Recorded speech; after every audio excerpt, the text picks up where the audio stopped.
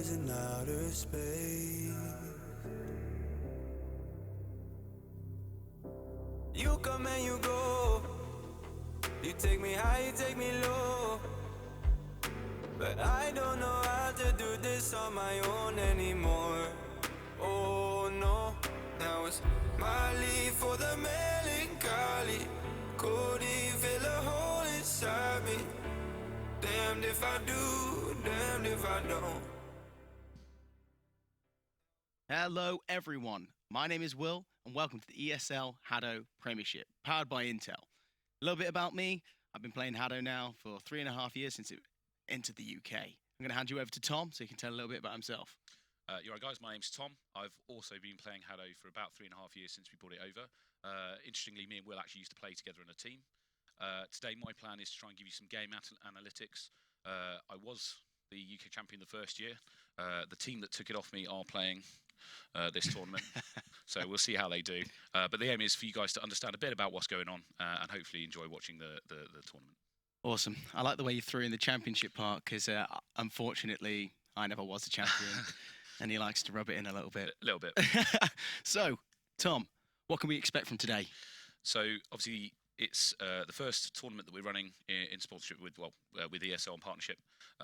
It's running at Insomnia, so it's a big gaming festival. It's going to be over at the NEC. I was actually at the stand yesterday and the day before. It's a huge event. HADO's actually been there putting new players through for the last couple of days. I'm not quite sure the numbers, but we're talking hundreds of people who've not played it before. But yeah, it should be good fun. Wonderful. So, fundamentals, basics. What is HADO? Come on. Explain it. So, HADO is an augmented reality sport. The aim is knock out the opposition by throwing an energy orb at them, a bit like Dragon Ball Z or Street Fighter. There we go, you've got some guys playing in the background. You'll see that there's a tracking marker that looks like a circle that floats in front of them. That's got 4 segments. When you knock out all 4 of those segments, you're basically getting a point for your team and you're knocking that player out for 3 seconds and then they come back in. So at the top there, you've got the red team scored 8 points so far and the blue team scored 2. If you don't knock out all 4 of those segments and you knock out some of them, you can actually survive for the whole game with just 1 segment left and you don't lose a point for your team. Wow. So how many times in a match would you say that someone's running around with just 1 segment, dodging everything? You can't get them too low, too high, just getting away with that 1 segment. Yeah, it does depend on the team. So some of the teams out there, it actually, if you're very experienced, it tells you on your heads-up display which segment is left in, and you can actually use that to your advantage. So let's say, for example, I'm a smaller player, my bottom segment is left in, but my top one isn't. What it means is that if someone fires at me, it's much more effective for me to duck than it is for me to jump, because if I jump, I'm more likely going to draw it into the line of fire. So what you will see is some particularly good players will use whichever segment they've got left to the biggest advantage they can. Again, if it's my right segment's in, there's a shot coming to my left, I will move right to try and keep it out of the way. Most of the time, they'll go for 1-shot knockouts if they can, because it makes it a lot easier. You don't have to go for the smaller target at that point. Awesome. Now we know quite a lot about HADO, the fundamentals, tactics, things that are going to be said. I think we should move on to who's actually playing today. Yeah, let's have a look. Awesome. So, we've got IDK versus the Boss. Tell me about them. Okay, so they're going to be the first game. It's always a tough game to play because there's a lot of pressure. Equally, IDK are the current UK champions. I mentioned them that they took it off me historically. They in fact, you were there that year. It was 2019. They took it off of our team. They are very good. They've been the reigning champions since then. There's a reason for that. They train a lot. At that point it was something like 4 or 5 hours a week. That being said, the Boss is also another very good experienced team. They've been playing a similar length of time to IDK. They actually train their training partners. This whole pool is teams made up from the Brighton area. As such, they do know each other quite well. I think the first match IDK versus Boss, chances are IDK is going to have it, but we're not sure. The Boss is pretty good as well. Oh, they've got inside knowledge. They know how they play. They both do. Do you think IDK are holding something back? It's a tough one. So IDK, I'm trying to get this right, but I don't think they've lost a single game in a UK tournament. Since we played them. Actually, they've won every single game. The Boss, however, are growing in experience. They're a younger team. They're getting a bit older now. They've had a lot of experience. The Boss historically are generally a one-trick pony. They've got one tactic they do very well. I'll be really interested to see if they've got anything else on top of that tactic now. If they have, they might actually do, significantly better. Awesome. Let's go straight into the next one. IDK Rockhoppers. So, Rockhoppers are a very good team. They actually have a chance to beat IDK. They historically were called Banana Soup. They've recently changed. Interestingly, I think they have a very good. There's a couple of teams in this tournament I think have a chance to beat IDK. They're number one in my list of people that might beat them, and I really hope they do. I've seen them at a tournament this year actually put a lot of pressure on IDK. If they do manage to beat IDK, I think they'll go on to win the competition. Awesome. They're very good. They're very experienced as well. So you're going to say they're the cherry. The cherry. They're the team I'll be watching the most. I mean, I've famously historically said IDK are my favourite team. They're also my least favourite because they've beat me historically, but they are brilliant people. Rockhoppers are my close second. They're lovely people. They're really, really good kids who train quite hard to try and win. They're really fortunate because they've been training with IDK for so long. So they've always historically been on the back foot. But what that does is it means they're really used to pressure. And I think if they manage to beat IDK, they're definitely going to go on to win it. Perfect. So, the boss, Rockhoppers. I know what you were saying here. You were saying that Rockhoppers had quite a lot of time to work on tactics, speed, accurate shooting. Now, the boss. Right. These guys. If the boss use their standard tactic, which I'm going to call it, we call it the tail behind the dog, right? What they do is historically, they'll have put a shield up in the middle, and then they'll move as a unit behind it to keep that shield between them and the opponents. If anyone from the opponents makes it into an area where they can shoot around that shield, they'll target that person mercilessly. And it's a very strong tactic. So if they've kept up with that, that's fine, but I think the Rockhoppers will have a way to deal with that. If they have anything else up their sleeve that they've not released yet in a tournament, then the boss will win. If not, Rockhoppers, I think, will take it. Wow. Because Rockhoppers are just, they're very experienced, they're good. The boss technically is an older team, they've been around longer, but the Rockhoppers I think have been training a bit harder in the last sort of year or so. Ooh, well, I'm excited for that one. I understand, yeah. You know, underdogs, not underdogs, I'm happy to see it. I have no clue in that pool legitimately how everything's going to go. Hopefully IDK, have a challenge. Wow. Well, if you haven't got a clue, I definitely haven't got a clue. So let's go over to the next pool. Awesome, so we got Universe A versus SAS Ninjas. Right, you need to tell me about this. Okay. This pool is a lot of Coventry-based areas. I say that the Universe A and the Fighting Monkeys aren't actually based in Coventry, but that's where they train. Universe A, they are a very solid shooting team. Every single one of their players can knock you out from a lot of places on the court. They, again, are a team actually that have put pressure on IDK before. They are that good at shooting. Wow. That being said, their dodging game's a bit weaker. One of their players is particularly good at dodging. He'll be trying to get the attention of the other teams. The problem they've got is SAS Ninjas know that. SAS Ninjas train at Coventry all the time. I think every time Universe A has been there, SAS Ninjas have been there. The SAS Ninjas are a relatively new team, but they're made up of 3 quite experienced players who have trained very hard. And out of this pool, out of that game, I think SAS Ninjas will take it. Wow. But I'm not 100%. Okay, putting all the eggs in the basket here with this one. I mean, we'll see if my predictions are right at the end, let's put it that way. So, Universe A, Fighting Mongooses. Fighting Mongooses, we spoke about Universe A. Yep. We know about them. Fighting Mongooses, I remember them when I used to play. Really good. Yeah, really good. They were our rivals, is probably the way to put it at the time. They would often turn up to tournaments and we'd have great fun playing them. They have come a long way since then. They practice quite a lot. Now, their relationship with the Universe A is an interesting one. They're friends. Okay, so when they came to train originally, you'd almost say Fighting Mongooses was the A team, Universe A was the B team that they sort of trained against. Nowadays, that's not the case. Both teams are kind of on par with each other. That being said, Fighting Mongooses is very good. They've got some very threatening players. One of their players, Dan, really lethal if you leave him alone.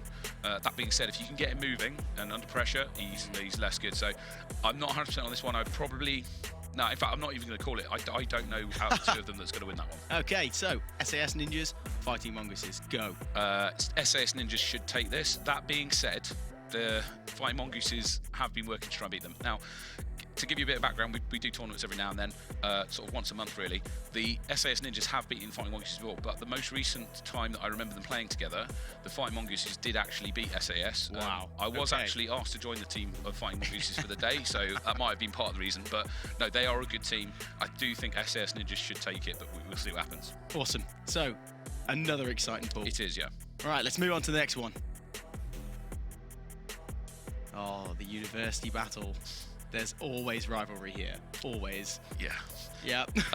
So there you got, Warwick versus Birmingham. Yeah. Now, I said this to you earlier, but basically, when Warwick and Birmingham University found out that they might have an opportunity to play each other, they both threw themselves right into it to try and get good.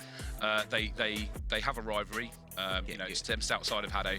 They've got about a similar amount of experience. This bracket is not necessarily as experienced as the first two, but they've definitely thrown some willing in there. I think Warwick and Birmingham's teams are mostly made up of people out of their esports department, and they get the idea of the game. Like they know how to shoot and hit people. Oh, good. Well, it's also, the advice, that's what you used to always tell me when I wasn't doing too well. He'd come over and go, which will get good, and you know what happened? Yeah, it get worked. good. Yeah. So actually, yeah, I've helped train both the Warwick and Birmingham University guys. Birmingham, I'd say there's definitely at least one player in there that I've seen that's very good. Whereas Warwick, I think they're more good as an average. Like all three of their team, if I'm thinking of the right people, are reasonably good. So they should do quite well against each other. Awesome. All right. So Warwick University, Barnsley Griffins. See, Barnsley's the one I actually don't really know much about in this because I've never played against them. So I'm going to call it right now. I want them to win because they're the underdogs. I've never seen them before. I've never played against them before. All the other people in this tournament I have played against. These I haven't. So Barnsley is actually a college. So the other two university teams, they're a college based up in Barnsley. Again, now the interesting thing about Barnsley is that Birmingham and Warwick have effectively taking this quite a friendly thing. They're getting together, they're trying to have fun, get their esports guys having fun, which is great. Barnsley are taking it a bit more seriously. They actually brought about 20 of their students down, threw them in a room with a bunch of coaches, including myself, and went, work out who the best players are, we want to make the best team. They had notes already, they'd got pre-planned in their head who they thought was going to be good.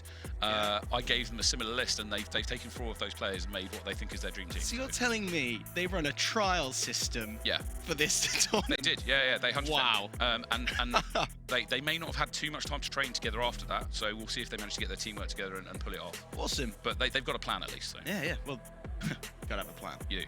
So, Birmingham City versus Barnsley. Right, so we spoke about Barnsley a bit. Birmingham City, how are they going to do in this match against Barnsley? I've got to be honest, so Birmingham City, as I say, I know they've got one very strong player. If he can carry his team to victory, they'll do well. Sometimes with newer teams at this sort of level, actually one player pulling it off might be enough. If they can distract with that player's dodging ability, for example, and free the other two up to shoot, they'll probably win.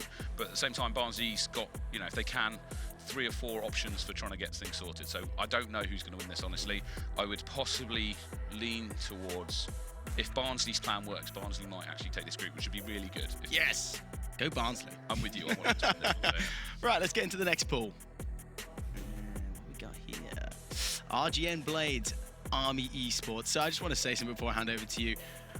The services, the armed services have always had that level of competition against each other, whether it be rugby, whether it be any other sports. They are so aggressive when it comes to, the rivalry. So I want you to tell me a bit about RGN Blades and Army Esports and kind of what the best thing is about it. Right, so here we've got RGN Blades, Army Esports. I mean, this section is all about the armed forces. You've got the Navy Esports in there later on. So now, to give a bit of background, RGN Blades, which is the RAF's team, have been playing for quite a while. The esports are actually quite big in all of the services, but the RAF have quite a huge one. Now, we actually met them in Insomnia a few years ago when we bought it over there. They formed a team. They've actually bought a HADO system that they use on their bases to train. So they have the potential to do very well. Now, the only problem that all of these groups have, specifically the RGN Blades, is they've been playing for quite a long time. We actually again played them in 2019 and they beat us for a very long time. But the thing don't bring it up. Just keep reminding it. Flashbacks. Don't do it. I think there's video of it somewhere. So the key problem they've got is they often have people go out on deployment. And if they go out on deployment, they're not necessarily ready to go out. So I think RGN's got the first group. Army have been trained quite hard yesterday. They've got a plan though, and I think the Army might stand a chance of beating them, but I think RGN's more likely. Okay. Right, so RGN, Navy. What's this competitiveness? Are they competitive? Do they have a huge rivalry? What yeah, RGN have actually been really nice because they've been trying to train the other guys. They gave some tips to the Navy the other day. I'm not 100% if the Navy's going to go for more a tactical approach. Army's just going to try and knock everyone out. Navy's got a plan. If they pull their plan off, brilliant, but it is difficult for a newer team to pull off a complicated plan. So if they mess it up, they might run into each other, that sort of thing. That's not going to go well for them. So again, I think RGN's going to take that one. Okay, well, you like going for the predictions, don't you? Throwing them out there. Somebody can record them and then let me know how good my predictions are. So, Army, Navy. So, from my understanding, this is the biggest rivalry. Yeah. Biggest. What we're going to see? If they stay cool, I think Army will take it. But I'm not 100%. Army will go for a straight shootout. Navy will try a tactic. If Navy pull the tactic off, they're going to win. If Army manage to just overwhelm it with firepower and hitting stuff, I think the Army's going to win. That's my prediction for that one. Okay. Well, there we go. So I think that's it for the pools. Let's have a little chat about what kind of tactics you think they're going to be using for the game. Cool. So out first, we're going to have IDK.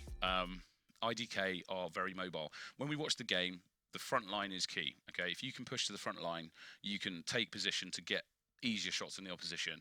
The reason IDK are so good is they're going to weave themselves in and out of whatever shots are coming in. They can duck high, duck low. They're brilliant at movement. Yeah. If they get to, in fact, you got the names there. So Milo's their front player. He's the shortest guy. He's amazing. Okay, he will get anywhere. He's the best player. He's one of the best players. Shooting down. Yeah, running everywhere. He's everywhere. Like, he's I a blur. remember. Okay, you can't hit him. Paris has gotten a bit bigger. He used to be quite small, but he's actually become quite tall now, which gives him a lot of advantage because he can go high to low. If they flexibility is amazing. He just goes from high straight to low, and when you're shooting against something that goes high to low, it's almost impossible. It is, yeah. When they're moving as well, and it's like this. Yeah. And you just can't. It just he can't fire it. If they do it, he will go shields. He's been practicing doing shields for them, and if they want to mix things up, they'll get him doing shields. Now, Ghost, interestingly, it's down here as his name is Ghost. His special power is he's not memorable at all.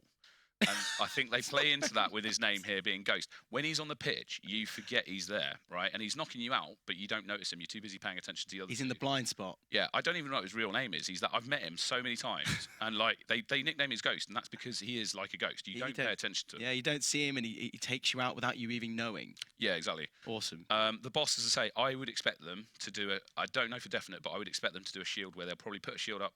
They'll either try and counter the shields from IDK, or they'll put one up in the middle, and then they'll work backwards and forwards. They don't have any individual star players. They're all about the same, which actually is quite good because you don't know where the threat's coming from. But what I would expect is they'll often move as a line behind their shield in an attempt to lock down an angle. Now, if you're foolish enough to step out from behind the shield in front of them, they're going to knock you out anyway. The shields are one way, so when they put the shield up, they can just shoot it straight at you, right? When you are shooting back, your choices are shoot that shield down, go around it, or put a shield up in front of it to nullify their shield. Okay. I think IDK will probably nullify it with a shield, but they won't be afraid to just go around it as well, because if Milo jumps out into the side, the boss isn't going to hit him. He's that good at dodging. So I'm not 100% what they're going to do. They might try something different, but that's my prediction. Is you'll have a shield going up in the middle or something like that for the boss. IDK will either just get around it to shoot, or they'll counter it with their own shield using probably Paris. Again, watch the front line. That within the first 5-10 seconds, I'll try and give a shout out what I think is going to happen. But that's where the action's really happening. Is front line, often left-hand side of the court. If you're putting shields up in the middle, it's not the best idea, but the boss generally do that because that's their main strategy. So back when we used to play, I used to be like the runner man at the front. You did, right? Always had to do the running, kind of the distraction. Did IDK or the boss have any of that technique where they continuously shuttle run? IDK do. Milo and Paris can move around the front of the front guard, whereas the Ghost will just normally hang back. He probably won't come past sort of the midline of his half. Doesn't matter, he can still hit you from the back. The boss, they can play quite aggressively. I've seen all three of them on the front line before when they were down points. Yeah. So again, none of them stand out as they kind of intermingle a bit. Right, they'll move around the court quite well to be in whichever area they want to be.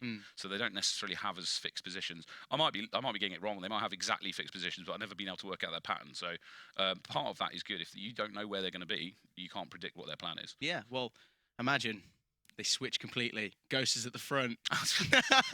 If Ghost goes at the front and reveals his true nature as some kind of ninja doing cartwheels, I'll be impressed. Awesome. Here we go. So looks like they're starting to get set up. What we got? We got IDK on the left there, and then the boss is on the right. Yeah. So Tom, what's a common tactic when you're warming up? Right. So before the game, you don't want to throw energy orbs and show what you're doing. So when they press enter on their wrist piece, if you see there, the target marker's just arrived in front of one of the players on the left.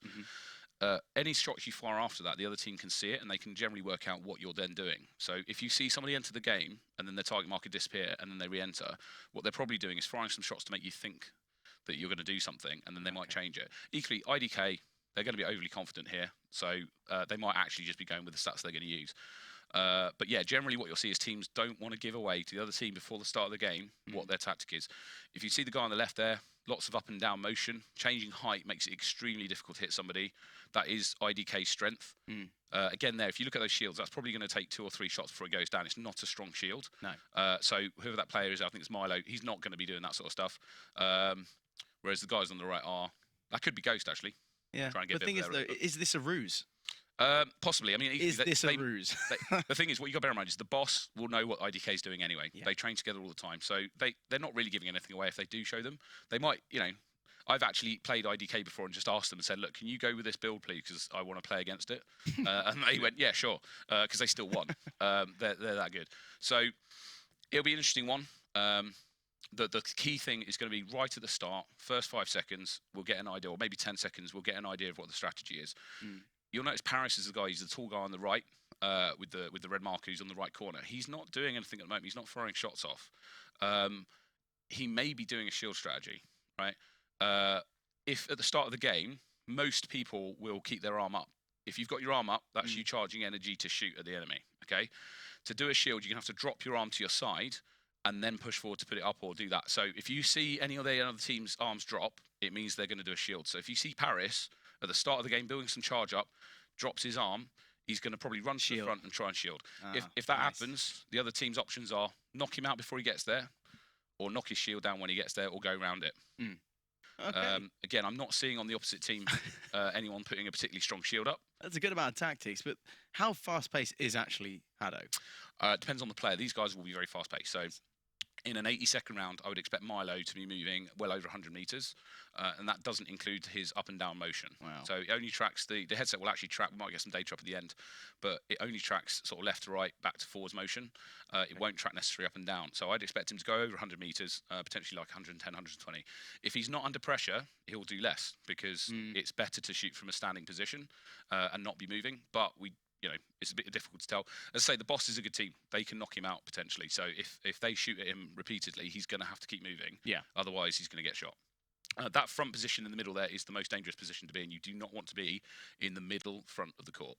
That you will get shot. Yeah. These guys, they're good enough they can move through it. Oh, there is one thing that is against IDK this tournament. They're playing on carpet. Oh, yeah, we spoke about this. Carpet. Yeah, so basically, IDK actually wear non-stick knee pads so that they can do knee slides and stuff like that across the floor. Problem with the carpet is they can't do that. So some of their movement is going to be down. It is a bit more grippy, so I'm expecting more sidestepping. There's going to be less baseball sliding, less knee slides potentially than what we'd normally expect. They'll be able to cope. They're competent. Again, if you see on the opposite team, the boss there getting very low, that's quite an effective way. The guys just walking across the pitch there are some of the coaches for IDK. They're also their parents, so there'll be a bit of a, come on, you can do this. Very serious. They're very serious, yeah. Again, lovely people. So look, right. So we're switching to the other side now. The boss, obviously in blue. Let's look what IDK's up to. Again, they're just warming up at the back there. Just sat back. I think they're trying to trick them. I think what they're doing is they're working up some accuracy, but I also think because they train together and they have come up here together, they are actually warming up, allowing them to just shoot, find the shields, work out where they are, just to find their accuracy. Because I think they're just allowing it. I think against a normal team, I don't think IDK would be showing what they're showing now. I think against a normal team, the boss won't be showing what they're doing now. They're basically working together to then form a tactic. Right. Here we go. Here we go. Straight into it. Whew, I'm excited. Right, let's see how this goes. Pre-game nerves. Okay. Oh, he's being a bit patient. You got the shield, like you said. Straight up in the middle. Boss is going for their standard tactic. IDK is going to try and get that out. Right, IDK is trying to overwhelm the shield, so they're just going straight shoot. That's what we used to do when we used to play. We used to always overwhelm the shield, because what happens is then you can fire straight through it and you knock out the person behind it. 100%.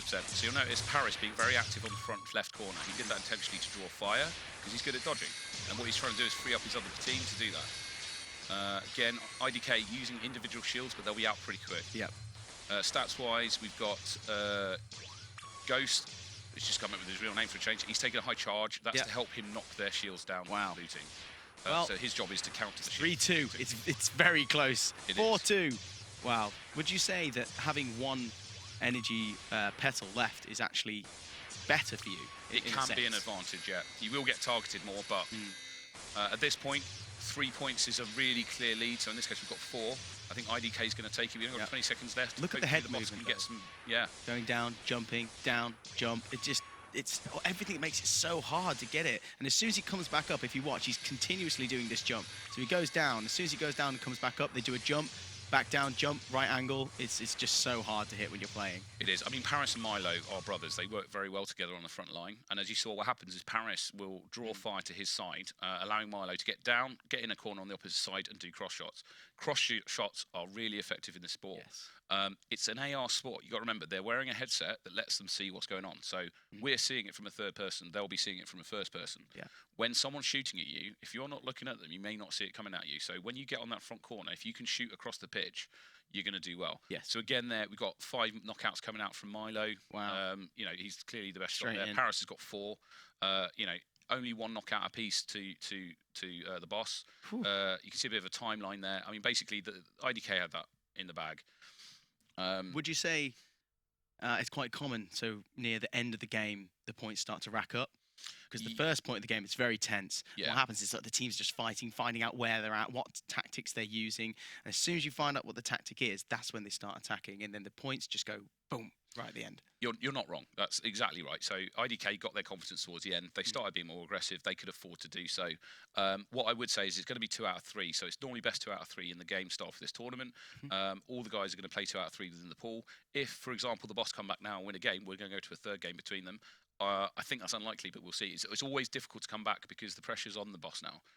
IDK have proven that they can hit them. They've proven that their tactic of putting the shields up, as we said at the start, boss will put 1 shield up and try and use it. IDK will manage to get around it really easily. They knocked it down. They had one of their team take a high charge rate. So basically, you have 4 stats that you choose at the start. It's worth explaining the build. The first stat is bullet speed. When I throw an energy orb, how fast is that travelling across the pitch? The second one, how large is the energy orb? So if it's bigger, it's easier to knock out the targets in 1 hit. And the third one is really important in that game. It's charge rate. So it means how many shots are you going to be able to fire in that round. Okay. With the 5 charge on what we call his ghost on the IDK team, his job was to put a number of shots into those shields because it's the number of rounds that hit it, not how strong they are, that will take it down. So what he's been doing is basically knocking those shields down, allowing his team to then fight through them. The final stat, by the way, is shields, and that's the number of shields and how strong they are. Right, here we go. Let's get into it. Round 2. Do you think they'll do the same tactic? Yeah, they will. So shields up again from the boss, trying to get a bit of a head start. If they don't win if they don't get a high point score in the first 40 seconds, they're not going to win, basically. Right. Okay. Okay. So IDK take the lead. Again, nice and confident. They're ignoring Paris a bit more.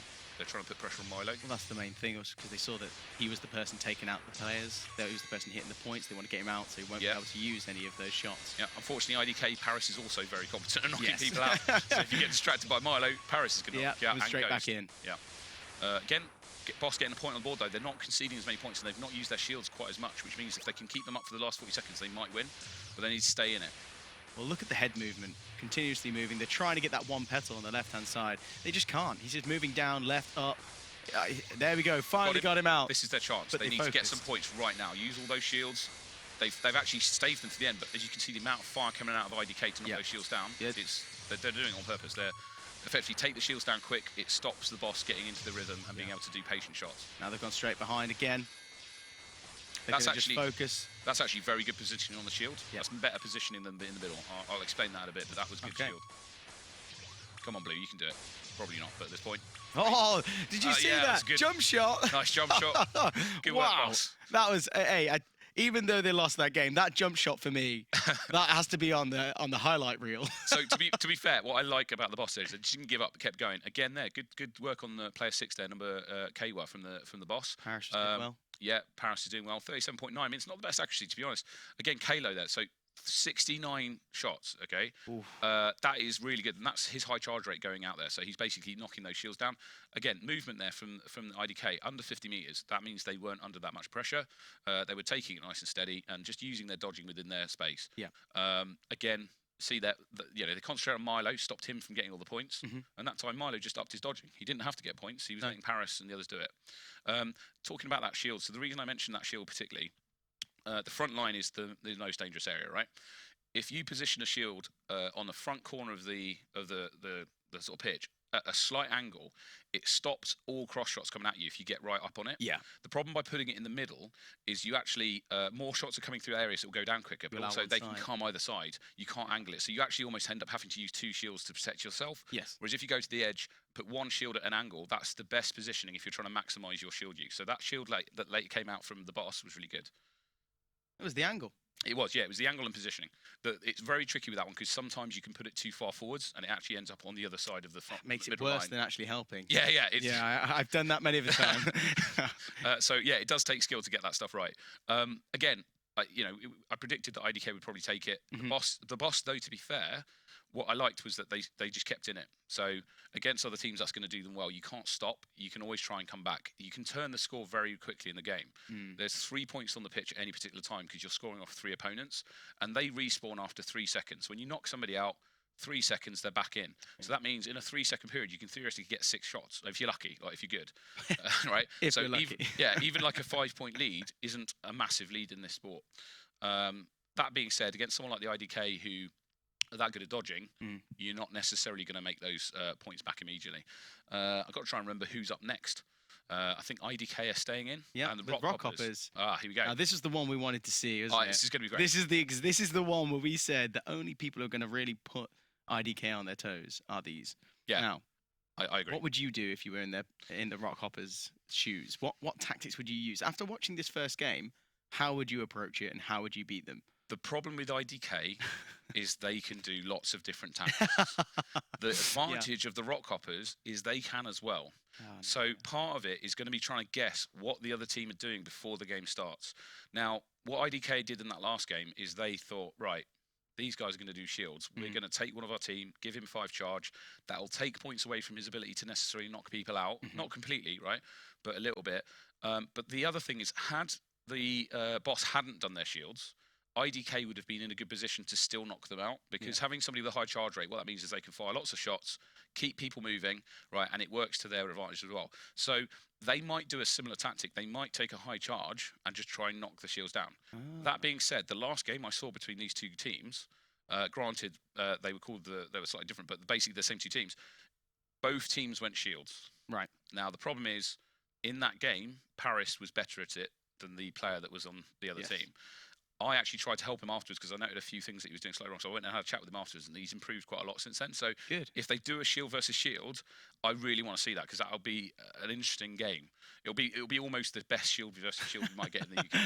Oh, there we go. So at the very beginning of the last game when they were preparing, you saw they were firing, showing some things off, pretty much showing exactly what stats they had. Exactly. Yeah. Now, do you think that's going to be different for this one? Do you think they're going to not show much? Because I saw a shield there.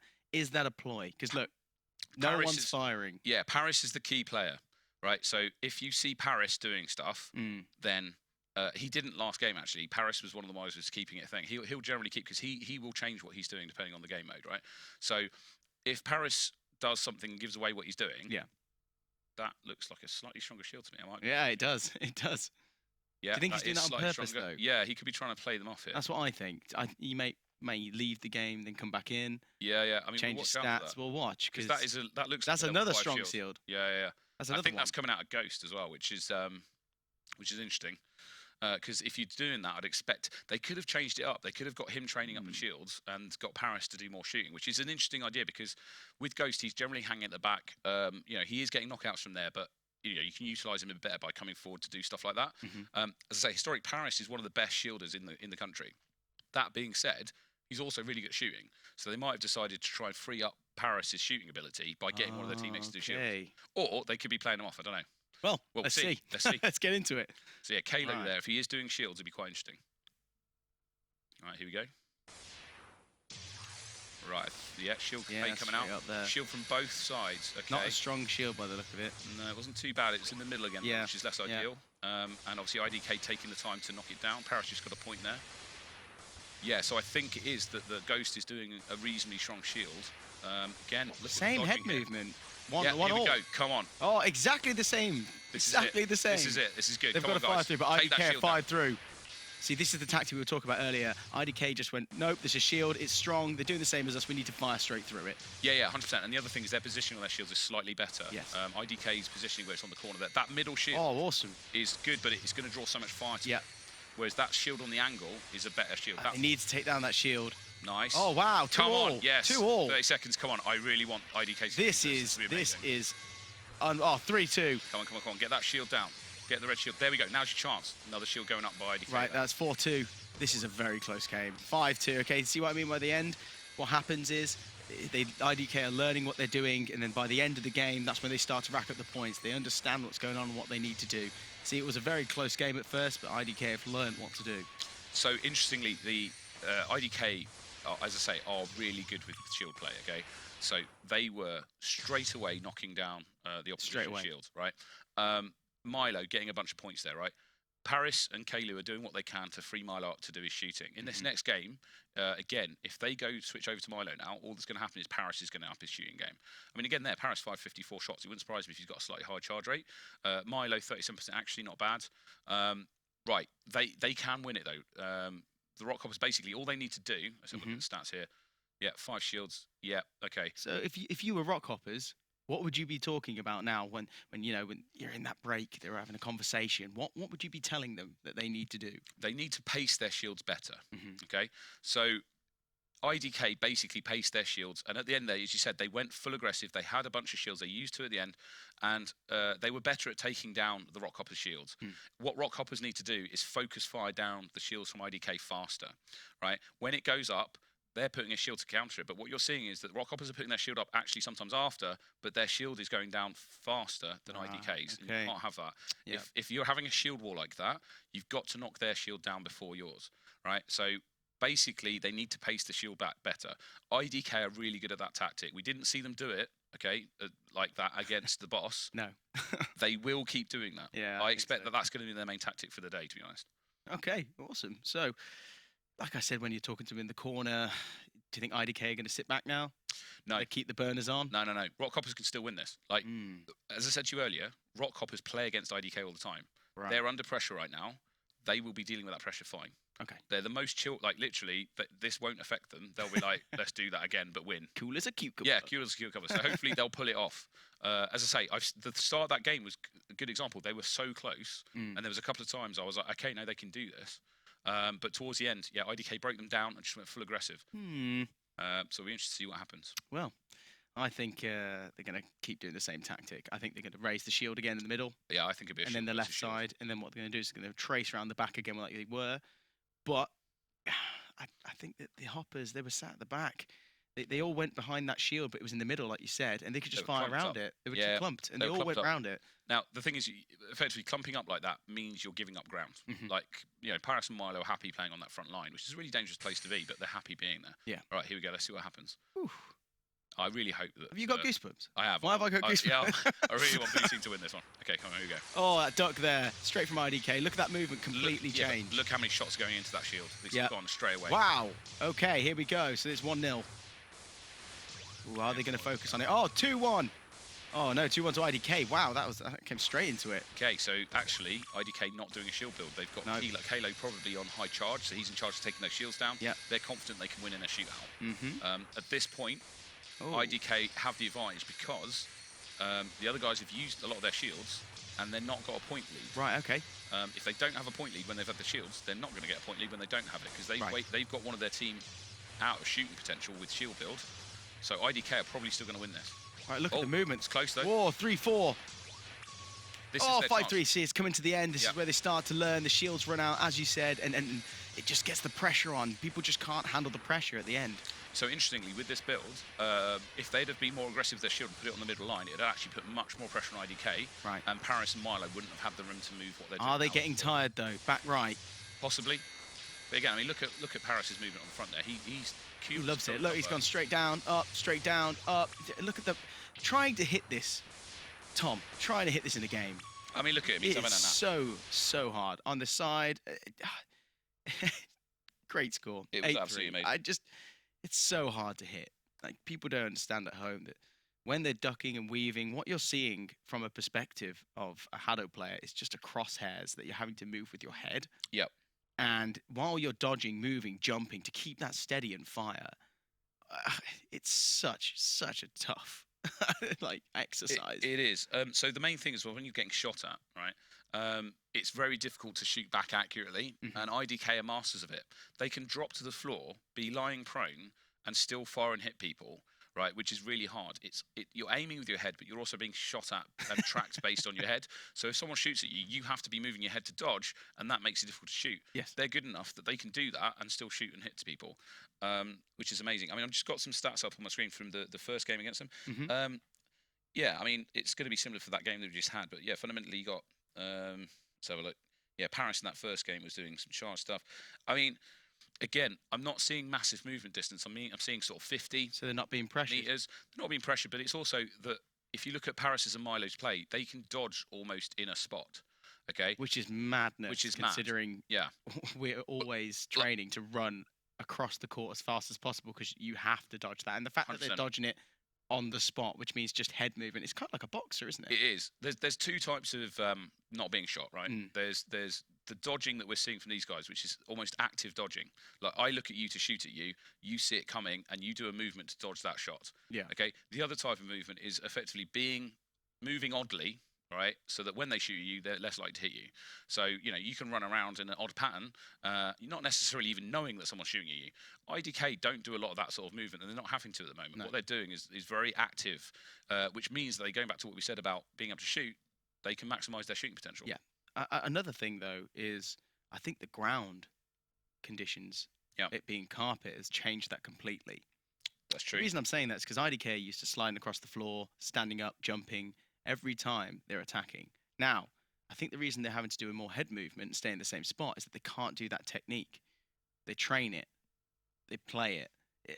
This is throwing a massive curveball, the fact that this is That's true. carpet. All right, here we go. So the Boston Rockhoppers, right.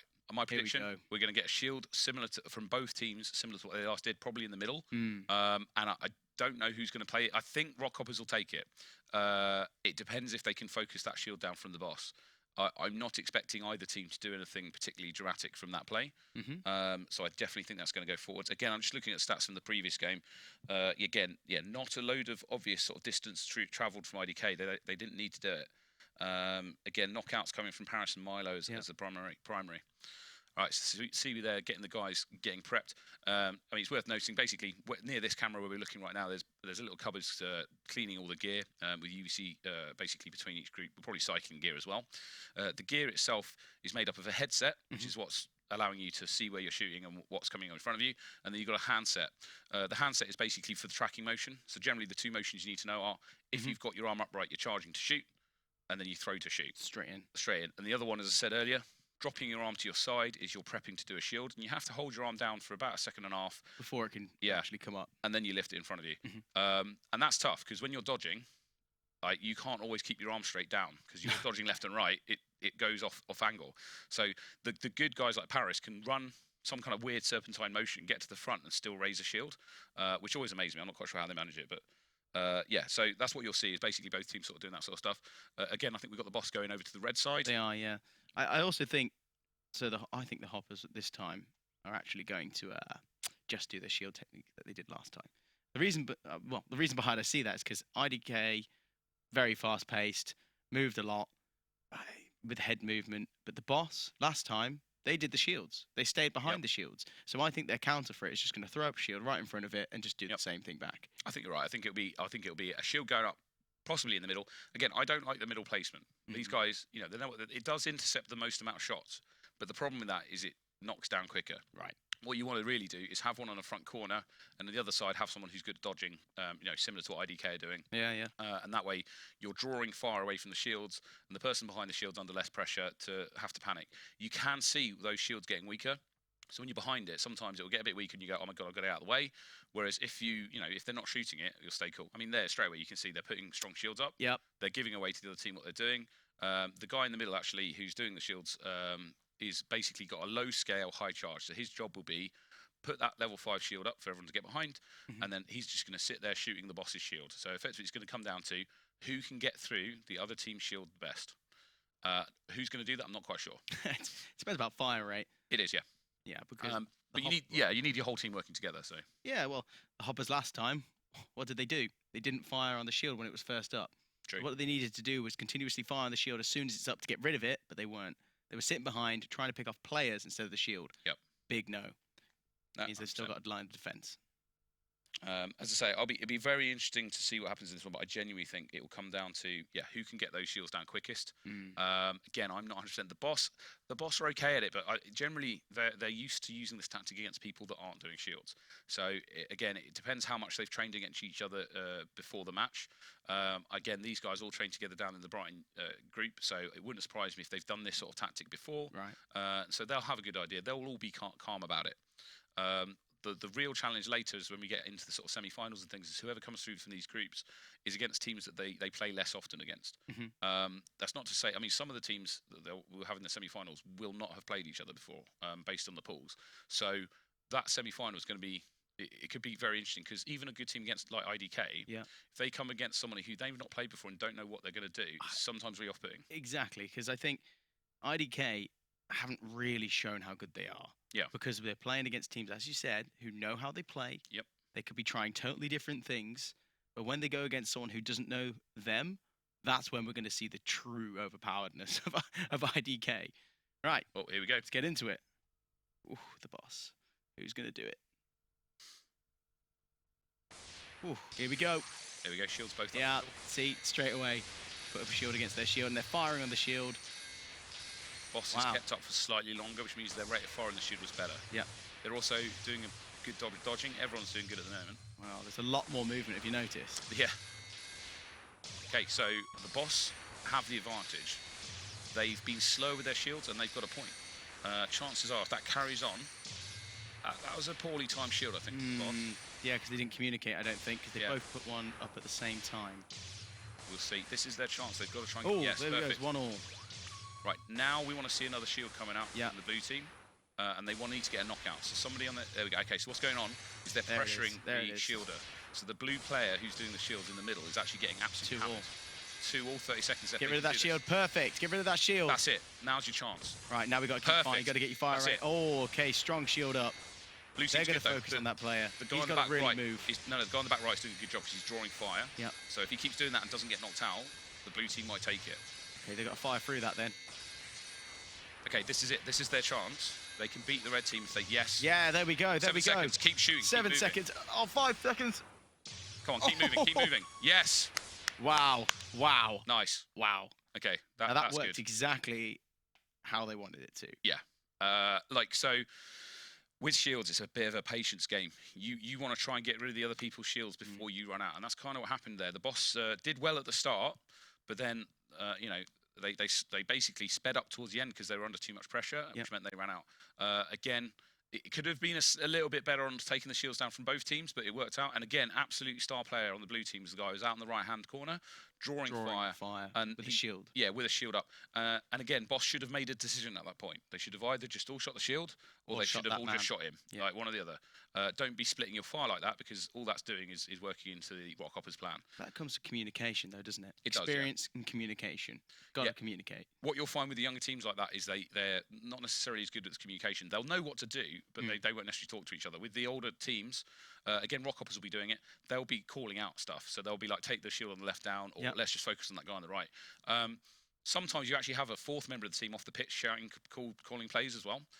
There's nothing to stop in the rules you doing that. And people off the pitch actually, like we looking from outside, often have a better idea of what's going on than the players themselves. Yes. If you're on that front line, I mean, that was your position. You can't see what's behind you.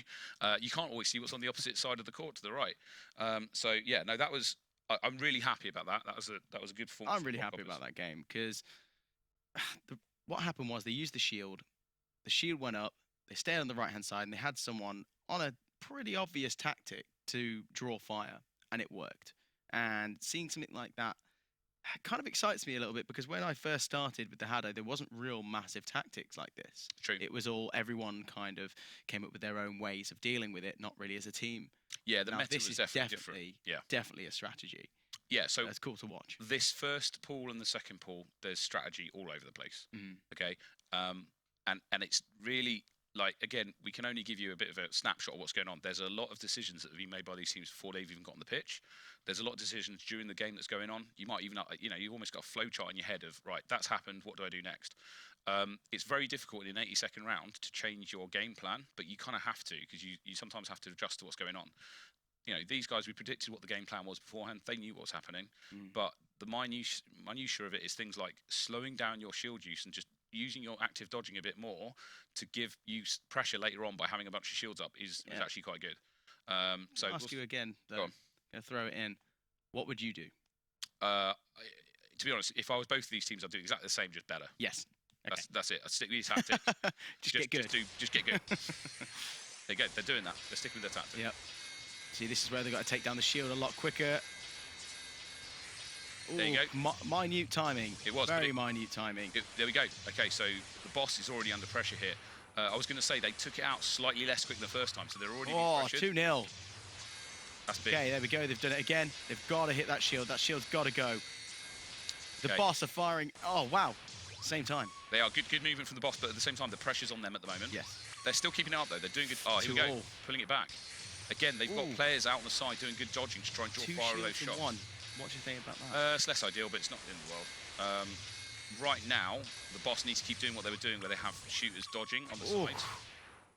This is so close. This is so close. Oh, there we go. That's the shield. They've got to make use of this. Keep firing. Keep firing. That's right. The boss, I think, still have someone in reserve as well. They need to use it. Yeah, there we go. This is their chance. Now's the chance. Get onto that shield. Get those knockouts. Oh, another shield too. Yeah, there we go. There we go. This. Oh. That's right. So they're coming back. Blues weathering. This is amazing. Blues weathering it. This is going to come down to the last second. Here we go. Oh my goodness. The boss can still do this. They can do it. I'm cheering for the opposite team now. Always for the underdog. Always for the underdog. I tell you, that was a game. It was. Wow. Again, both teams sticking with their strategy. To be fair, it was a similar game to the first one, but they both teams were doing a better job of getting a player out from behind the shield to try and draw fire, which it seems counterintuitive, but you 100% have to do that. So if you saw that game, the shields were there for sort of seemingly longer in the game, which helped both teams. Again, not massive movement. They didn't need it because they're using shields. Emperor smashing out with 4 knockouts. Yeah, I mean, wow. It's one of them. The threat in this sport can come from all 3 of the opposition. Obviously, in a game like that where each team's got someone who's gone shielder, those guys are not going to be getting knockouts. Okay, their energy orb is way too small for them to be hitting and knocking people out. You might rarely get it. You can actually, by the way, I've managed it once in a tournament. You can do a one-shot knockout with the smallest scale, but it's almost impossible. So what their job is to effectively take those enemy shields down with their team. But it's a team effort. Again, I don't want to blow our trumpet, but when we used to play, our team's specialty was knocking shields down. Yes. And it's about timing. So Will would be out the front. My job was to normally soften the shield up, but not enough that they'd notice. And then you'd come in and finish them off, basically. Boom, straight through. Yep. And that's all about timing, good communication. Again, when we used to do it, we had kind of a set strategy of when we're going to do it in timings. I mean, to the point where, a shield goes up on the left, we will be thinking mentally in 4 seconds, that's when we're going to knock the shield down. And it also means the other 2 teammates can coincide with me to knock it down. These guys will be doing similar stuff, but then no one's as good as us at that yet, as I've seen. No, well, one thing we were very good at is our communication. 100%. We always used to say, right, 4 seconds left, fire, or we'd communicate with on their left-hand side on their own, 1 petal. That was the biggest one. One life left, we'd say. You 100% will see that later. Always do call out. So, again, I don't know if it will come through the speakers necessarily, but fundamentally there will be teams that will be shouting exactly that sort of stuff. Mongooses and Universia Classic, they will be shouting stuff like 1 petal left. They'll not often use their name. So, against SAS, they know all their names. So they'll be going ashes on 1. Okay. It's one of those things, actually, the opposition knowing your name is sometimes really awkward because they know how to identify you. Whereas if me and you are there and they don't know who you are, they're going, the guy with the beard. So, yeah, it'll be an interesting one to see what happens. I mean, I'm very happy about those 2 games because that sort of shows shield play. Now, the only thing I would say is that I would have expected those shields to be further forwards. By doing them far back, you're giving up the centre line, okay? Which is the difference between what happened between IDK and those guys and them, because they both gave up the centre line and kind of accepted they weren't going to go there. That generally shows a bit of fear of the middle. You don't want that. Which means they're just trying to push the corners because they don't want to be involved, even though they'd have gone slightly further forward, they could have used the shield and then shot behind it and got more points. I mean, again, to give Will his credit, when we used to play with him, he was our frontline player. right? We played a slightly different meta than what the meta is now, but fundamentally his job was just to stay on that front line all the time, which is like the high pressure environment. And then again, we'd rarely rotate him out to create a plan, but fundamentally you're there, but you can get knockouts from that front line, right? If you're not there and the other team get to their front line, they've got the capacity to fall back, right, when they want to. You can't go anywhere, right? They've penned you into your back row already. You've got no options. Exactly. So try and take the middle ground. That's where you're going to win the game. Always put your shield up front. Yes. Then you can work behind it further back. Exactly. Right, here we go. Universe A versus SAS Ninjas is going to be up next. Prediction? Look, so I love all of the guys in this pool. I've played, I've trained. This is my home pool, if you want to call it that. Oh, home pool. Yeah. So I don't want to insult anyone. That being said, like anyone in this pool could beat anyone else. Okay. I'm gonna lean towards SAS winning this one. Okay. If they can stay cool. I don't want to give cool. Yeah, I don't want to give anything away, but the SAS have some weaknesses. Like they have stuff that I mean to be honest, the mongooses and that know about it. But SAS, if certain members of their team get put under too much pressure, they have a tendency to perform less well. Right. So if Universe A can put that pressure on them, that'll affect. Equally, if SAS stay cool, you'll tell because it will look like they're having fun. Okay. So if they're serious, if they're looking a bit panicking, yeah, then they're not going to do well. If they're cool and just having fun and being loose, the SAS Ninjas is going to win. Right. This is a sport where being loose is good. I mean, you play rugby a lot. We get people coming in from rugby and other sports where, getting tense and aggression is good because it helps you hit harder. Yeah. That's not the same for this, okay? No. You want to stay relaxed. So when you're doing your arm motions and stuff like that, you want to be a nice and relaxed like arm motion. If you tense up, what tends to happen is your arm stops soon, right? You don't do the full range of motion and then you don't fire. So what we find, again, we've had it historically with the RAF and the army sections, things like that, because they're used to sort of using adrenaline, yeah? If you do this and stop short, it's not going to work. So what you want to do, nice, relaxed, shoot. So if SAS stay cool, they're going to win. Would you say loose like a mongoose? Loose like a mongoose. Maybe that's why the mongoose is called the mongoose. Universe A, however, watch for Tim. Tim is their, I'm going to say, best dodger. Tim A. He'll be playing probably, their front side. I'm not sure if he's left or right, but he's very good at dodging. On SAS, you've got Shamai, Sarah, and Ash. They're all good at shooting. That's SAS's strength. Okay, both these teams are good at shooting. Is it accuracy? But SAS, you can't ignore any one of their team. Okay, they'll knock you out. And the other thing is, these guys are very good at shooting people who aren't looking at them. Okay, so getting on that front line helps you with that. If I get to the front right and you're busy on the opposite side of the court looking towards somebody else, I will do a cross shot on you and you won't see it coming. Yeah. Both these teams are good at that. Wow. So okay. What the knockouts won't generally happen between people looking at each other. They'll happen against somebody else on the court on the other side. So what I'm looking for is players getting near the front. Again, Shamai on the, I think he's in the right back blue. If I can see this clearly enough, he's going to be the guy that is probably going to be at the front, dodging a lot, trying to draw fire, kind of like what Milo and Paris were doing in IDK. He is a very good dodger. Okay. That being said, flexibility. That being said, if he goes up against Tim on the opposite side, Tim's also pretty good at that as well. So you might have a bit of a showdown between those two. But they kind of maybe want that because if Tim's the one dodging it all, and also Shamai's the one dodging it all, they want them actually to pretty much target each other because then they won't hit anyone. Yep, exactly. So they'll just be dodging back and forth and no one's getting hit, and that's what they want. Okay, so interesting. Tim is, I believe, at the back right of this triangle here. Right, the fact they've got one of their players standing slightly further forward in Universe A makes me think they're going to do a shield tactic, and the person straight up is going to do the shield. Yeah, because she's not someone I'd normally expect to be at the front. Right. Oh. So if she stood at the front, she might be thinking, "I need to get to the front to do the shield." Okay. I might be wrong on this. I might be wrong. So you think that's a tell? But that's what, that's the sort of thing you got to look for. Okay, here we go. See if you're right. If I get that right, I'll be happy. I'll be happy. No. Just eager. Okay, so straight shoot out. Yep. Both teams put some charge because they think the other team's going to do shooting, shielding, but they haven't. There's not much movement coming from There we go, 3-0. Now, that was really important. SAS managed to knock out all three players. That means the pressure's on because they can start focusing far on one person in that situation. Look at Shmar on the front right there on the blue. He's such good movement, right? His head's movements all over the place, up, down. I can see that, wow. Four in a row he's just dodged, 5. Tim's trying to counter him, but not succeeding. You see there, Tim's trying to get an angle on him. Yes. So he's coming to the front left. Yes, because now he wants him to not see him. Yep. Is it working? And it's worked. It Yep. has worked. Now the problem is there though, you had all three all shooting at Schmeider, and the other guys were able to get some points as well. Yeah, but now they've brought the lead not as high. They can still do it. 7-4. They can still do it. 3 points on the court. Wow, there's a lot of movement here on the right-hand side from Shimai. Tim is trying to get that angle, you can see.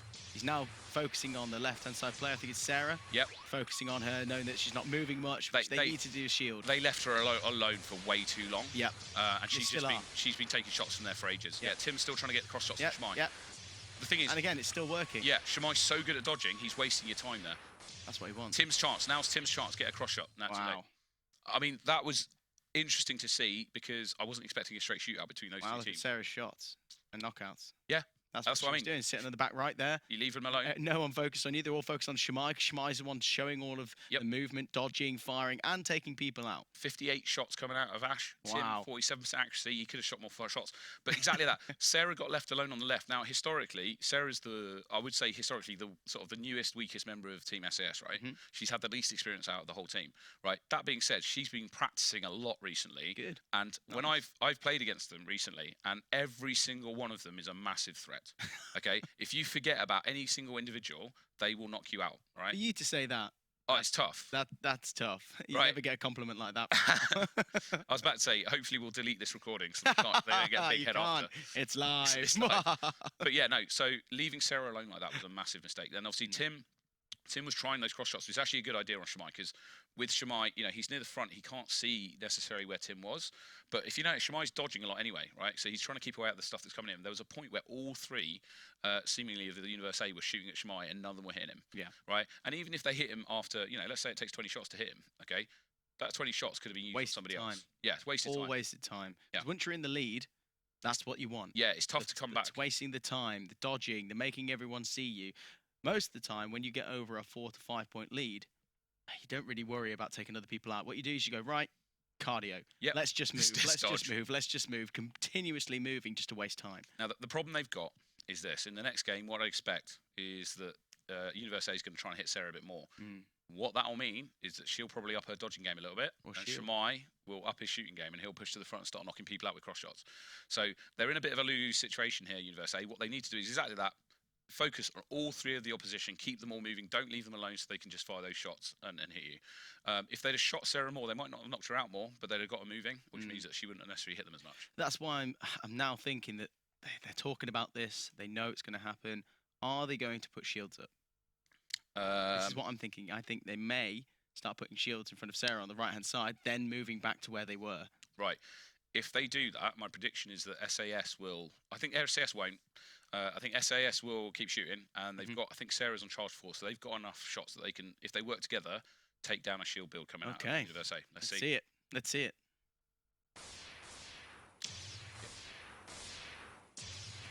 Shield coming in.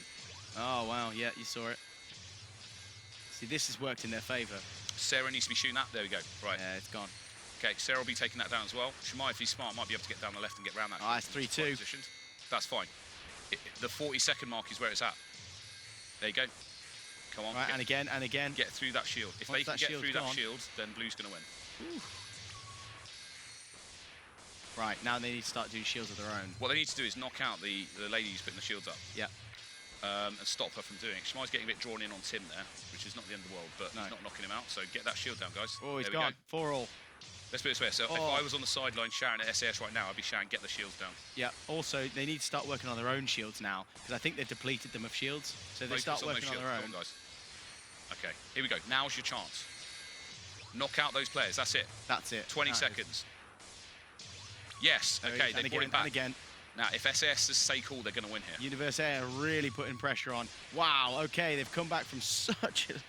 Oh, that's crazy. Universe A had such a lead now. They've just come straight back from that tactic. 8-6. Wow. Okay, there it is. So this is the problem with the shield build, right? If you've got shields and the other team doesn't, I've got to be honest. I'm gonna give credit for SAS winning, but I'm gonna have a go at them later because that was sloppy. Okay, yeah. They needed to take those shields down a lot quicker. Yeah. All right. Now they pulled it back, but when I said to you 40 seconds is important. Yeah. If at 40 seconds they'd have managed to get rid of all those 5 shields, they'd have 100% easy, yeah, right? Because the fire rate. They only had 20 seconds to pull that back. that was close, right? Again, Sarah doing a good job of getting some knockouts there. Again, she, I believe, has a higher charge rate. Yeah, so her and Ash both took a higher charge rate in order to knock those shields down. But actually, they weren't doing a good job at it. Shamai was obviously focusing, trying to get knockouts. Yeah. Which is, exactly what he should be doing. But he was getting drawn into Tim. That's the thing, again, Universe A, Tim's good at dodging, the other two not so good. Everyone's a threat. Why not focus on the people that are good at shooting and not good at dodging? Yeah. You can't leave Tim alone. Right? No. You've got to keep him moving, but it doesn't mean that you have to fire every shot at him. So I felt SAS got drawn into a potential trap there, and they got out of it. But they did get out of it, but it did look a bit close. I think you are correct in the fact that they were firing. They had a high fire rate. Also, the orbs was on 4. Yep. But the thing is, if you aren't firing at that shield as fast as possible, their shield's going to be up that whole time, and you're going to lose that charge rate. And also, they can sit behind it for a longer. You need to get them to use their shields and also take out the shields as fast as possible. I even think they should have had a shield player on their team. Once all the shields are gone, you can use your own shield and sit behind it, and it's a really good tactic. I'm just having a look at the stats actually from that last game. Yeah. And, let's put it this way. Ash and Sarah both fired over 50 shots. You've got 59 coming out of Ash, 52 coming out of Sarah. That's quite a lot. The total, I think I can't do the maths, but it's almost double the amount of shots coming out of SAS than the other team Universe. And that's quite telling. Fundamentally, you're going to do quite well there. Again, Tim, he chose to take charge 1, 4 speed, 4 scale. That build is designed to take people like Shamai out. Okay, yeah. Shamai's really good at dodging. Yeah. So if you get a really large orb and it's moving quite fast, it means his dodging makes it a lot less effective. Yeah, exactly, because you've got to move such a long distance for it to be able to get out of that orb's way. Yeah. Now the downside is you've only got 1 charge, so he only fired 18 shots in that round. Because the charge rate. Because of the charge rate. So he's effectively what we call an assassin build. He's designed to snipe people. Now him being it is quite a good idea because he's also good at dodging. So he's using that dodging to try and draw fire and take shots away from your shield, and he's looking for those opportunities to knock people out. Now the problem is though, he only got 2 knockouts in that. With that stat line, he's still not managing to get the knockouts, and that's because he was still dodging. Yeah. Right. Universe A versus Mongooses. Fighting Mongoose. Loose like a mongoose. I mean, they'll keep loose. Again, I'm not 100% what Mongoose will do. They might do a shield build, but possibly. Now, to be fair, like what you got to watch for on the Mongoose's team is a guy called Dan. Okay. And he's the biggest player. Dan the man. But he's very good at shooting. Okay. He's built a bit like me. And he doesn't mind big being capital letters there. Yeah, Dan. Goose, she's pretty good at shooting as well. Growly Bear always gets offended when I talk to him because he's like, "What am I good at?" And I'm like, "You're pretty good at everything." I can't highlight one thing that is his particular strength, but it's because he's good at everything. He's like, I don't want to say he's an average player. He's better than average at most of the stuff. And what that means is he's the player what I would expect if they're going to do shields. Dynamic. He'll do that stuff. So he'll change out or he'll take a high charge rate to deal with shields. I'm expecting him to be the sort of technical player. Whereas Gu and Dan will probably focus on trying to get knockouts. Specifically Dan. Dan is someone you don't want to try and do a technical play. Like you can put a shield up for him, great, but don't want to distract him from what he does, which is try and knock people out. Firing, accuracy. Yeah. Now, taking out the person. What Universe A will do is try and nullify Dan because they know he's good at shooting. So they'll try and get him moving. They'll try and not let him just be stationary somewhere shooting, which is why I say Mongooses might put a shield up for him or something like that. Okay. That being said, I don't want to take away from Dan. He can also dodge, right? Sorry, Dan. You're a great player. Well, you could do everything. like all joking aside, if when you're playing a team, there's one person that's a particular threat, that is Dan in this case, right? Okay. Now, what that means, you want to nullify that threat. Okay. So if you're the best player on your team from an accuracy perspective, expect to get shot at a lot. Mm-hmm. The other side of that is if you're terrible at dodging, right, they will also knock you out because bullying in this sport, unfortunately, is a thing. You want to knock out the person who's not good at dodging. If you're not moving. If you're not running, if you're not dodging, you are going to be picked on. Oh, 100%. I can promise you, because that was my job. I was picking on the person who's not moving. Exactly. Yeah. Pick on people all day long. Exactly. But yeah, again, they're in similar shirts, these guys, because they literally, best mates, they go into the same printing shop to make their team jerseys. But yeah, I would expect, it's a difficult one. I've seen the Universe A beat Mongoose recently. I call them Mongoose, they're Mongooses. But basically, I've seen them beat them recently. So we'll see what happens. All right. Wow, I'm super excited. Super excited about this. Whew. So, in the corner, what are they going to be talking about? Tactics, anything? Right. At this point, these guys are... Hang on. Just bear with me a second. Never mind, I've sorted it. I found the thing. Wonderful. The TV we were looking at was about to turn off, and then I asked someone to come and sort it, and I realised I have the TV remote next to He me. has the power. I had the power. He sorted the power. The answer is that they'll be. This is the stage they'll be trying to get a look at what the other team's doing, like looking at their wristband. If they can see it and know what the stats are, they're going to work it out. Okay, let's straight into it. Boom, first shot. Okay, there's going to be a shield play coming out of the red team. Wow, Here it comes. Girl in the middle, coming forward to try and do a shield. Getting stuffed up on Tim. They need to knock her out. They didn't. Okay, shield play coming up from Mongooses as well. Gotta take out that shield. Whoever shield go down first is, and that's Dan on the front right there. Equal distance. Wow. Okay, very Same tight. time. They're all clumping a bit here, though. Yep, she's trying to do a shield. You need to knock her out. She stood around on the front line like that with her arm down. Knock her out. Stop her from doing a shield. Interestingly, they've switched the shield to the far side. Dan's still on the right there doing his work, though. Do you know what the one thing is working here? Is you say, get that shield at an angle. See this on the far side? They're making the shield an angle, and it's been really used well because you can't shoot round it to the left of it. You can sit behind it, and they're not getting rid of it. Look how long that shield's been up. Do you know what? Universe is doing really well here. They might actually beat them. Wow, really? Yeah. Oh, fantastic. They're nullifying Dan. Mongooses aren't getting quite. Dan's being aggressive there. He's trying to get round it. Yeah. Good idea. I think the teamwork's just slightly better out of Universe. I think accuracy at the moment isn't great from the Mongooses. I've been watching. Here we go. Here's the chance. A lot of shots. Here's the chance. Dan needs to start taking some peeps out. Shields all over the place, but I think that Universe is going to take this one. Come on, you can do it. Wow, Come on. wow, 1 second. I thought they drew. I thought we were going to overtime. Yeah, I thought we were about to go into overtime from the draw there. Okay, so they didn't have as good teamwork as they needed. Now, if you notice, their Goo's taking out 5 of the opponents there. Dan wasn't able to get his shots in.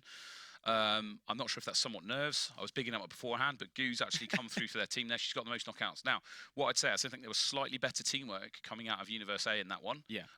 It felt like the Mongooses weren't utilising their shields quite as well.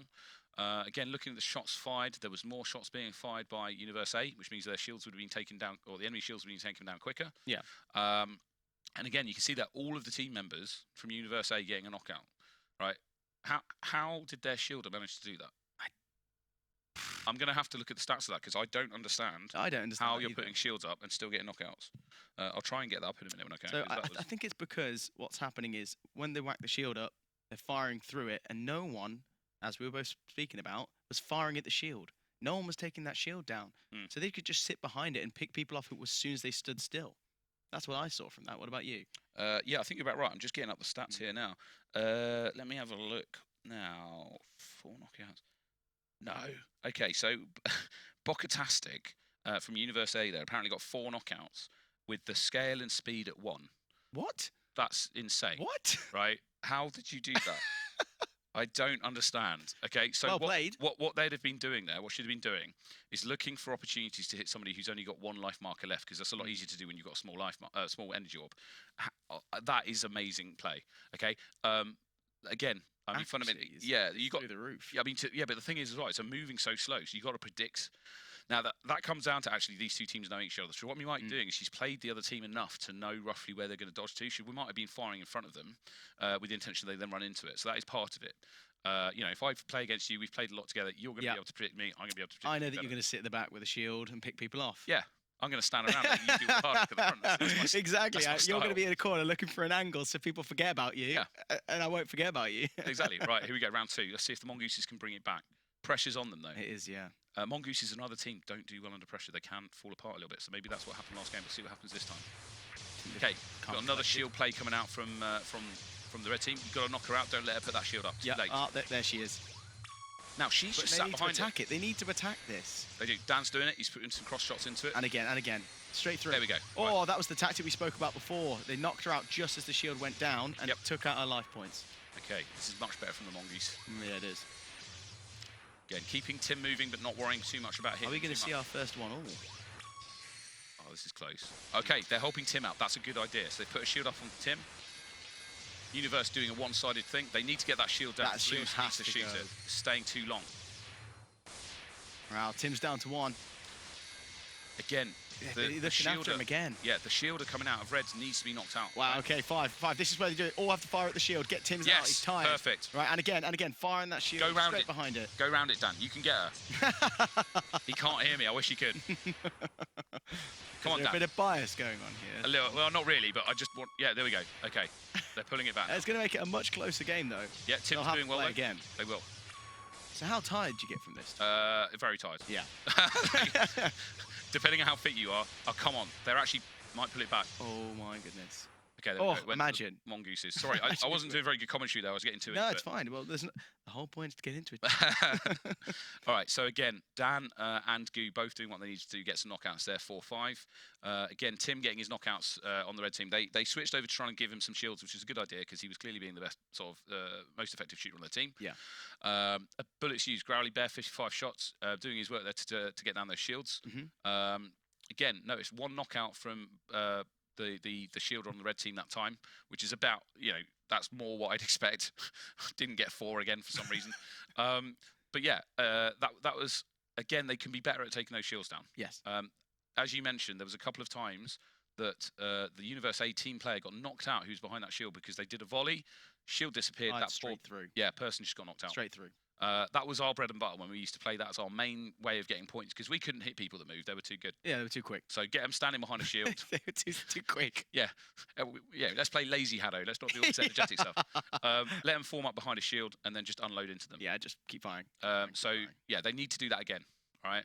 If Fighting Mongooses do that again, we're on a winner. Yeah. That being said, Universe A, keep going. They could win. As I said, these two teams are some of the closest teams that we'll have because they're basically like they're the same team almost. Like if one of them, if one group's playing and then the other guys have a spare body, they'll throw each other into each team. So they know what they're doing. I'd expect the same thing again.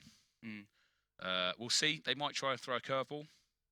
I doubt it, but we shall see. If they do throw a curveball, what they'll do is they'll just get rid of their shielder and they'll just go charge rate at a shooter to basically overwhelm the other person's shields. Team. Yeah, straight away, because that's one thing we picked up as soon as we started seeing it. The shields were up too long. Yeah, 100%. The shields are up too long. You need to fire them down, and the only way you can do that is by having a high charge rate. Yeah. Keep firing, keep hitting it down, and then usually you hit the people behind it anyway, which happened twice. I'm just having a quick look to see. Yeah, I mean, there's plenty of charge on both sides. We've got 4 charge, 3 charge, 3 charge, and then on the opposite team, 3, 4, 2. So there's plenty of charge. There's plenty of shots that will be able to fire around, so they need to hit them. Actually, the amount of shots coming out on Universe A that game were a lot lower. Really? Yeah, that's probably why they lost, actually. Ah, okay, makes sense. Here we go. Shield strategy straight away. Different player. She was in front of the shield. Yeah, but it was a different player, which is interesting. But also what's happened here is they're putting the shields too far back. Remember what we spoke about before? Shields need to be at the front, need to be able to move and stay behind that shield. If it's at the back, you've got nowhere to go. You're just running back and forth on there. 100%. Now, the Mongoose are not doing counter shield. They've gone high charge rate like we predicted. I'd imagine Growly Bear's the guy, he's got charge 4. His job is to try and knock those shields down. They know they can shoot better. Yeah. So they're going to try and overwhelm. Which is working. Yeah, it is. Now, Tim's doing a good job at the front to try and draw some fire, but the other guys aren't getting distracted from the back row. Not a movement. They're staying at the back, but they're not moving. That's the thing. Tim's doing his best to kind of shield his teammates with a distraction, but it's just not working. No. That being said, I'd have expected the scoreline to be bigger. There was still a chance here. I think Tim is getting off a lot of accurate shots here.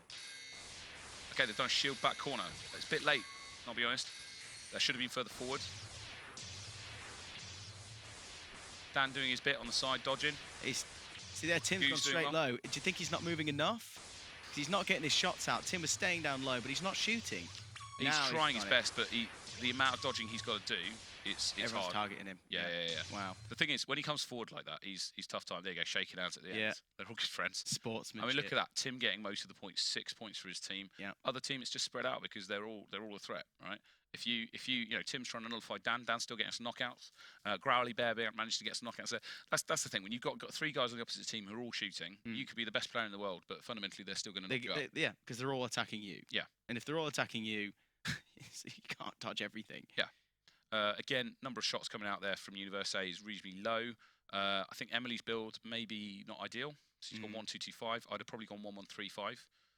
To have a bit more charge. Now, that being said, it wouldn't have made a difference in that game because the other team didn't do shields. So maybe she knew that they weren't going to do shields. I'm waiting for that. She could have potentially seen something or heard something. When you're on the court, before the game I mentioned, like, you're looking for any clue as to what the other team's doing. Right now, when you set the stats, it's on their wrist piece, so you've actually got to be careful how you stand. Oh, So nice if you to stand, see you with your, shake your hand, eh? yeah. Oh, let's have a look. Oh, at what stats the you stats got? Right, that's an old trick. Don't fall for it. Okay, so basically, once you set your stats, you've got to make sure the other team can't see it. So what you'll generally see is people put their hand over their arm, over their stats to not let them, or they'll stand with their stats facing backwards. So the other thing is just don't talk about your strategy loudly enough. Okay, so I've had teams before who've just gone, yeah, we'll do this, and then the other team knows exactly what's happening. Everybody knows. Yeah. Again, they know each other quite well. They probably knew what the other team were thinking. The thing is, one of those, I've played with these guys, I've trained with all these guys. You never know. Like, even I don't know who's going to win. No. And who's going to do what tactic. Well, you made some good predictions. I mean, if I make enough predictions, some of them will be right. Well, that's it. It's like Numbers a magic. game. It's like a magic trick. Odds. Yeah. Audience home. Think of a number between 1 and 10. 7. 7. There you go. Hopefully we'll win a few of that. If anyone picks 7. Yeah, obviously I'm a genius. So yeah, basically that game kind of went how we expected it. Obviously it was quite exciting because we went to 3 games, best 2 out of 3. That won't happen very often. Generally, it's very tough. If you lose the first game, to stay cool enough to actually win that second game, absolute credit to the Mongooses there for staying in it and just staying cool, doing their thing, adjusting to what they had to deal with. And came back and win it. They did. The teamwork in the second and third games was much better. So if you were Universi, what would you have done different? So Universi is an interesting one because all 3 of their players are actually pretty good. The 2 at the back get overlooked a lot. But again, that goes back to the thing of people being overlooked. But against the Mongooses, they were trying to shoot them and knock them out. Now, I would have potentially just gone straight shootout. It might not have won. It would maybe a bit more of a gamble. But they have better accuracy historically. So had they, for example, just targeted, Dan and Goo, Growly Bear's generally doing stuff to try and make sure to counter shields and stuff. Right, SAS Ninjas fight Mongoose. This is going to be one. This is pulling your heartstrings here because you've got both people on these, and also the rivalry of when you were in the team and beat. Yeah. So the Mongooses used to be our rivals. I've played with the Mongooses against SAS. I've played with SAS against the Mongooses in certain things. So I've got money in the game on both sides. I think SAS will win it. I think especially if they put pressure early, this game will come down to whoever starts winning. I think will win. I might be wrong on that, but both teams can kind of crack a little bit under pressure. I've seen historically. So if the SAS take a really strong lead, Mongooses are going to find it hard to come back. If Mongooses take a really strong lead, SAS will find it tough to come back. But money's on SAS. See, now that both teams have played, are they going to stay to the same game plan? That's a tricky one. Because this is what the only reason I'm saying it is because the game plan in the first game for the SAS is something I'd exploit quite easily. Because one player was sitting back, wasn't moving. If you saw that, what would you do? No. So the thing is, if you targeted Sarah more, right, she'd have up to the sport's all about pressure. That's the point. To make the move. But this is it. If she'd come under pressure, it would have taken pressure off Shamai.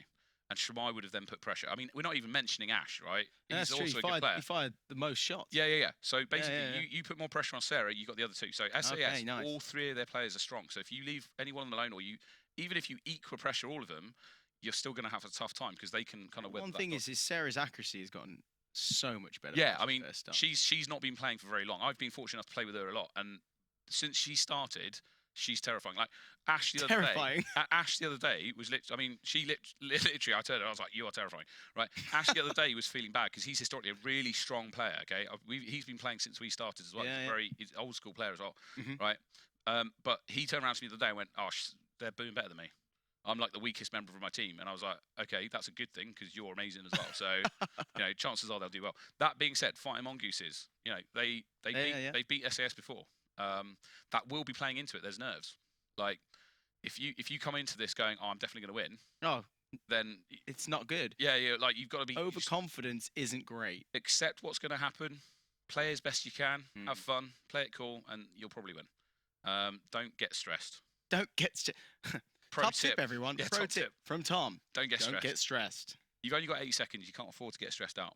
You've got to stay cool for the whole thing. Okay, so we've got Mongoose is setting up over there on the far side, which is the red side, I think. No, blue. Go on. Oh, they're on the blue side. Yeah, Blue side. So SAS is going to be red. Yeah, they're red tops. Yeah. Red tops, blue side. So, do I think this was shield tactics? I think. I think they'll go shield tactics. I think. That's my opinion. I think SAS is going to overwhelm the shields. That's my tip.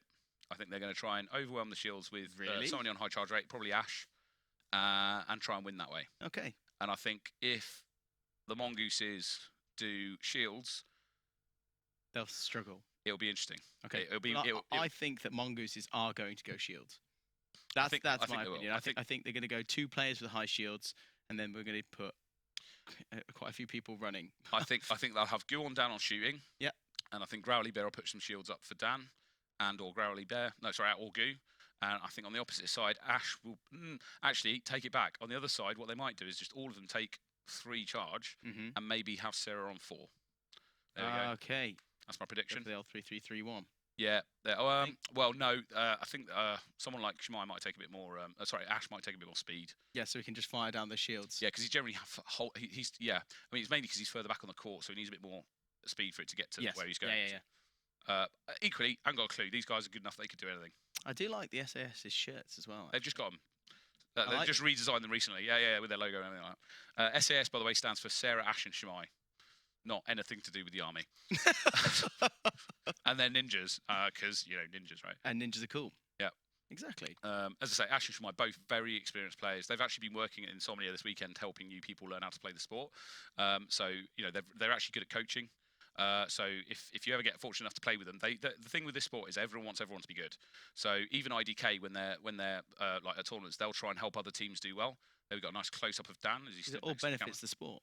Yeah, it benefits the sport. We want good teams. IDK want to be put under pressure, right? Because when we go international, they need to be as good as they can. When they go to the Japan World Cup, for example, 2019, they didn't make it out of the pool stages, right? Because the Japanese teams are that much better. Amazing. Yeah, in the UK, we need as many people as we can playing the sport to a high level, and that'll push everyone up. Yeah. As I say, when we started, as you said, the meta and the tactics have gotten so much more in depth. Completely different. Yeah. Completely. Back in the day, we all just stood around shooting, occasionally like going, "Ooh." Oh, I need to move out like that. Oh, Yeah. do I have to duck? Oh, have to no. duck. Oh, no. Oh. Well, you had to constantly stare at the screen. Yeah, there was slight tech advantage. So the thing is, as the tech sort of changes, because I wouldn't say it changes completely. Like the sport hasn't changed since it started, but No. Back in the day, the banner behind the players is actually how all the headsets are tracking. And originally, if you looked away from the banner, it would lose tracking on you. So what would happen is your target marker would magically teleport into the middle to penalise you. And it's a good technique, though. But you could dodge. Yeah, so you'd literally see people go like this, and then the dodge by just going boom, and it would teleport. It would go to the middle of the court, and then when you look back, it would come back to you. Yeah, it was a naughty technique, but it worked. You weren't supposed to do it. Whereas nowadays, the tech's using sort of gyroscopes in the headset and stuff like that. So even if you cover the lens on the camera, it will actually know your location. Okay, Yeah. so there's nothing you can do to hide. Like a lot of people are like, oh, if I jump on the floor, it's like, yeah, the target's in the floor. You know, it can still go through the floor and hit it. It's an augmented target. Easy. Here we Here go. we go. I'm looking forward to this one. It'll be a good game. I'm a bit biased here. Come on, SAS. You can do it. Okay. Shield coming out of SAS. Right. Wow. Okay. That's exactly what you said. Well, I didn't, but this is what's going to happen. Sarah's going to have a shield on the right-hand side. They're going to leave Shemai open. Ash is going to help Sarah out as much as they can, right? But they're going to try and pace it. So I predict all the shields are going to come up to that front left-hand corner in front of Dan. Oh, no. Ash needs to start using it. Yeah. Got 3 more. Yeah. Because what's happening here is they are getting overwhelmed now. Not too much. Here we go. Ash, come on, do it. They've got to go now. They've got to go up. Yep, shield. Yes, boom. right. This is the time. Now go. Now Ash needs to keep his other shields up. Keep Sarah in that position. Try and get those knockouts. Come on, Ash. Get back in there. Come on, Ash. Wow, now. the accuracy there. See how a game can just change so quickly. All it takes is just a little bit of reorganization, accuracy, and boom, the game's changed. Ash needs to put his shields up. They're going to lose. Ash has got drawn into a shooting match here, and he's losing. Right. Realising. He's still got, I think, 2 more shields, and he's not using them. This is where the communication needs to come into it. There we go. Now go. He needs to use his other shield immediately now. Here we go. He's doing it. Perfect. Yes, now, let's go. 10 seconds. This is their chance. Sarah, as soon as that shield goes, move. That's it. Sarah needs to move. Dan's overtime. My goodness. Okay, first knockout wins. They'll be quickly communicating who they want to shoot at. right? The other team will do the same. I predict that the team on the closest to blue team is going to shoot Sarah. Okay. Because she's got less hit points left and she's the least good at dodging. The other guys are going to try to shoot Dan. Wow, this is tense. Wow. They're shooting Goo. Oh. Wow. Close. Okay. So I think they hit Goo there. Yeah, when it goes so fast paced. when it goes to overtime, it is really tense. Okay, I mean we know about this. We lost to IDK in overtime. Yeah. They really pressured us, and we weren't expecting it originally when we played them. And I remember you turning around going, "Oh my God, we're losing." Yeah. And I remember going, "Just stay cool, it's good." But yeah, overtime's tense. All right, it's first knockout wins. Yeah. What you do, you get together with your team. You really quietly say, "This is who we're shooting at," because if you shoot the same person, you're probably going to hit them, and you want to go for the person who is the easiest knockout. In that situation, they don't get their life markers back. So the reason I said they're likely to target Sarah is she only had 2 left. Okay, which makes her an easier target, but also she was sort of the least well known at dodging. Right, so she did a good job at the end there just to keep her way. She probably worked that out and actively dodged more. Yes. Right. Same on the other side. I think they decided to go for Goo in the end. I was expecting them to go for Dan, but the reason they might have gone for Goo is because they've gone. Dan's probably thinking we're going to go for him. So he moves. So he's going to do the movement. He's going to continuously run back and forth. Yeah, that was a lot closer than I would have liked. But that you would have liked. I want SAS to win, man. But like that was a very close game. My nerves are on edge now. I genuinely don't know who's going to win. I'm unbiased in this one. I've got goosebumps right now. Do you know? I know both people very well. Oh, I know love both teams. They're very nice people, but you want SAS to win. This is the bit I helped come up with SAS's strategies, so I've not tried to give it away. But if they lose, I'll be disappointed. But no, they do well. I'm just looking at the stats of that game. Yeah, I mean, knockouts from everyone. Everyone's playing well. Stat line. So Ash went 1-1-4-4. Really? Now he'd have done that because that's not a normal shield build. The reason he's done that is because he's not sure if they were going to do a shield build, so he wanted a bit more charge in order to deal with their shields. Okay. So what he's counting on is that his team is better in a shootout than the other team. Right. So he did that to basically maximise the amount of time they don't have shields, and effectively. What you're trying to do is get rid of the shields or keep them in play for as long as you can on your team. He was trying to get rid of their shields. Now, they didn't do shields on the other team. So what that meant is actually, other team all just charged 3, and they nearly got through their shields and nearly won it. So I'm really happy to see that he did those 2 shields back-to-back at the end there. All right, here we go. Good. Oof. I'm nervous. I'm nervous as well. Who's going to get the first point? Sarah's been very aggressive. Oh, nice, Shimai. Sarah's doing some good dodging on the right, going yeah, next Dan. See. She got that last one. But do you think Dan's been intentionally put on Sarah? Yes. Yeah, that's what I think. But she's weathering it. Okay. Whew, look at it. Okay. I mean, I'm mostly being quiet because I'm paying attention. Yeah, me too. I'm just trying to assess the situation on this, but I can see look how close the game is. Shimai needs to dodge out of this. Oh, is it going to be... Do you know, we said at the beginning, I know this is quite funny, we said there's not many times there'll be a draw to go into This is a straight shootout. Yeah, this is just... None of them are shielding, nothing, anything. They're just firing counting on everything. Yeah, carrying on accuracy and dodging. Yep. They need to take Dan out more front. Yeah. Nice. Shimai's pushing because he needs to get some points. Gotta get back into it. Gotta get back into it. Goo's doing a good job dodging too. Oh. Come on, now's your chance, SAS. You've got to do it. Wow. Sarah getting targeted on the left here by Dan. They should have put Shimai up against Dan, to be honest. Oh, wow. Okay, this is good. This is really unbelievably tense. Look how close both games have been. All teams scoring. Everyone scoring from the team. Now, Goo didn't get as many. And look, Dan got absolutely loads. Okay. Because I think he got told to concentrate on Sarah. He did. Now, the thing is, though, Dan will have also, once he's taken Sarah out, switched on to somebody else, right?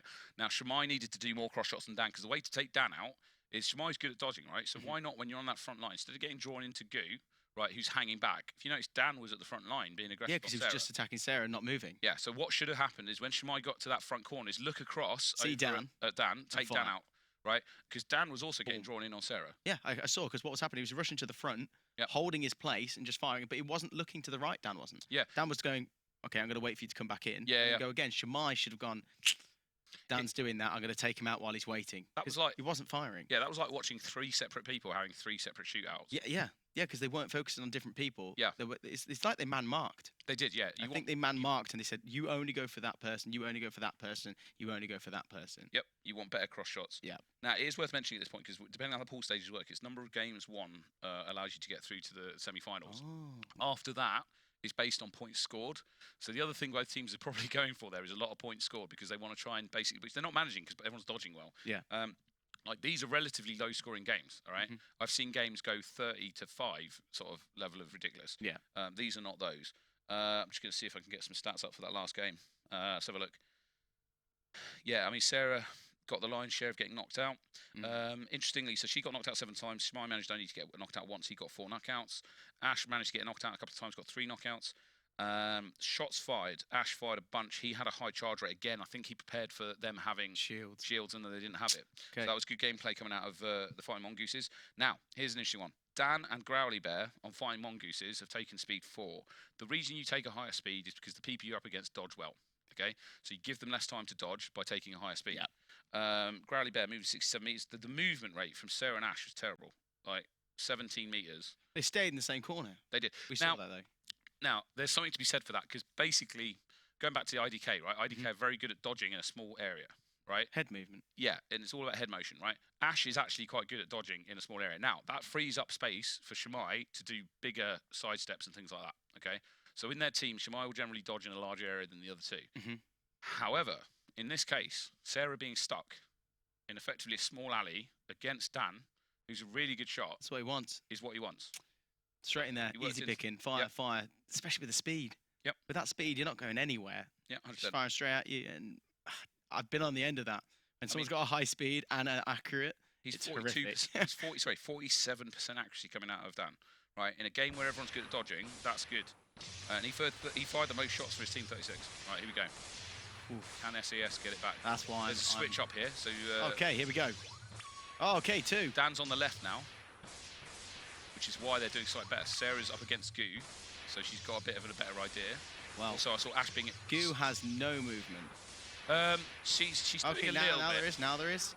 Look at Dan on the left. He's doing some Now big motion. they're clumping there. They need to fire straight at it. Ash and Sarah taking high charge to try and keep people moving. It's more overwhelming them. That's what they're trying to do. Yeah, and if they keep overwhelm them with shots. if they keep Dan moving and the other guy's moving, it means their accuracy will be lower. Yes. Now Dan has been staying in the same place now. Now they need to start attacking him. Sarah needs to cross shot him. Yeah. There we go. Don't get me wrong. As I said before, if Shimai goes up against Dan, Shimai's going to probably win that fight. Yeah. Okay, because he's better at dodging and shooting. That being said, like, look how hard he's Wow, look at this. They're moving Dan so much. Now that Dan and Shimai are just focusing on each other, and Dan now is just trying to focus on Shimai. There you go, that was an extra shot coming in from somewhere. So, again, it's a straight shootout, but it's working better. It's completely changed. What the Mongoose need to do is switch, right? Dan needs to run to the front left right now and start taking down Sarah, but it's too late. They've only got 5 seconds left, and SAS is going to take it. Wow. What a game. I mean, that came down to Shimai's dodging ability. Yes. Yeah, I mean, look, also, he pinned Dan. He did. What happened then is he went, right, I'm going to take this player. I need him to look at me, and we're going to go in a straight match of firing. Yeah. Because he saw that Dan was taking up the weakest mover 100%. with Sarah, Yep. and was basically picking off Sarah every time he could. Now, he said, I'm going to take on Dan, and Shimai is going to keep the movement up, and they both ended up just dancing with each other, and the other 2 players couldn't get the shots. Right, look how much Shimai was moving in that game, right? Exactly. He was dodging, and he had 43% accuracy. But he was doing that to keep Dan looking at him. Yeah, 100%. But It was, my point is, the whole there was to distract Dan. my point is, he's dodging like a lunatic, right? And he's still hitting his shot. Yeah. Okay, Dan is unable to hit his shots because he's having to move so much because Yes. Shimai's shooting so much at him. So the best thing that the Mongooses could have done there was have Dan switch to the other side. That's Sarah. Now, the problem is the SAS would have probably had that prepped and they'd have switched as well. Okay. Followed. Yeah, they'd have followed. So Shimai would have probably switched sides and Sarah would have switched the other side. Okay. If they hadn't have done that, what I've expected was Shimai would have started doing cross shots that game. Like he didn't because he pinned down his target. You didn't have to worry about it. Okay. Right? If Dan had run to the other side, knowing how much of a threat he was from the first game, Cross shots. they'd have done cross shots on him. Okay. So I've got to be honest, like from a tactics perspective, that wasn't the most beautiful gameplay I've ever seen. It was kind of a blunt force punch out. It was just a straight, no guard, let's just keep punching. Yeah, let's just keep punching. Don't block anything, we'll just throw punches. And as I say, the only reason that the SAS won that last game is because Shimai's good at dodging punches. Yep. Like he's known to be their best dodger. So, and again, back to what I said earlier, Dan's the biggest threat. okay, on that team. That's not to say that the other two can't shoot you. It's that Dan is definitely going to shoot you. Yeah. And if you saw how far forward, like, as I say, he's a big guy like me, right? Why are we on the front line? Like, we're the slowest dodgers normally, right? Yeah. He's being super aggressive on that front line. And the way he's going to win that fight is knock you out enough that you can't shoot back at him, right? Continuously take you out. Continue to take you out. Now, obviously, the way they counted that in that one was the first time Sarah couldn't deal with that. She just kept getting knocked out. Yeah. The way they dealt with that after that was have Shamai basically getting knocked out. Yes. Oh, sorry, knocking him out. Yeah, exactly. That's exactly what it was. And the main thing, like I said before, I know I keep saying this, but Shamai, is so important for him to do what he was doing. And what he was doing was he was going, hey, look at me, hey, look at me, look at me. And whilst Dan couldn't even hit him, he was just allowing it. And he's going, hey, look at me. And then when Dan stopped moving, because he was trying to get his accuracy, Shamai was just going, okay, brilliant. I love the fact that you're not moving. Let's go. Yep, low knockouts across the board there for fighting mongooses. I mean, one knockout coming out of Goo. Dan only got 2. Growly Bear got 2. And again, Dan got knocked out the most. He got 6 knockouts. Yep. And that was because if you knock him out, he can't shoot you. Simples. Generally, the order of shooting is work out on the, if you've never played a team before and you watch them play, who is their best shot? Shoot that person first. Okay? Because if you keep them out the game, they can't hit you. Yep. Who is the weakest dodger? That is the next person you shoot because they're 3 points. Yep. People who are a bit average, they come last. Okay. It is, yeah. If you can keep the best player, I feel bad about this, but my boss has a team with his 2 sons, and his youngest son, I want to say he's now 7, but when he started playing, he was 6. His name's Tom as well. He's little Tom and big Tom. I've played against their team, right? Little Tom is the best player on their team. He's amazing. He's amazing. He runs across the front line, a bit like you used to when you were playing, right? Yeah. And he'll just knock you out from there. So whenever I'm up against them, I feel like I'm a bully because I'm literally taking out a 6-year-old, right? and like I'll be in with their team going, right, guys, target a 6-year-old. And they're like, what about the guys at the back? I'm like, ignore them. Leave them. Leave them. They're not a threat. And to be fair, he deals with it really well. Like, he still gets knockouts despite the fact everyone's shooting at him. And that's the reason why. If you're the best shot, you're going to get shot. Yeah. In many ways, like, whenever I play, I try not to look like them the best shot because I don't want to be shot at. Then don't want to be targeted. Dodging. Yeah. All right, here we go. Warwick University. The university guys. Oh, I have no real good clue about this. I'll tell you once I see their teams because I'm not 100% which players they're bringing because there was a few options. So it kind of depends. All right, here we got a coach, a Sam and a James for Warwick. I can't remember the names well enough to know which others they are. I think I'll recognise them when I see them. My ability to remember his name is terrible. We've got a Timo, a Melody, and a Ribs. Again, I reckon if I see him, there's definitely one Birmingham player that was particularly good. And again, if Warwick play them and work that out, but neutralise him, they'll win it. That's okay. What do. All right, I recognise some faces here. Yeah. All right, so we've got a couple of guys with Warwick on the left there. What are Warwick renowned for doing then? I mean, they're both relatively new teams, so I'm not expecting any crazy tactics. That being said, they've had a whole morning of watching some of the best players in the UK play, so they might be going, hey, let's try that out. Let's go for this. Let's go for that tactic. Yeah. As you can see there, some of the SAS guys helping them put the gear on. SAS guys have a bit of tough this tournament. I've got to be honest, because some of them have been working for 2 days straight at the show, permanently on their feet. But they're also helping run the competition.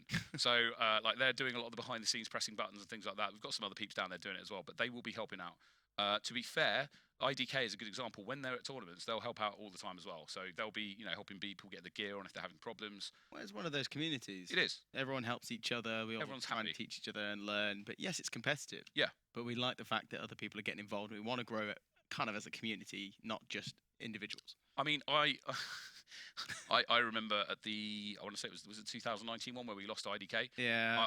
I keep bringing that up. Yeah. I'm never going to forget it. Right.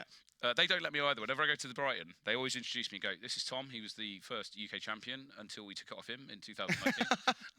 But no, so I remember that tournament getting really kind of shouty in the audience going, can't take it, IDK. Because if somebody else had beaten them, we'd have got through to the final, basically. Yeah. But even with all that, I was the first one to run off the pitch and give the guy a fist bump when they won, because Milo was the best player that day by far. He still is. He's one of the best players in the UK. That being said, I really want them to go to, we were really unfortunate this year because we had the European Cup. And I honestly believe if IDK had managed to get there, we'd have won it. Unfortunately, the day before they were due to fly out, they got a positive test for COVID. Oh, no. So basically they couldn't go. And we had to last minute kind of literally find anyone who had a passport to throw a random team together and send out there. And it was the UK champion. So Ollie, our other teammate, who was one of the guys that won the first year with me. Yeah.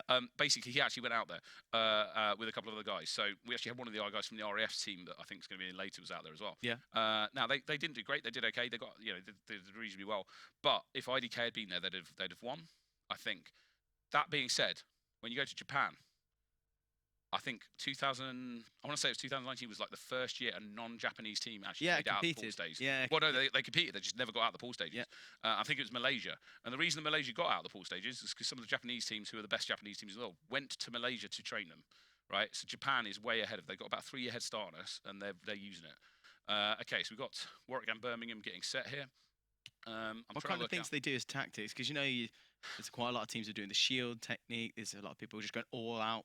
Fire rate. I think these guys are going to do a mix between shields, fire rate, and I think they're going to have a player at the back. I think they're going to have a player sniping, doing pretty much cross-field shots. What do you think? I think you'll have an energetic player at the front on both teams, and then 2 backfield. So my prediction is, you'll have one front guard, 2 back guard. Yeah. Like you'll see IDK, they have 2 front guards and 1 back guard, right? Again, SAS going from 1 front guard, which is Shamai. Yeah.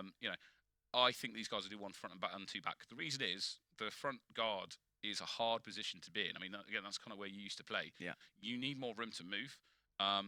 So the very middle of the court, if you imagine there's a dot in the middle centre line, and then you put a sort of 2-metre radius around that, it's like the most dangerous place to be on the court, because any shots coming across the middle of the court, they're all on you. They're all going through that area. They all go through. Yeah. So if you stand right in the middle of the court, you're going to get knocked out, right? So if you're on the front line, you need to be able to, if you're staying there, you need to be able to move between the left and the right, either by getting through that area quickly, or ducking, or something, or sliding, or you literally run back and in again.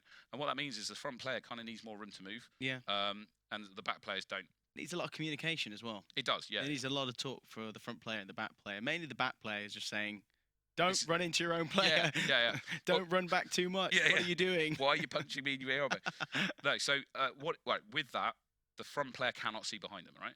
So the back player's responsibility is to not get in their way, right? So when me and Will used to play together, I need to make sure I don't line up with him. So if someone fires a shot at Will and it misses, it might then hit me if I'm standing directly behind him. Yes. So at any point I can see the opposition. If Will's between me and them, that's a really bad position for us to be in, right? We can call it clumping. So with beginners, we've not seen it so far, actually. Most people have been keeping spread out, okay? The only time you want to clump up is if you've got a shield. Yeah. Right? Other than that, you want to stay spread out, because as soon as you clump up, you become a more valuable target. 2 in 1. Yeah, 2 in 1. It means they don't even have to fire at a different position to hit you. Everyone's shooting at you. So if you're behind a front player, and you say you run left, I don't want to be there. I want to be going away the other way, right? And so wherever you are, it's my job to be not behind you. Yes. So we had it even more difficult, because we'd have you at the front, Ollie, our teammate, in the middle, and then me at the back. So I've got to stay out of the way of Ollie and you, and Ollie's got to stay out of the way of you. old system. Yeah, the old system. You don't see that as much anymore, right? No. Now, the advantage with that is that we could all move the full width of the pitch, right? Whereas nowadays, what you'll find is the 2 back guards stand on sort of one half, and then the front player might be moving across either side. Or in this case, like with Shmai, he'll stay on one side corner. Yep. IDK, they'll generally work their edges.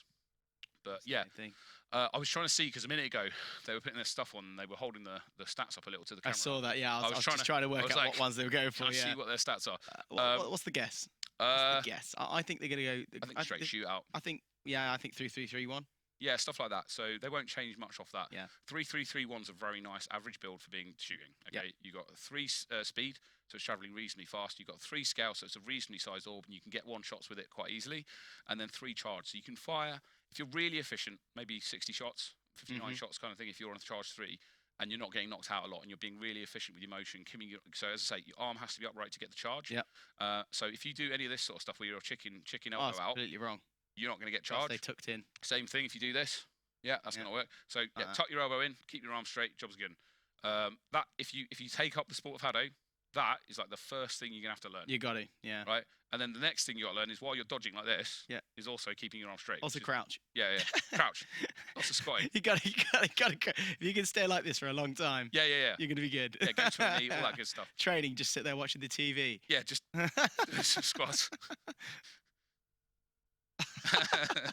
If you could do that, Yeah, You're going to be a Hado champion. I'm not even joking. So I had a really weird surreal experience. I was walking away from the Insomnia last night to get in my car to drive up here for the thing. And Was she squatting the whole time? No. And as I'm walking out of Insomnia, I'm not kidding. I see like a free runner doing like jumps off of posts and over a barricade, and he was just like leaping all over the place. And I literally, as I walked past him, I went, "Are you here at Insomnia for the whole weekend?" I went, "Yeah." I said, "Tomorrow morning, go via this place and say hi to them because basically you'll probably play really well in Hado." Like his springiness and his ability to get up and down was ridiculous. It's the up down. It's the up down. It's straight up if you've got good like strength in your legs and stuff like that. The other one is a lot of the dodging comes from your hips. Okay. Yeah. So because it's head motion, right? You're actually moving from your hips. So a lot of people when they start, they're very sort of static. We'll probably see it with some of the army guys later. Right? They're not going to move their head quite as much as they need to, and if they do, they're going to do it by moving their feet. Whereas actually, what you're going to do is move your feet and your hip. Yeah. But we'll see what happens. See, I also found, unfortunately, I found this quite late into my Hado career. Right. Is all about actual neck Oh, placement yeah. and head movement. A lot of people half the time are just moving because what they want to do is they want to aim and they keep their head kind of straight like this. Yep. Right. But actually, if you're moving your facial down, It moves the the whole target. petal and target moves, and it just makes it so much more fluid and hard to hit. So if you're moving around and you're going like this and then get on target. Then I know it looks really weird. No, it works. It completely moves it. So What you'll see later is if IDK do some really strong shield strats, when their shielder runs forward like Paris, as they come towards the front line, they'll actually look straight down. Yeah. Okay. And what that does with your target mark is it moves it down to a horizontal plane below you, so you get even lower by just looking down. I actually, the sport we try and make it as accessible as we can. We actually had some guys in wheelchairs playing yesterday, and they were getting really good dodging just from the neck. So effectively wheeling themselves around, doing some shots, and then if someone was coming at them to this side, they'd literally turn their head this way. It would move the target out of the way, and it'd miss them on the opposite side. Perfect. So there's quite a lot you can do with just literally Head moving your head. it's all about neck and head movement. Yeah. Just looking around. because it's not. Try not to give yourself whiplash. Yeah, oh yeah, definitely. But it's unnatural. It is, Only yeah. because the whole point you want to aim, you're trying to keep all this still. So you're trying to move and then hit it like this. So you got the target that you're looking at to remain still. But going like that and like this, there's a lot of the time it's a great technique, but it's getting that target straight back on. It is, yeah. Boom. As you say, you're looking away from your enemy. The other downside is you can't see what's coming at you at that point. Yes. So because you with the headset, you've got an area in front of you where you can see all the augmented graphics. Okay, you've got your peripherals. Oh, here we go. Oh, We're up. peripherals. Peripherals. You do have peripherals. Yeah, everyone has peripherals. Right, here we go. Warwick's in red, Birmingham in blue. There we go. Shield coming out of blue. Interesting. Okay, we've got a Both shield on the left. Now the position on the shield on the left is actually better, right? Yeah. Just can't go around. But no one's using it. There we go. Okay, they've got in there. The teamwork there was a bit slow, but we're good. Now the person behind the ship. That's it. Target the shield in the middle. Get that blue shield down. Get out. If everyone just fires at it, there we go. There we go. Blue team's doing a better job of getting rid of the shields, but they're not getting the knockouts that they need. That's better position. Yeah, I was for the about to shield say, on the look, blue team. look where that shield is.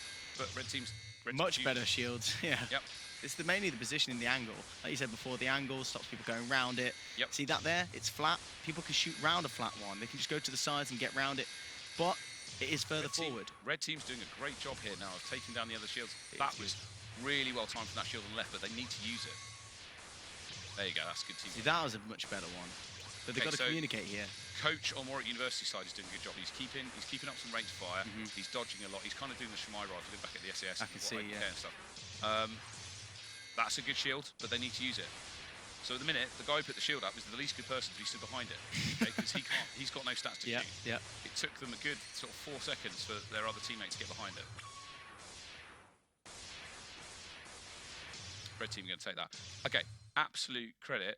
Okay, both of those teams are relatively new. Okay, so for them to be trying shield tactics like that, Warwick did very good shield tactics there. They did. Their positioning on some of those shields was absolutely perfect. Also with Coach, getting the shots, moving. He was doing a Shemai. It's exactly as you said. He was keeping the movement, firing with accuracy. Yep. And just hit it. But again, good job. Imagine in this next game, they look at those stats and they go, "Hey, that Coach guy is the guy that knocked us out." Right? Well, yeah, because they're gonna focus on it, but they should. Yep. So there's an interesting thing, right? So today everyone's logging in to put their names and stuff on. Actually, I'm just about to cough.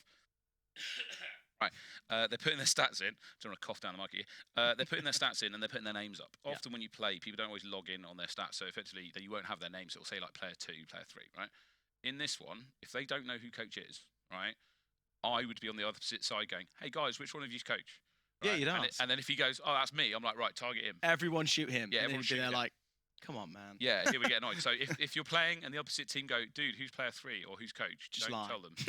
Yeah, or tell them the person who's good at dodging on your team. Yeah. Okay. This guy's coach. Yeah, yeah. If anyone said who's Tom, I'd be like him. It's him, the guy at the front. Yeah. Yeah, I'm Tom. But yeah, if they try and target him, basically they're going to have a tough time. So they weren't targeting him last time, which meant he was not under enough pressure to basically stop him from getting knockouts. Yeah. If they target him heavily and they don't take the shield down on the opposite He'll side, struggle. that he'll do less good at the shots. But if the other two can make up for it behind the shield at that front corner, they're still going to win. The shielding was perfect, right, at the start. So basically, you got one shield went up in the middle, less ideal, and then the other one went up the corner, a slight angle. That was absolutely perfectly positioned. Yeah. Again, you got SAS guys, some of them helping out there. They might be giving them some tactics. Well, so hopefully some tactics, or is it just completely cutthroat? No. They'll be training both teams. So, like as I say, at this point, SAS probably won't feel as threatened by these guys. Like they're not game-changingly good. So when we get through to the sort of semi-finals and stuff later, potentially, they're not necessarily going to be too worried about teams like this. So what they want to do is just get the teams to be as good as they can. So IDK are the same, right? IDK will train absolutely anyone. We get a lot of beginners. Like you might run a tournament where somebody's never played before, and they turn up to give it a go. Absolutely, give it a go. It's still fun, right? You might not win every game, but you're gonna have fun doing it. And in those tournaments, you'll have I've seen it with IDK against some guys who literally never played before. And IDK's over there going, right, guys, try this out. This is what you want to be doing. All you got to do is do 13 somersaults, slide across the floor, jump back up, all in one moment. Yeah. And they look at them and go. Yeah, I mean, I'm a little bit upset. No one's done like a cartwheel or a. Yeah, no backflips. Yeah. Needs to be done. It needs to be done. I mean, I'm famous for nearly losing a game by doing a combat roll once. Yeah, that's true. Because I made my team crack up that we started losing. But we managed to win just about in the end. Yeah. So again, what I'm expecting in this next game is probably the same. I don't know. See, I think what they're going to do is they're going to put pretty much a high charge rate, and they're going to fire straight at I forgot his name. Yeah, I know. The guy who was like Coach. Shemai. Coach. Yeah, there we go. You see, he's. It's a good thing I've got it written down over here. He's tricking us as much as them. Yeah. But yeah, Coach. I think they're going to put their fire rate pretty high, and they're just going to fire at Coach. Yeah, I mean they might do. I mean Coach also had a lower charge rate that last game, so he basically went 4-3-2-1, which is kind of an assassin build. Right. Okay. Okay, shield tactic coming out red. Blue's not doing shield tactic. Looks like they might be going for an overcharge. They are, so they're going to try and knock out that shield. I say that. No, red have got a shielder. They're just slowing it down. No, I was on about Birmingham's going to go for the high charge. Oh yeah. Sorry, I'm getting confused. You're not right. You're right. Yeah, I'm wrong. Thought so. I'm glad you're paying attention. But yeah, no, Birmingham go for a charge rate. It's not working out for them yet. No, Warwick are really accurate. I did want to say this earlier, but I think it's James on Warwick's team. He is a good player. Okay, so he's dodging quite well, and he again drawing fire. So he's trying to distract from Coach. Coach can do his knockout. Not a lot of head movement coming from Birmingham. They're pulling it back though. They need to take that shield down. They're leaving it for too long. Yeah, no firing on it. See, it's easy. Two players hiding behind it, and they're not firing at it. They're all focusing on one player. So in this point, they're trying to target James because they clearly think that they can knock him out. Yeah. He's doing a good enough job. But look how long that shield's been up. They're going to do it again. Why not? They're going to do it again, and they're going to go sit behind that shield. Yep. I get it. It's because you can see something moving a lot, and they're not behind a shield, so you want to shoot it. Well, yeah. But it's not always the best. I don't want to shoot the shield. It ruins my charge. Go back to what you said about James using head motion. Right? Yeah. He's looking down, getting his target. Exactly. Looks at the floor that moves. Man, they're not out of it. Whew, they were coming back then. That was coming back. Yeah, they were coming back. Okay, Warwick, good work. James K, look at it. Oh, James this time. I'm intrigued to see the stats of what Coach chose this time. Yeah, I mean, did he think he was going to be targeted? I don't know. I think he probably had similar to last time, so I think he went 4-3-2-1. Okay. Again, to be fair, Warwick, absolutely well done, guys. Yeah. That was in the first game. We were like, clearly, Coach is a good player. James has just proved he's a good player as well. Yep. And the other member of their team, Shakira, is also putting up some really good shields. Coach did exactly the same build, 4-3-2-1. Okay.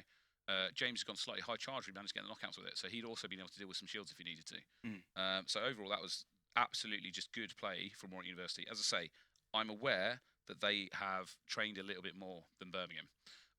So they've been sneaking off to the Coventry site to train as much as they can. Birmingham's done a bit of training, but not quite as much. Sneaking off? You mean allocated times? They literally, they literally came to. They went and like basically did a training session. They actually trained with SAS as well. So SAS has been giving them some tips. Cool. So what that does mean is if we end up in a situation later, I don't think we will necessarily based on the pools, but if Warwick, for example, end up against SAS will have a good idea of how to shoot them. Oh yeah. There's advantages and disadvantages to training with people. Mm-hmm. If they get to know your patterns, they're going to knock you out. They'll know all about it. Yeah. If you get to know their patterns, job is good. One trick we used to use was if there's 3 of us in a team, we'll train 2v1 all the time. Yeah. Because when you're playing like that, you're normally 2v1. There's been a lot of straight one-on-one shootouts today, which is less than ideal. Which is odd. It is odd. But generally, you'll either get 3 people shooting at you or 2. So if you can cope against your teammates shooting at you, you'll probably be right. That's what we always used to do, just to practice dodging. You know, 2 of them versus me, and what they would say is actually you're not allowed to shoot for 10 seconds. Yeah, we'd constantly move. I'd have to keep moving, head movement, move around, ducking, weaving, and I wasn't allowed to shoot for 10 seconds. It was a bit evil, but you enjoyed it. Oh, I did, yeah. Except for when you guys shot at me, which is less. Yeah. So what you'll see is the game's a lot about pressure. Okay, so in that game, right, James started to doing better because he was under pressure, but basically he was able to weather that pressure and then get the knockouts around it, and he was built his confidence. Okay, and he pushed to the front, ducking and weaving, and coach did the same thing in the first game. He was just, I'm getting shot at, that's fine, but I'm super confident. And if you can overcome that pressure, and find opportunities to shoot the other team without moving your head too much, you're going to win. With the, going back to some of the teams like the Mongoose and stuff like that, let's take Dan as an example. Mm-hmm. If he comes under pressure, he needs to up his dodging, right? Which will lower his shooting ability, but trust that his teammate like Goo is going to up her shooting ability. Yeah. Right? So a lot of this sport is trusting your teammate, right, and teamwork, right? If all of their teams shooting at will, the pressure's on me, not him, pressure's on me to get knockouts. Yeah. Pressure's on him to dodge. I've got to dodge them all. I've got to make sure that they can't come back from it, and you're just going to be like, okay, I'm going to keep firing. Coming up, Barnsley Griffins. Yeah, here they are, Barnsley. Come on. Right, this is going to be tough. Based on what we just saw against Warwick, hopefully they've just watched that game and worked out who the two... well, Warwick are probably going to do a shield tough strategy again. Okay, so first of all, first 5 seconds, as the shielder in Warwick comes forward with her arm down, knock her out, okay? She can't then put the shield up for 3 seconds, and it will ruin her cadence of putting the shields up. Yeah. Soon as that's done, switch on to the other 2, try and knock them out, and then as soon as she's back in, just keep her knocked out, right, and you'll be able to up the pressure. If you can keep a shielder out, you limit the amount of shields. You've pretty much kept someone out of the game because their main role is just to put up a shield. Yeah, and if they don't do it, then it's brilliant. It's a lot easier to put shields up once one's up already. Yeah, I'm excited. Very excited for this one because I think Warwick are going to be tired as well. Yeah, I mean, they've been trying to give them a few minutes gap between. So when you do Hado as a sport, generally you have formats like this in the tournament where it's like best 2 out of 3, okay? And you'll normally have a bit of a break before the next one. Obviously, they're going straight into another game against them just because of the way the pools are set up.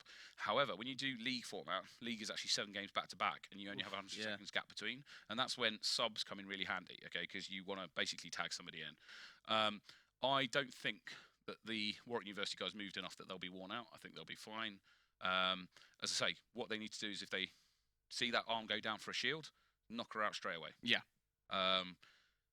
Good shielders will always start with their arm up because they don't want you to know they're about to do a shield. Yeah, because they think you're charging. Yeah, and but actually you're getting ready to do that. You're going to go ready for the shield, yeah. Because if you see, the whole point of before the game is you want to work out that shielder. Yeah.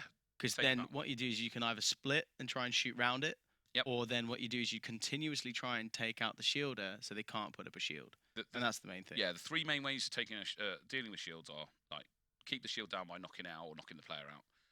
Going around it, which a lot of teams aren't doing today. They could be doing that better because some of these shield positions have been terrible, right? And then the third one is to put a shield up in front of their shield and it blocks off that alley, at which point your job is, the part of the reason to have your hand up at the start as well is you do build some charge. So let's say I'm the shielder for my team, right? I'm charging energy. I see IDK's top player, Paris, come. In fact, I've done this against him. He runs forward to do a shield front left, right? He's probably got charge as well. As I run forward and drop my arm, right, they're going to try and knock me out. I've got to get there somehow. Yeah. I'm going to raise shields in front of him, and then me and him are just going to sit opposite each other behind shields, knocking each other out. The last time I did it in tournament against him, I just had a chat. Like, we got down as a knee, and I went, "You're right." He went, "This is going to be boring for us, isn't it?" I went, "Yeah, maybe." Right. We still lost. Yeah, this is fun. I'm enjoying it. The rest of his team are amazing. But yeah, so I sort of nullified him by just putting a shield up opposite. That we've seen a couple of guys do that. So sort of Mongooses USA, they were trying that sort of stuff. The boss did it earlier as well. But yeah, I want Barnsley to win. Yeah. Having seen Warwick are my favourites in this pool at the moment. Yeah. Yeah. Really? I think they're gonna take it. I want Barnsley. They're the new guys in it. I Haven't seen them 100%. before. I want Barnsley to win. I want to come in, start winning all of it, and then just champagne. Champagne all round. First round. Pitch, That's it. pitch Yeah. invasion. You don't have to win the whole thing. Yeah, I just pitch want them invasion, lift First it up. round. Let's go. So I don't know how noisy it is down there. So normally when you're watching Haddo on the pitch, right, there's a lot of cheering. So much noise. Yeah, so I mean, I've nearly passed out from Haddo, but not playing from cheering. Like, I was trying to shout down the mum from IDK because she's going, "You can do it," and I'm like, "Destroy the kid!" Right? It just you get into it, right? It's like when we've been watching, there's been a couple of times I've not really said a lot because I'm too busy going, "Come on, you can do it."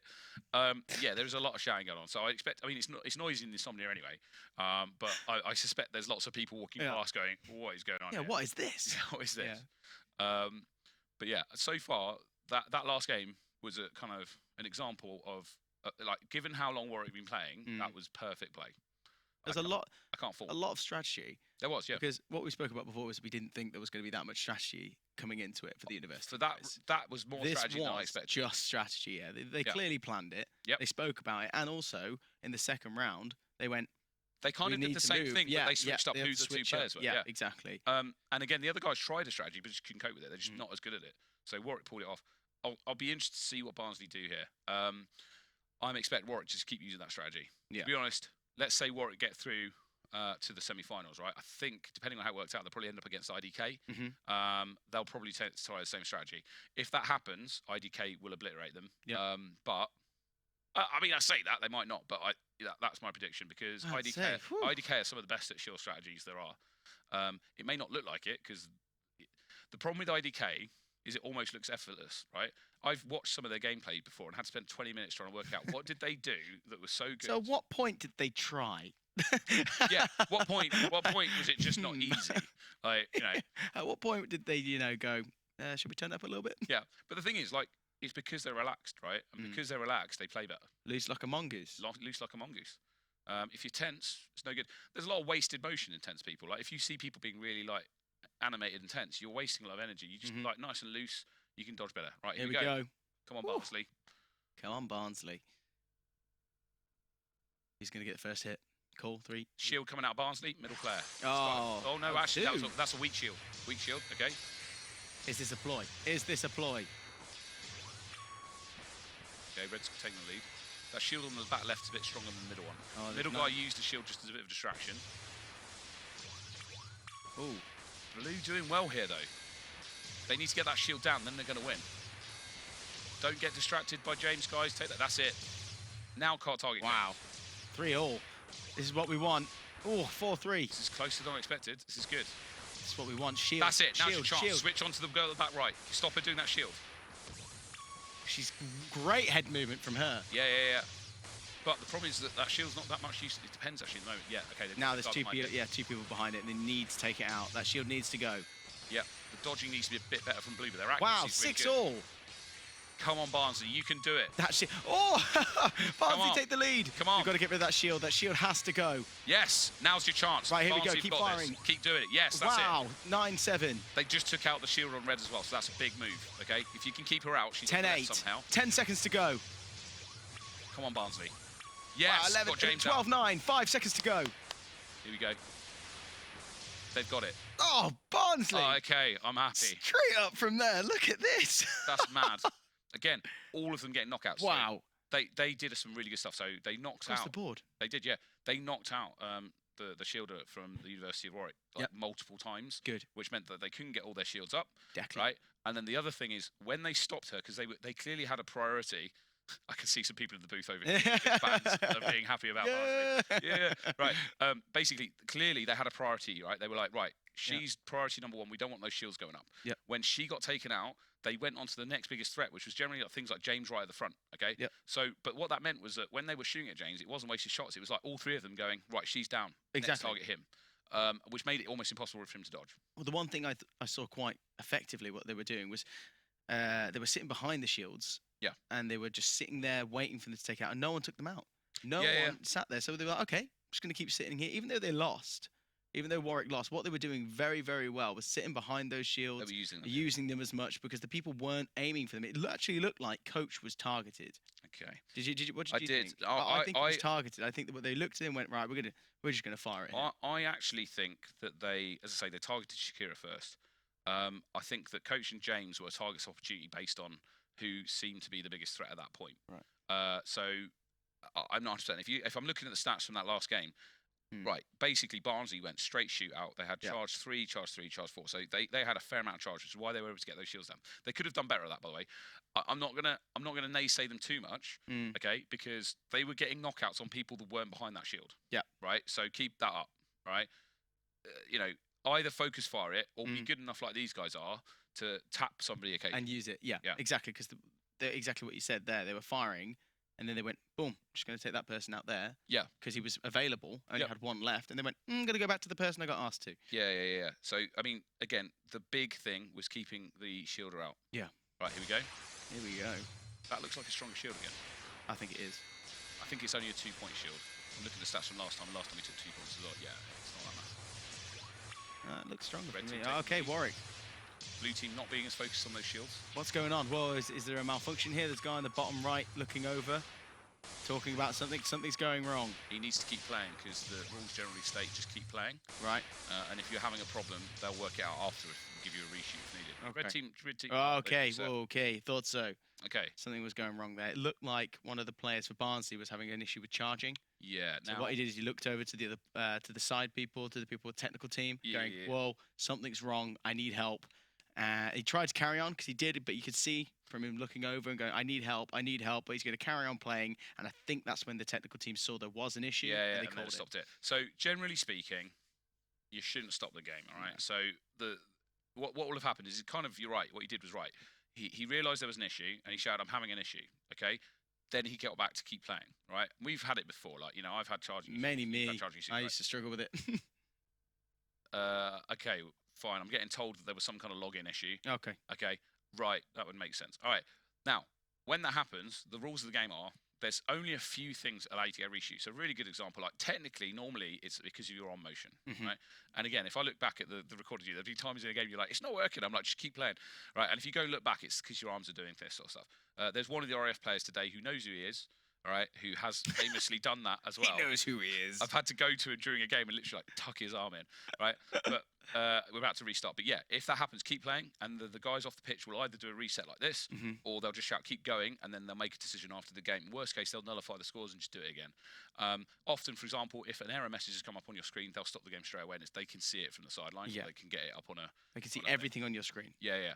So there's not that many occasions where technical issues happen. Most of the time, a good one is putting the handset on the wrong way around, because you want to be doing this motion, right? Yeah. And if you put it on the wrong way around, you have to do the opposite, when you come back, which means you have to hit yourself in the head, right? I've seen somebody do that in a Japanese World Cup and have to play the whole game punching themselves in the face, right?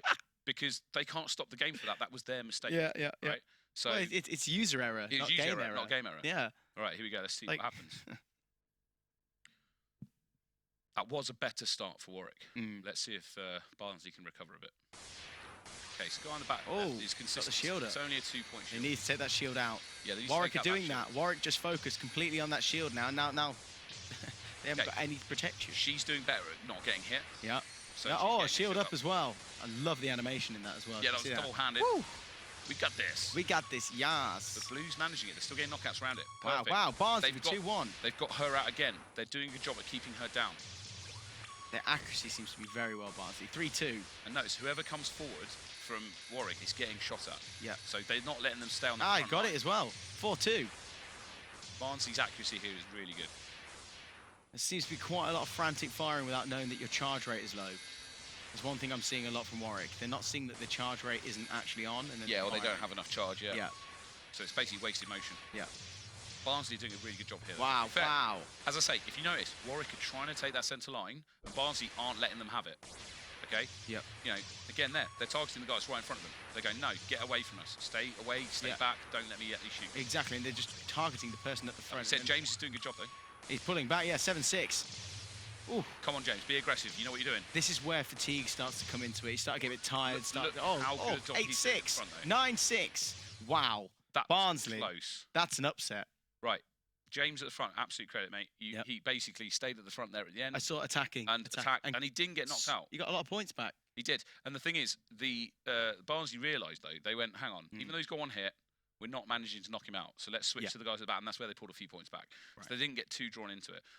Absolutely well played from Barnsley. I'm really happy to see that. Obviously, I was wrong in my prediction. Well, I was correct. You were right, yeah. But what we've seen, though, is Barnsley are a threat.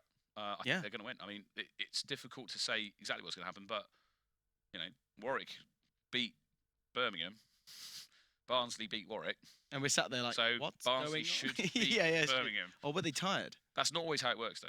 No, because it's, you know, strategies. You never know you're going to be able to beat someone unless you've played against them. And the whole point is you don't know their tactics. You're like, don't know who you are, or what you do. Yeah. So you fight against them. And Birmingham this was different. Have a good idea. I mean, that I've got to be honest. Like when you're a player, what you're looking for is weaknesses in the opposite team. Yeah.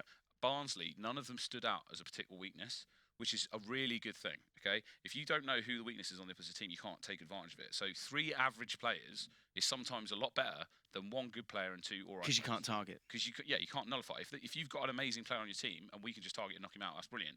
If they've got 3 average players and you knock out the guy on my right, it doesn't matter. We've got 2 more. Exactly. Everyone else can pick up from what you're not doing. Yeah. Straight in. I just want to have a quick look at some of the stats from that one, just to see if I can see what's going on. Delve into the details. Nice. Yeah, so again, I haven't got the names up, but fundamentally, movement rates, not massive. We're not seeing as big a movement rates historic. Now, when I said to people, you know, you're moving over 100 metres, if you go to the sort of the Japanese World Cups and stuff, they will 100% do that, right? Most players, right? Over here, the meta is changing a bit, okay? People are getting better at dodging in their space. So there's a lot more hit motion and dodging and rotation of the head, which means that they're basically dodging in a small area.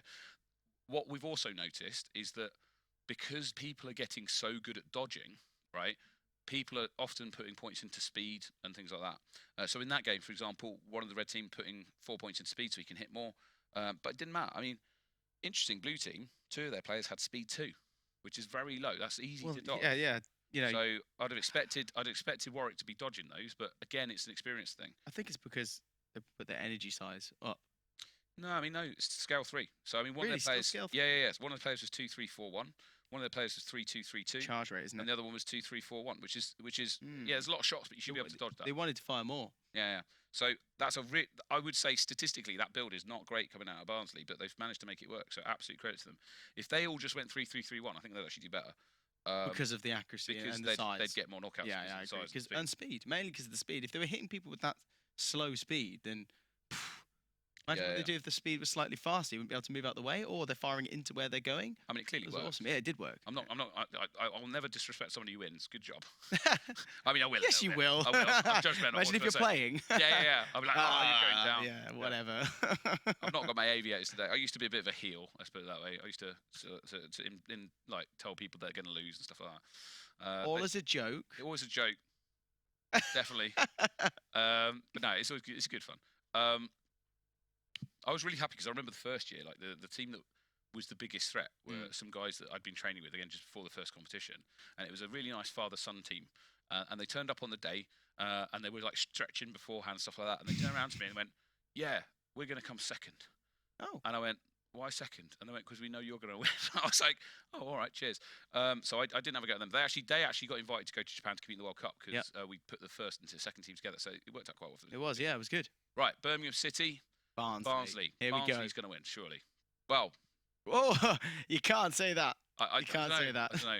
Well, I mean, I don't know. Birmingham, they've got some good players, but we've not seen it yet. I think Barnsley, that slow speed makes me a bit worried. Well, I don't know why that worked so well for them. Well, they were just. What you want about? So they had the slow. They had speed. slower orb. Yeah, so slow orb speed, and it was just firing, and it shouldn't have hit. No, is that because they should have dodged it? When we train kids, right? When we do after-school clubs and stuff like that, when we're coaching, we'll actually put our speed down to make it easier for them to dodge, and it builds up their confidence, but also gets them used to it. And then over time, you build up the speed, and it makes it, you dodge more. Okay. So to speed 2, they should have been dodging that, frankly. Wow. That being said, part of the reason is because they were playing aggressively on the front line. So James, to be fair, if you saw it, he was dodging all that stuff on the front line. I think partly the guys at the back, maybe there was just so much stuff coming at them. It's a bit overwhelming. You might not have seen all those shots. So the volume of fire was probably just that much that they just didn't see the shots. I think you're right. I also think the way James was dodging he wasn't doing a far enough motion. So the bigger ball, like the bigger orb, it's going to hit you. Yeah, I mean, he was doing right, but he needs to move around more. He needs to get more of a motion, or look down, or change, or you know, to be kind of fair, he actually was one of the players that's one of the few players I've seen this tournament actually using a bit of head motion. So, I mean, we'll see what happens here. And I saw the initial one from Shmai. Oh, Shmai Shmai was moving his head completely like this, and it went straight to the ground. And I saw it, and I was like, wow, that's Shmai, impressive. day one of playing Hado, right, was dodging better than most people, like day 100. Wow. Okay, his dodging game is strong. Yeah. Interestingly, the rest of his game he had to work on quite hard. Like his shooting ability and all that sort of stuff, he's worked on quite hard. The problem he had originally was his dodging game was predictable. So you can be the best guy getting, like, you know, yeah, but you know where you're going to go. Yeah, he could get his head down to his foot almost, right, and then still manage to look up and shoot somehow, which I don't quite understand mathematically how you do that, right? But the problem is if he does that every time, and then you see the same body motion, you go, oh, he's going to go around there. Well, we did that a lot. Like quite a lot of the time, what a lot of people used to do when we started and got into it was they'd run to the front, kneel, stand up, and then run back again. And we'd predict it. And what we'd do is sit there and go, oh, they're going to kneel. And you shoot down. You shoot exactly where they're going to kneel, and it gets them. Or two of you do it. Like you shoot high, I shoot low. Yeah, we just sit there going, oh, he's going to kneel, and he's going to stand up, and he's going to move backwards. It's kind of like a rhythm. That's where experience comes into it. Yeah. A lot of these teams, like these guys, are doing really well given how much they've played. Like I wasn't expecting this level of play out of Warwick and Barnsley. I've got to be honest, and they've exceeded my expectations by quite a long way. Oh. Again, it's been this group I was expecting to be less competitive than they are being. Right, here we go. Barnsley. Let's go. 2-point shield by Barnsley, I think. Same tactic. They're picking up a quick shield just to draw some Birmingham. Birmingham getting knockouts though. Early league. So Birmingham are hanging back, which is actually working for them. 3-2, 3-3. Barnsley's not quite sure who to target, I think. No. 4-3. Oh, Barnsley. Barnsley have got accuracy down. They have. But the movement needs to move a little bit more. This is a close one. Why is it close? What guy are you in seeing? red there just got a bit frustrated. What this is, right, and I think it's basically Barnsley looking for shots on other people, right? So instead of having a 1v1, they're doing cross shots. They're not obvious because they're standing back, but every single one of them is shooting at other people when they get an opportunity, right? Whereas Birmingham are kind of getting sucked in almost to their one person, right? So you're basically one person shooting at one person, whereas three people are shooting at you. Yeah. And I think that's where Barnsley are doing well. A lot of them are sitting back as well. There we go. First aggressive push of the game. It's not, and it worked. Well, I mean, they get a point, but they're not going to get enough. They need to be more aggressive at this. Oh, lovely shield from that, though, just to like make it a bit more difficult to get some points. 13 seconds left as well. Oh, here we go, though. 10 seconds. Red's coming back. Yes, here we go. 3 points on the board. Come on, you can do it. Come on, Birmingham. Wow, yes. wow. 5 seconds. Get some knockouts. You can do it. 2 seconds. Oh. Okay, that was good. That was a great So game. Birmingham at the end there pushing for it. Really well played. Again, I mean, look at the scoreline there. I know, Everyone was just getting points all over. Melody got taken out and sort of pressured towards the end, I guess, so she probably wasn't getting as many knockouts. I think the difference, as I say, really good count. is Barnsley are just shooting across other people. Yeah. It was one of the things when they came in to do the training that they seemed to get quite quickly was that it's a lot easier to shoot somebody who's not looking at you, right? Yeah. Because they don't know it's coming. So can't dodge it. Yeah, if I'm facing the guy on the left, and even if I don't knock him out, but I see that the guy on the right is not looking at me, or just throw a shot in that direction, you'll probably get a knockout. Just go for it. And you saw it a lot as well. When they got a knockout on the person that was in front of them, they would immediately just switch to the next person and fire a shot and just be like, bam, right. That's the best thing to do. Yeah. Because you're wasting time, because it takes 3 seconds to come back in. Yeah, why wait for him? Yeah. You're going to go straight to the other person, you're going to go bang, bang, bang, bang, but don't forget he's there. Yeah. So bang, bang, straight, then go straight back to him and keep firing. The worst thing to do is forget that they're there. It's definitely a timing thing. You've got to count it. So, I knock you out, I'm going to go 1, 2, I might try and shot something else, but then I'm going to come back and try and get you again. So I think that's the difference. Barnsley doing some other targets. Birmingham getting drawn into they were just focusing on the players who were moving. Yeah. Or the players who in front of them, basically. Yeah, or they weren't even doing things like firing at people who had least amount of petals. They were just firing at anyone. Yes, and that was the issue with this. So we'll see what goes on next time, but I'm pretty sure. I think Barnsley will have it. I think Barnsley have got a really good volley of fire that they then put on the relevant people at the right times, and they're just trusting each other to knock people out. Yeah, that's one other thing. They're trusting each other. Okay, here we go. Again, another shield coming up. It's just a 2-pointer. Don't get drawn into it. Good, they're not. Birmingham aren't wasting time on it. It'll go down to zone eventually anyway. But Barnsley still doing their thing. again, I mean, look at the guy in the red t-shirt. He's looking across the pitch and looking for Exactly. He's looking. He's not managing with it. the He's one having an issue. petals firing. Taking his time. He's having a problem. Is he going to work it out? Yes, he's worked it out. Good man. Looked like his wrist piece was just on slightly odd, but he's sorted it. Probably why they weren't further ahead. Well, just dealt with it, didn't Dealt with it. That's an experienced play move. That is. If you have a problem, just sort it. Yeah, just get on with it. Let's go. Good work, Barnsley, getting it down. Birmingham. Well, what's happening? More aggressive though.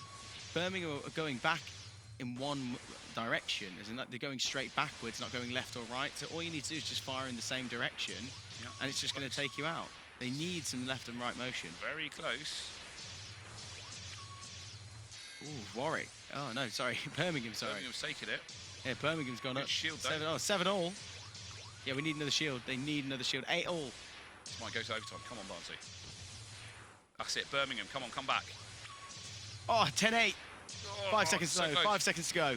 This could be still come back. They still could come back. Here we go. Oh, Yes. 10 all. Oh, come on. Don't get confident. Come on, have a quick Yeah. chat. The guy on the front left on red team, he's basically being left alone, right? But his scale is too small. He's not getting knockouts with it. So maybe a slight problem there. But I mean, look at it. They've all got 1 point left. Who's Barnsley going to hit? Oh, Wow. Oh lovely my. shot. Whoa. Wow, Absolute wanna. that was quick. That is somebody Wow. being not ready. Like, No, no, fundamentally, that was shot shouldn't have hit someone. exactly. That was me being prepared. Didn't Yep. see the go or fight. Yeah, And then, and then he need to got hit hit. it. I mean, absolutely amazing shot there from Good Birmingham. work. I mean, Barnsley should have had it. They had a slow start because of the guy with the technical issue, but again, it looked like Yep. he had his arm positioned wrong. Yep. Sorry, his arm band positioned wrong, which is his fault, not the game's, which means that they won't give him a reshoot or anything like that. No, user error. User error, basically. Again, fair cop to him, though, because he took the time. And just dealt with it. And dealt with it. Yep. Really difficult. You know, you get shot at, you've got to be patient enough to go, why isn't this working? Is it me? Is my arm in the wrong What's place? going on? Oh, look, my wristband's in the wrong place. I'm going to adjust it and then get going again. Again, that's a technique thing that you learn playing the sport. And to be fair to him, he's not been playing very long. He's done amazing. No, well, he just saw that this was happening, needed to deal with it, didn't sit and complain, didn't stop. Yeah. Didn't, because the worst thing you He can do is kept dodging stop. as well. Because if you stop, then they're just going to keep firing at you. Go, well, 100%. the ref's not agreeing with you, so I'm just going to keep hitting you, and then it just gets upsetting. Yeah. So Just have a it's a look good at the thing that he stats did. from that last game. Who got knocked out? I mean, okay. So, out of Birmingham, I've got a Tim and a Jakub Chorek getting 5 knockouts. Yep. Jakub Chorek, he's got 43% accuracy in 41 shots. That's pretty good. I'm not going to lie. Charge 4, scale 2. So that would be the guy that I said was on the front left. Scale last thing. 2. Yeah, so that's why I think he was probably finding it a bit difficult to get one-shot knockouts, but he was being persistent. He did get knocked out 5 times, though. So it was, Right, okay. So do you think he rushed forward because he was getting frustrated that he wasn't making the shots? I'm not entirely sure there, but I mean, fundamentally, it's sort of average stats, if that makes sense. Average builds from everyone. There's nothing that stands out there as a massively poor choice. Yeah. So interesting to see that Barnsley, William and Ethan now have got speed 3, and only one of them has got speed 2. So that might be why they're doing slightly better. Ethan from Barnsley did really well there. He got 5 knockouts. That being said, he got knocked out 5 times as well. So potentially, Birmingham have worked out who it is they need to target. Oh, and they have. And they start targeting, which is why That's it's it. closer. They found out who they need to target, and they're just going to go keep on attacking. Yeah, and then So- the other guys weren't pulling it back enough. That's the worst thing. If you're a targeted person, you've got to change your gameplay completely. You've got to up your dodging. You've got to get better at dodging. You've got to move quicker. You've got to either talk with your team whether you need to go left to right, to switch, to pull back, to confront, or you get stay motion head movement. And 100%. But you've got to communicate. The one thing with your team is you've got to keep talking about it. And if you don't talk, that's when you fall apart because everyone's just going to keep singling you out. 100%. I've just got a heads up from the team on the ground that they're changing headsets at the minute, so it'll be just a couple of extra seconds. Okay. Basically, they run on batteries. They have multiple sets, so what they'll be doing is just rotating one out and putting another one in. What we don't want is a situation where somebody's battery runs out halfway through, because that way you will get a reshoot, because that's 100% a technical issue at that point. Exactly. Want to keep it all fair. Keep it fair. So yeah, I think that's it. The Birmingham, what they need to do, target this Ethan fella, keep that out. Don't let him knock you out. I'm just going to try and see if I can see the previous game, if Ethan did quite well in that one as well. Because if so, it might be that's the... Yeah, so 6 knockouts. That being said, William did well in that first game as well. Did they change player? Give me 2 seconds, William.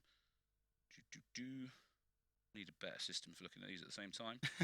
No, William did worse in the second game, so maybe he was under more pressure. Yeah.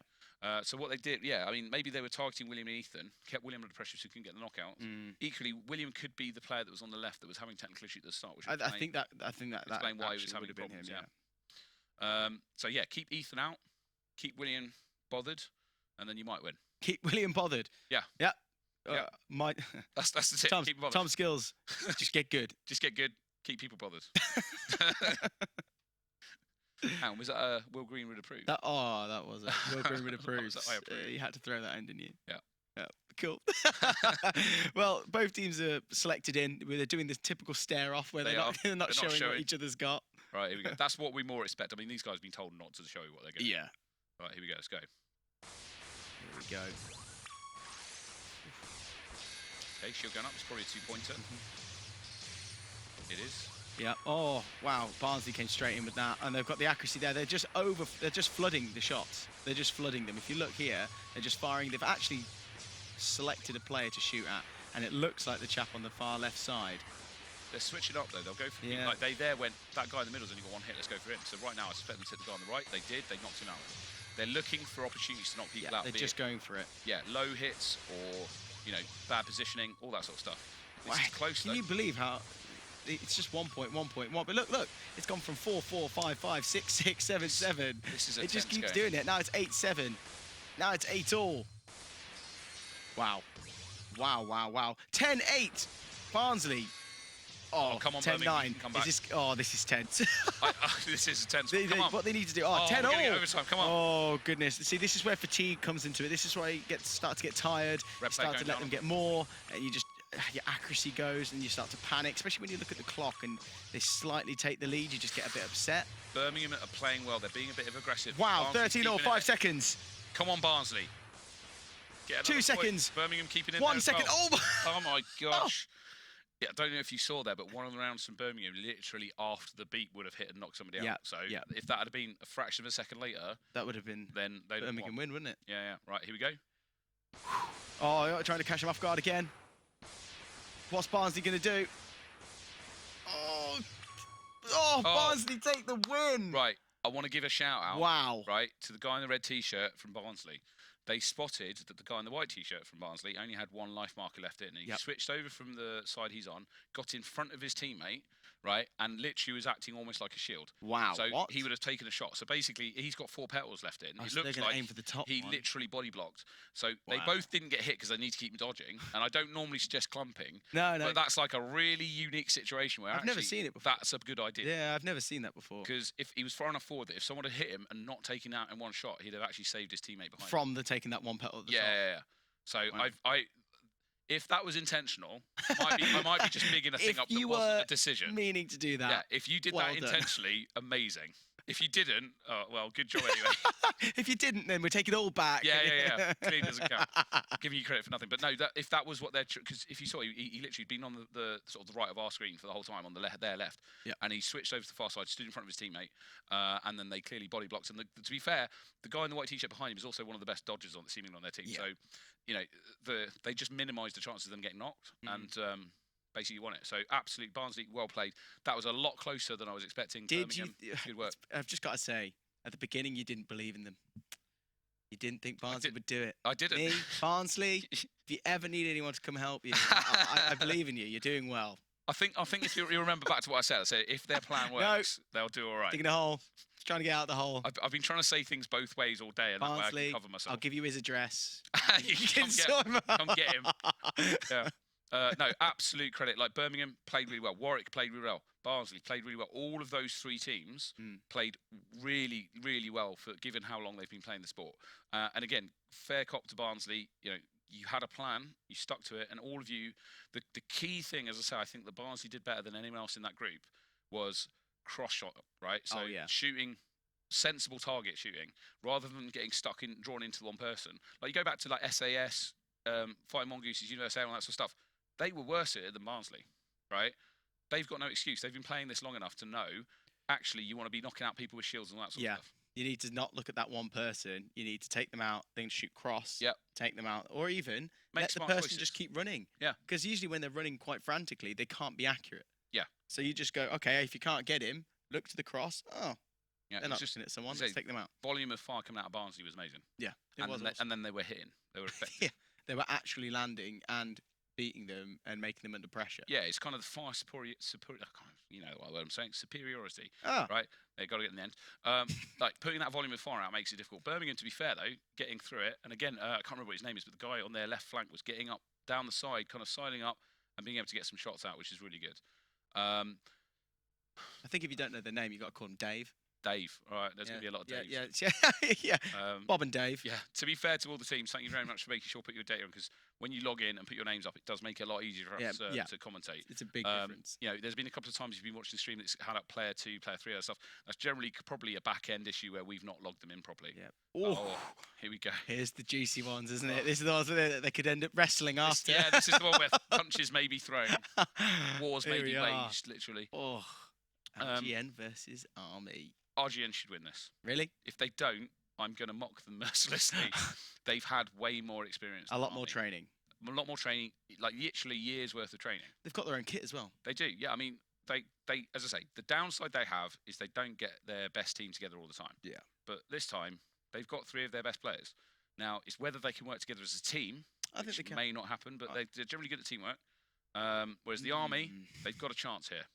So, I'll try and give it away. What I said to the Army the other day was that there's a couple of people on RGM Blades that are big targets. Okay, if you can tilt them, like as I said earlier, he doesn't mind me saying this. One of the RF players famously, like, he's not great at keeping his elbow in.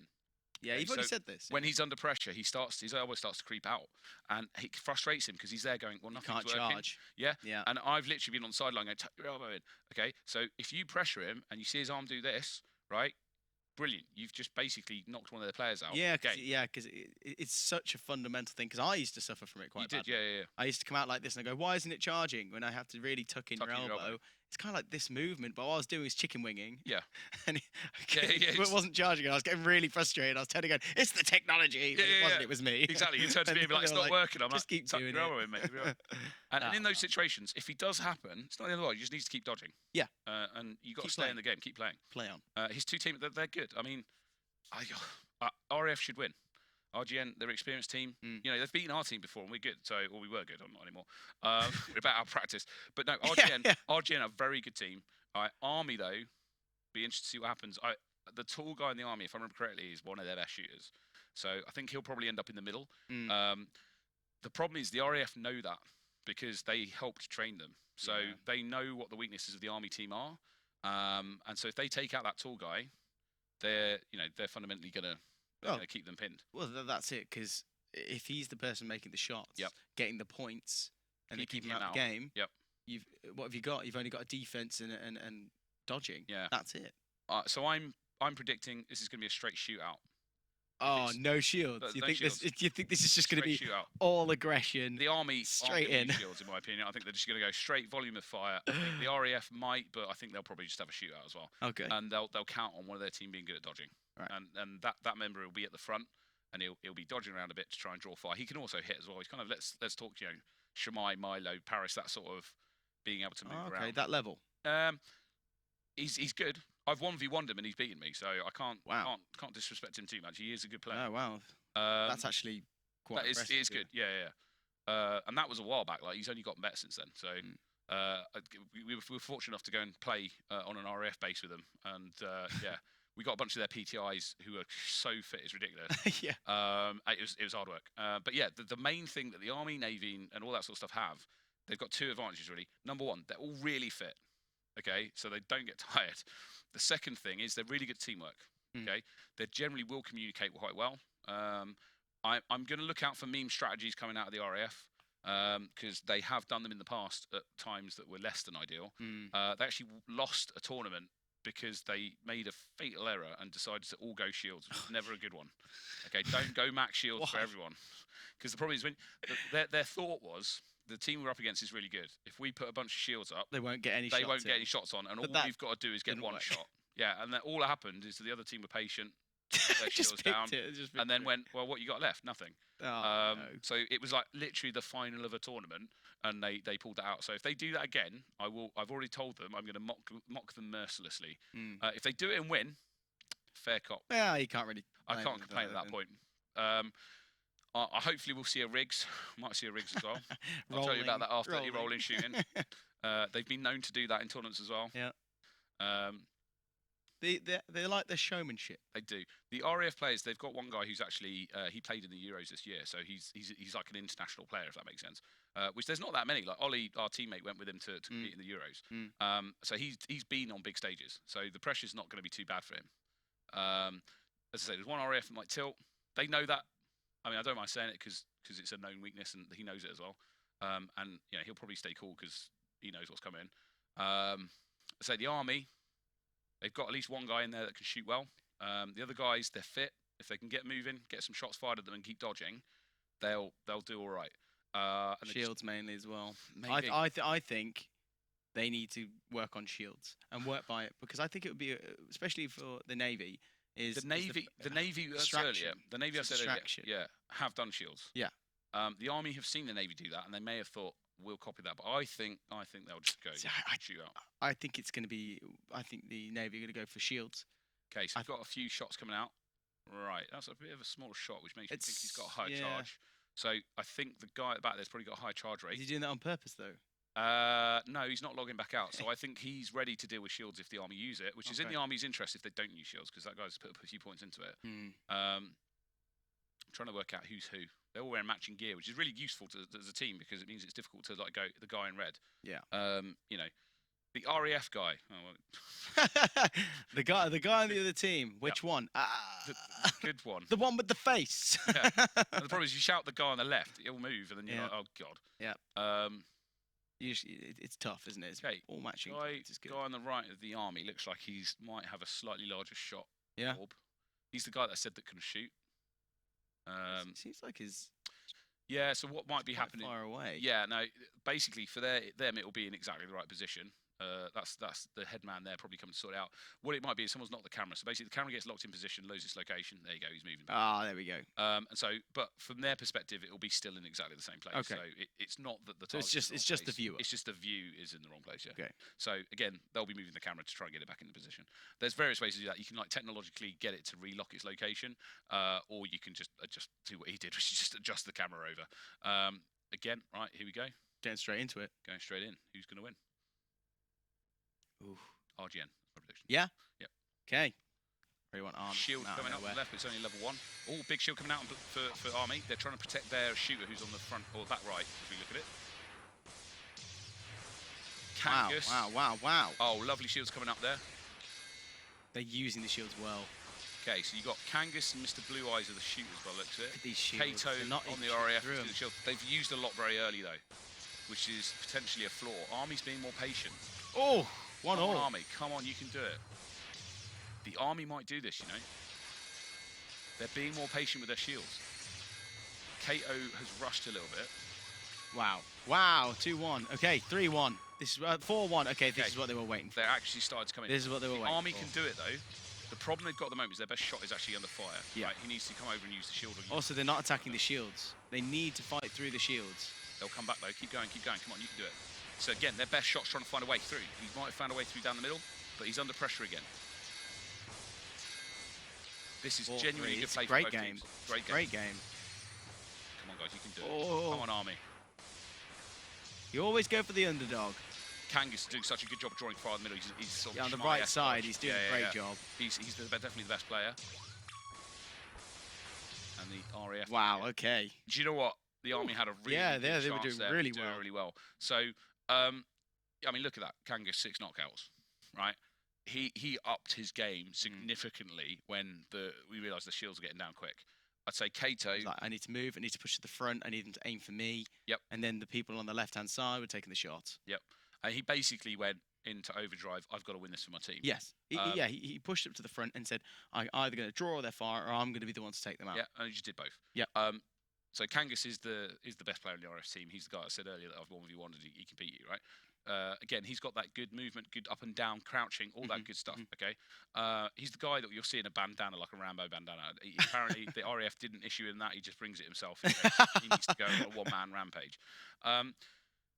Now, the other guy's Kato is an experienced player, right? But he rushed those shields. Okay, He should have used them. If to be like Army guys, spot on use of shields. Okay, they used them one at a time.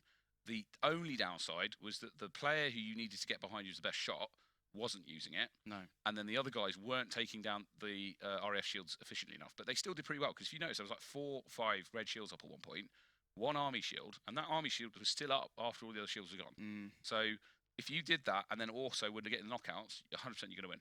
Yeah. And the only reason they didn't was then Kangas went, right, I need to go through, draw the fire, get the shots. Yep. Pretty much did everything there, though, didn't he? Yeah, 100%. Yeah. Again, to be fair to the Army, they stuck a little bit to the game plan, because I said to them, I think it's Blue Eyes. Blue Eyes is a good shot, right? But he's the guy that if you put under pressure, he's going to have to move. So they tried to counter, the RGN tried to counter that by putting a shield up for him. And that's what Kato was trying to do. But fundamentally, yeah, Kato, slow it down a bit, right? Use your shields more sporadically. Army guys, do what you did that time, but try and get your best shot behind that shield. Yeah. Because and get the other team's shields out. Exactly. The best shot was moving out the way of the shield.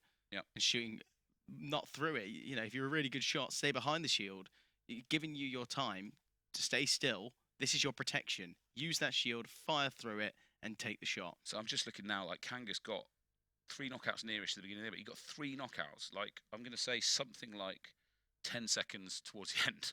Like, he just went on to, I need to get kills. I need to get these points to win. Exactly. And it worked. It worked. I'm just going to have a quick look at the stats to see what I can see about the Army. Good shots coming out. Everyone's firing a fair amount. I mean, Kangas fired 62 shots, man. He went speed 3, scale 2, charge 4. Nice. He can deal with shields. That's a great one, yeah. That's great. I mean, that was an example of a one-man army trying to take on the opposition, basically. Or in this case, a one-man RAF. Here we go. Nice shield deck from Blue. Great. Shields all around. That's good teamwork. That's a good sort of opener. No one's gone for a particularly strong one, though. No. Guy on the right, he didn't realise he was out. So yeah, he's still firing. Yeah. Also, he's not doing full arm motion, which means he's not firing exactly when he's doing it. Yep. Kangas saw that. And yeah, see, Kangas is going to try and get him out when he comes back in. I see it. He's pushing forward. He's going for it. He's now sat behind a player, though. Well, the other one is Kangas is nullifying their best shot.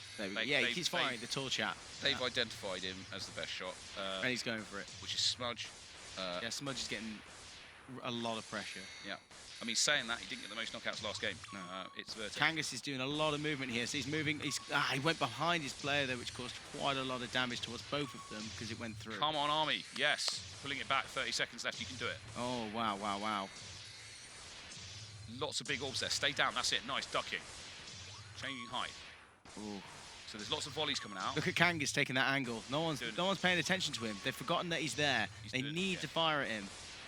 He can't get much movement down there. They got him. Yes, now's the chance. Get a knockout, someone else. So Kato's gone high orbs. He's trying to basically intimidate him with lots of stuff in the field so they can't see what's going on. Kangas is, that was a great game. Good game. Woo. I mean, again, closer than I would have expected. Yep. And again, Kato, what he did there was, I believe, I'll look at the stats in a minute when they come up, but fundamentally it looked like he had a large orbs.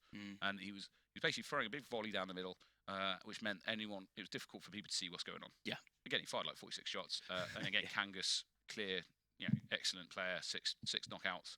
Yeah. I mean, RGN were just cool and calm, collected, despite the Army actually putting up a good effort. Again, they could have won that a couple of points. But yeah, no, good work. Good work all around. I definitely saw that. At the very beginning, Army did the same thing they did last time. Yeah. Tie, slightly above, tie, slightly above. And then what happened was Kangas then went, I need to move, draw fire, which he did. He went bottom left. They ignored him for a little bit, but then they started firing him when they found out he was there. Yep. That's when they started getting the points above and then taking him out. Yep. Okay, shout out to It's Vertex, all right? I got it wrong. Snudge, or as it wasn't the best player or best shot on the Army's team. It's Vertex managed to get 5 knockouts in the last game and he got knocked out once. Wow. So most of the points coming out from him. Again, he went for a build of 4-3-2-1, which is a reasonably average good build because it basically means that you can fire a slightly faster shot to hit somebody who's good at dodging. Some of those knockouts would have been on people like Kangas, who's good at dodging, and Mr. Blue Eyes, who's also pretty good at dodging. I think the first Insomnia we turned up to, we actually met the RAF, and if I remember, Mr. Blue Eyes was dressed as Spider-Man. It looked like he was when he was jumping around the court. Nice. So, again, Army guys doing well. That one makes me interesting because I think the Army's going to beat the Navy now. Wow, what? That was good. So what it's going to come down to is because I didn't expect them to do that shield play. And again, Joe Scott, good job on the shields. Okay, the army guy doing the shields, he kept them paced out. I didn't see any of them going up in a ridiculous place or anything. And again, in the first game, he was really good at pacing it. But the Navy did so well taking them out. Oh, the RF, mean, yeah. RF, RGN, sorry, yeah. yeah. No, they did, but at the same time, you know, it's a difficult one. Kangas is just such a good player that it's very difficult. You're right. There was a point they just left him. But the reason for that is that they got fed up with trying to knock him out and not manage him. yeah. Right. But he was tracing around, going slow, going down, and they couldn't hit him. So they're like, I need to stop wasting time trying to get someone I can't hit and go on the other people. But what that did is left Kangas on the bottom left going, I can sit here all day now. Yep. And the other thing is, holes. What you mentioned exactly, you said it spot on during the thing. When he's down like that, he can't get up quick, right? So that's the time you shoot him, when he's lying down on the floor, right? Not when he's dodging up here. If he's stuck down in the corner, he's trying to be little and make sure you don't notice him so he can just shoot up at you. That's the time to knock him out. Good play, though. Yeah, really good play. Like, absolutely spot on from Kangas. Again, good job, Army. Right, here we go. RGM versus Navy. Here's the Navy. I expect, let's have a think what we're going to do, stats-wise. Oh, it's a difficult one. RGN can do a few things. I think the Navy's going to try shield play.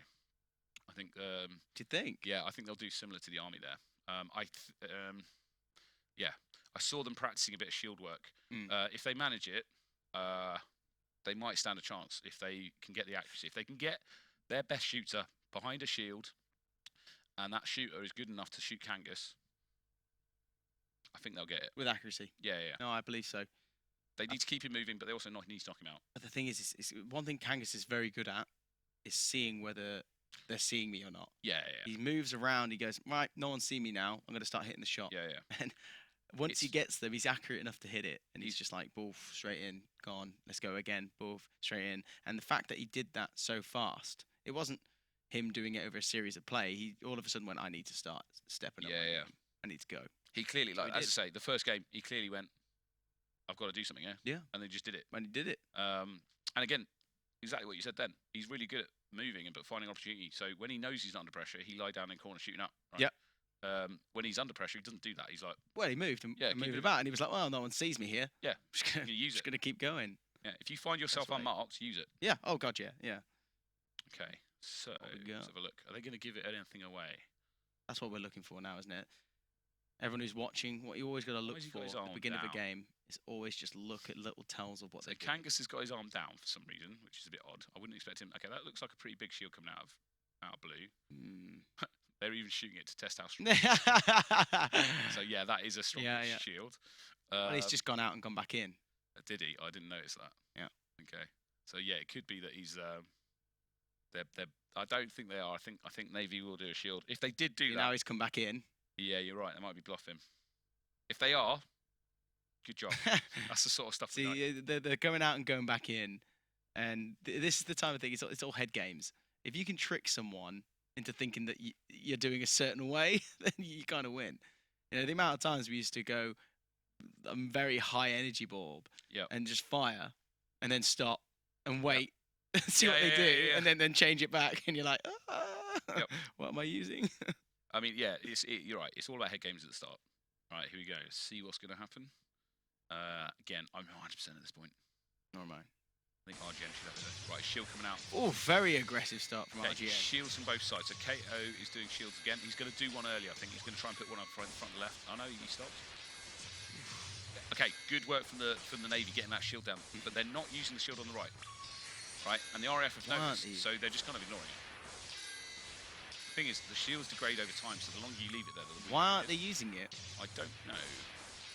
What they could be doing is trying to create like a barrier and then just run back and forth into it. Yeah. So the shield is doing a reasonably good job at positioning. I've got to be honest. It's just his teammates aren't using it. Now the thing is, it's inexperience because what you actually need to do is get right behind the shield. Yeah. Right.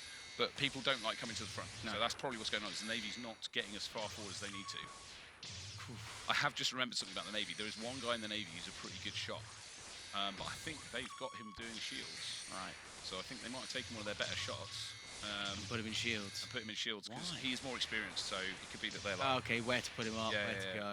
Okay. They might be. You notice that their energy speed is slow. Their orb speed is very slow. They could have, which makes it easy to start. We look at Kangas though, just leisurely, like nilled. But look how fast it's going. And this is the scoreline we expect from a really good team against a less experienced team. Yeah. the first one today, though. This is the first. It's not the close first game. one today. Yeah. Wow. I mean, that was. I mean, look at the RGN. They had them lying down on the floor at the end there. Wow. One. What's that going to do to your morale? Not a lot. Not a lot of good things. Yeah.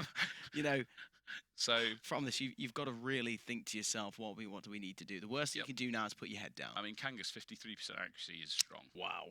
Okay, 50 shots. He was under enough. And his energy orb size wasn't big. Right, so let's have a look.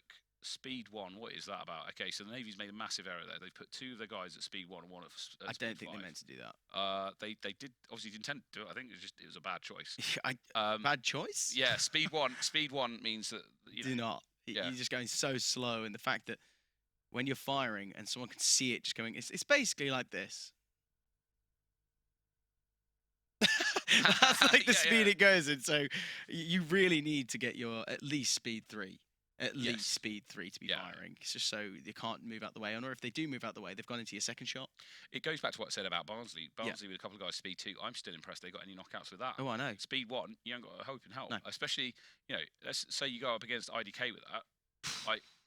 And again, I don't want to overemphasize it, but IDK might just go and have a nap, and then one of their guys to deal with it. Like speed 1 is so easy to get out of the way. Yeah. The only time you really have speed 1 is if you are dedicated on taking shields down. Okay, because speed's less relevant, right? If my job is to take the shields down, I'll put speed 1, I'll put scale 1. Doesn't matter, right? Other than that, never take speed 1 or scale 1. No, is my tip.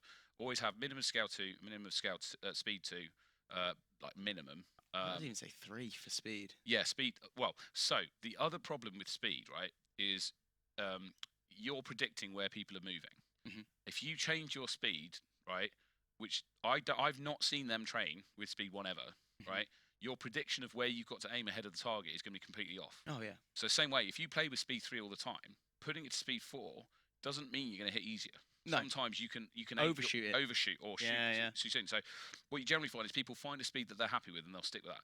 If they want to find a higher speed, like go to speed 5, you've got to train it. Oh yeah, very much so, because it's going to be kind of like an instant, not people running into it. Yes, and that's the tough thing. Yeah. It's because a lot of the time you're firing because it isn't instant. Yep. So when you're firing, you're like, oh, there's a delay. They're going to walk into it, you know. But when you're shooting at such a high speed, orb speed, it's completely different. It's like whoa, and usually you have to sacrifice the size of orb. Yeah.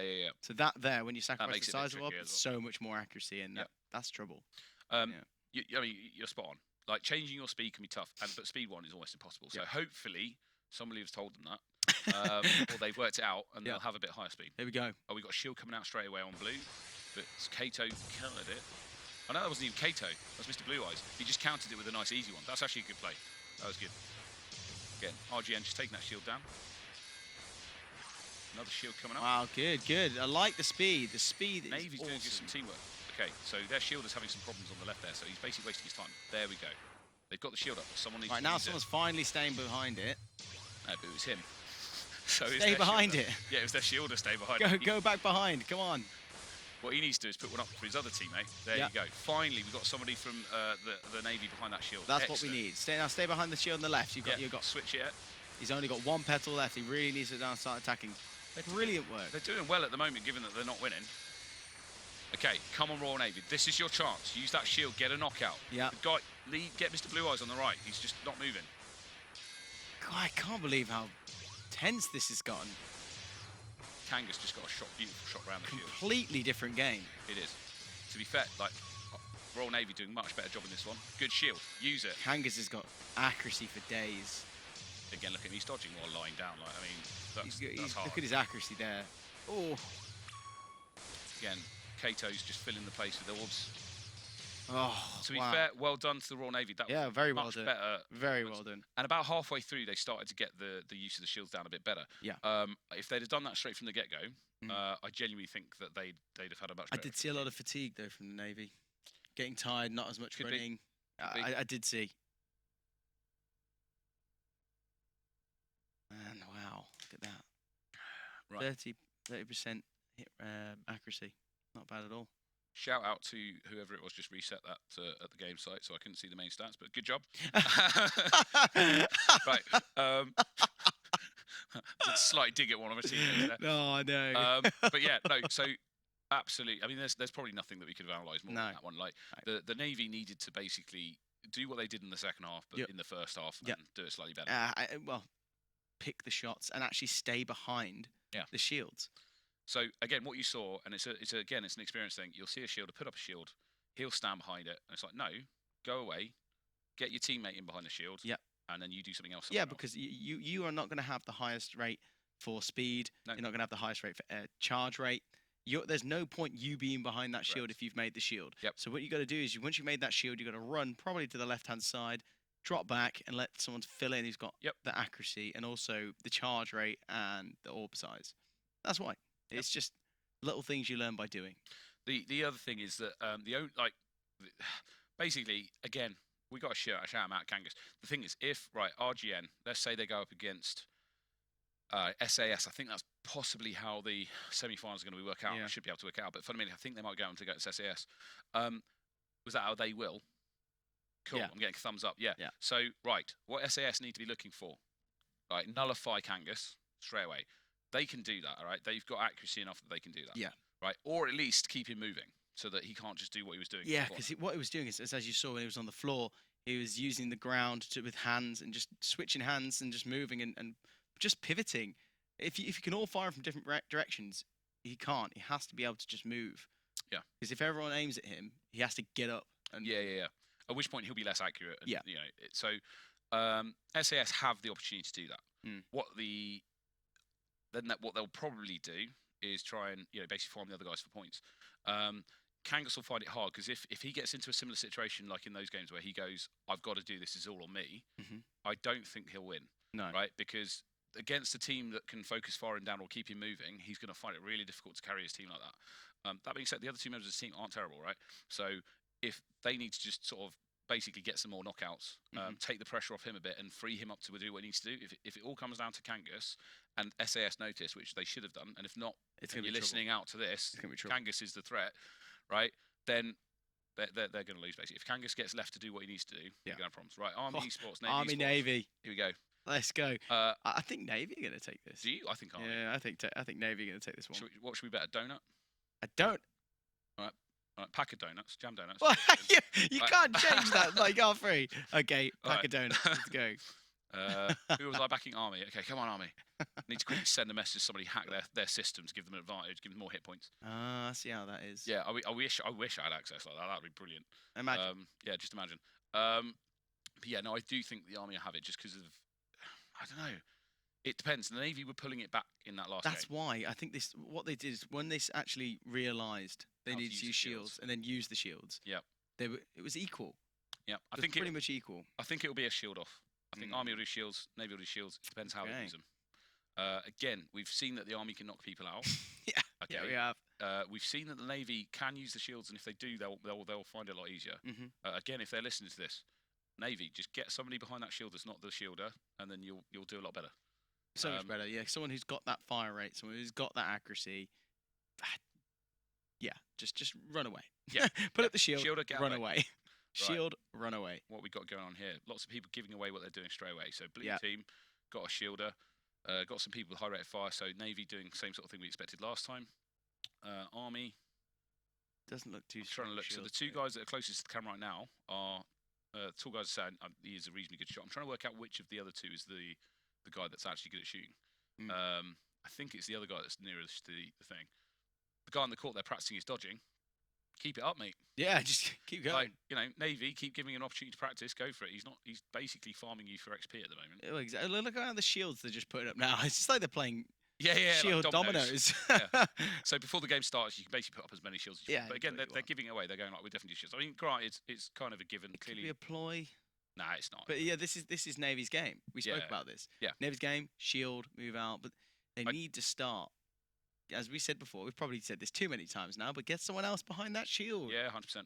Again, I wasn't expecting Army to use shields, and they will. Like they've clearly proved that they know how to do it, Mhm. and so they'll probably do it again. Yeah. Again, all it's going to come down to is positioning of those shields, getting somebody behind it. Yeah. If both teams do that, then it'll be a tough one to decide who's going to win. But obviously, Army's going to win because I want the donuts. So Well, Navy's going to win because actually I won't eat the donuts. well, so basically we're saying as a win either way. If I buy you donuts, I'll be like, no. Yeah, okay. I'll eat them all. Best bet ever. Winning. Oh dear. Right. Why won't it just not to pay for them? Yeah.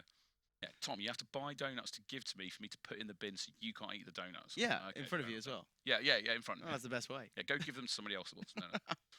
Okay, let's have a look. Orb size doesn't look too big. Okay. Bit slow as well. That was quick. That's quicker. Having a technical issue. He's probably pressed a button. Just trying to get it sorted out. Okay, so we've got a biggish shield there. I think that's a 4-point shield, is what I'm guessing. I think so as well. Okay, so we saw it in the army game earlier. So the tall guy that I said is good at shooting. He's rushing a bit. So there's a lot of stuff that happens on your heads-up display, and I think he's not 100% aware of everything that's going on. So there's things like charge rate. Is your shield going up? Which target is still left in? Yeah. And so in the first game, you saw a few times he was knocked out and he was still doing this. And that's an indication of, again, a less experience and not being aware that, I've been knocked out. I mean, fundamentally, not knowing you've been knocked out isn't the end of the world. No, because you keep dodging. You need to pay attention though. Yeah. That's again a longer term thing. You'll start to use that information to your advantage. It's mainly for fatigue. It is. Getting tired. If you're continuously doing this and you're out, what's the point? 100%. Move. Right. Someone's going to be targeting you as well. Oh yeah. Right, here we go. Army versus Navy. Here we go. Okay, shield nearly tripped up, but he's all good. He's got it. The other shield came up from the army. That's good. Army's not firing as much as they need to. No. Oh, the shields are gone too. Army just stood around not firing. Now they're firing. Here we go. Why are they firing? So what happened was the Navy was doing there. They were only firing when the shield went down. The volume of fire coming out of the Navy at the moment is good. Come on, I want the donuts. Okay, Army getting back in it. See, the slower orbs are actually struggling with dodging. Fire through. This is a bit manic at the minute, but the Navy's volume of fire is really strong. What I've noticed as well, one of the guys on the army is taking a 1 scale and really fast, thinking he wants to snipe, but it's not the best choice. You want scale 2, mate. But they're managing it. 3-1. The army's staying in there. No, these are package earlers. So I think its Vertex has made some poor choices on his stat build. 3-all. The Navy are totally able to win this. Come on, here we go. They've taken the lead. Another shield. Another shield would be fantastic. There we go. There it is. There it is. And another one. Perfect with 6 seconds to go. Keep it up. Oh, 4-all. It's 4-all. Oh my. Oh, the army just no. Okay, might be getting some donuts after all. Wow. Good work, Army. Wow. I did not expect that. I mean, that was a good comeback. So, as I say, it's Vertex. If you're listening, or there's somebody on the court, go and tell him to not put scale 1. If he was like the best shot in the last game, right? Doesn't matter. But if you've only got scale 1, you're not going to get. You're missing completely. Yeah. Scale 2 minimum. Scale 2 minimum. Like he took speed 5 because he wanted to basically make them be able to dodge less. But the problem is, if you got scale 1, you're going to hit him. So yeah, exactly. Speed 4 maybe, scale 2, that'll work. Again, good work to the Navy. Actually, that was They kept them. They're much closer. It was literally. It was only the last 6 seconds where they just got those points straight 100%. over, and that was it. But that's the thing about the sport; it can turn literally in a second. Oh yeah. You've got 3 points on board. It can just go bang straight out. Yeah. And actually, once you've knocked one person out, the chance you get a knockout goes up because as soon as you knock that first player up, that's not a threat anymore. So you're then targeting the next one. So actually, what you'll find is you get a knockout, and a knockout can happen, like chain can happen very quickly. Yeah. Well, what would you do? So, for example, if you were the Navy now, would you change anything? Would you do the same thing, or would you just go right, just get better, just get good? It's difficult. The problem they're having, I think, is they're not hitting. Let me just see if I can find their stats. That's a very good question. The thing is, I was mainly focused on the army because I was willing them to get some donuts. Wow. But no. So the Navy, what they need to do is put those shields up, get behind them, and then focus down. So in that game, like what I'd have done is I'd have ignored Vertex because he just wasn't going to hit anything. Yep. Right. So immediately just take him out of your equation. Unless he's easy to hit and then he's 3 points, just shoot the other 2. Then if they'd focused on the other 2, they'd have freed themselves up to basically do loads. Yeah, I mean, their hit rates were low.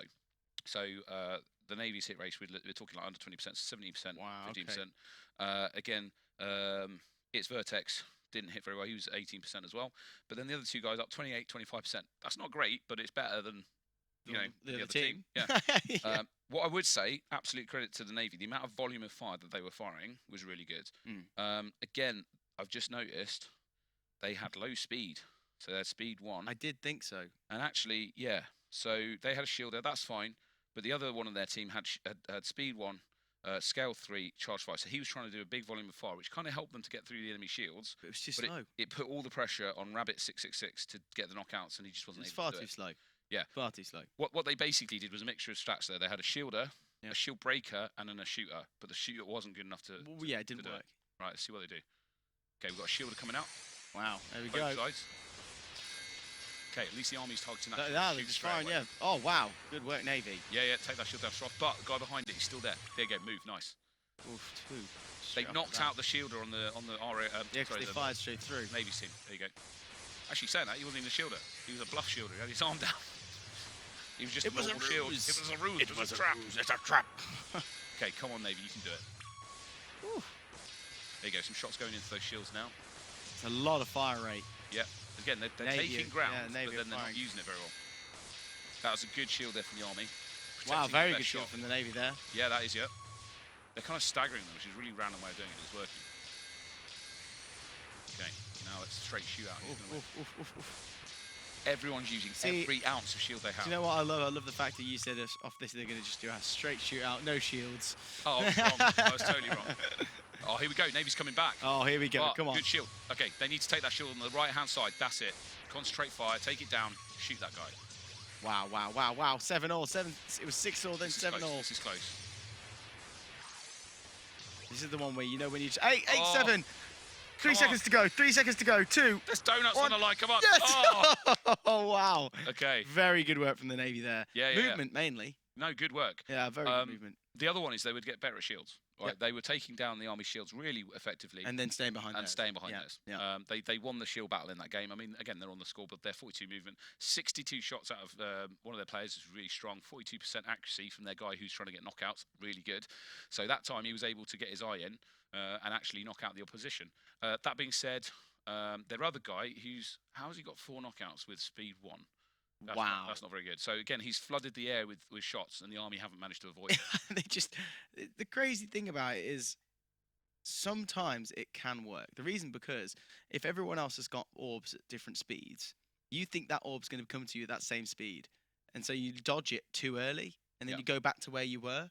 I've seen it happen. I've done it myself when you've gone to move out the way, and then you go back to where you were, and it's still coming the same way. You're like, what was that? And you move straight back into it, it hits you, and you go, oh, yeah, I didn't expect that. So maybe that's what's confusing them. I mean, very possibly, yeah. You know, other orbs are going faster, so they're reacting to that, and then the slower ones just go, boop.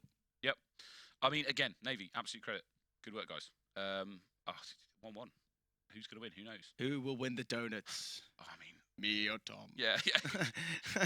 Well, this is the real game. This is the real Army, game. Navy, no. All the rest of it. Donuts.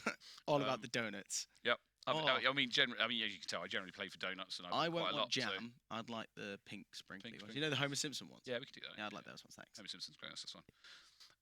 Right. Army having a quick conflab. What they're going to do?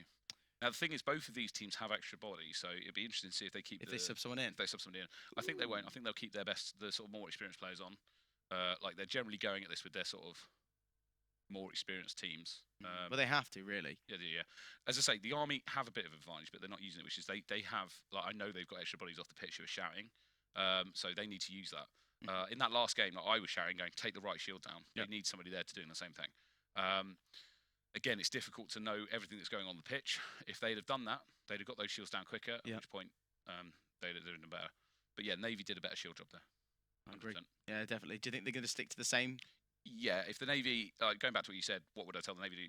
In this case, Navy, do what you're doing. Yep. Army, just do better at taking the shields down, which I don't think they will. Just fire. Yeah, because what was happening was they were putting the shields up, and the shields were staying there.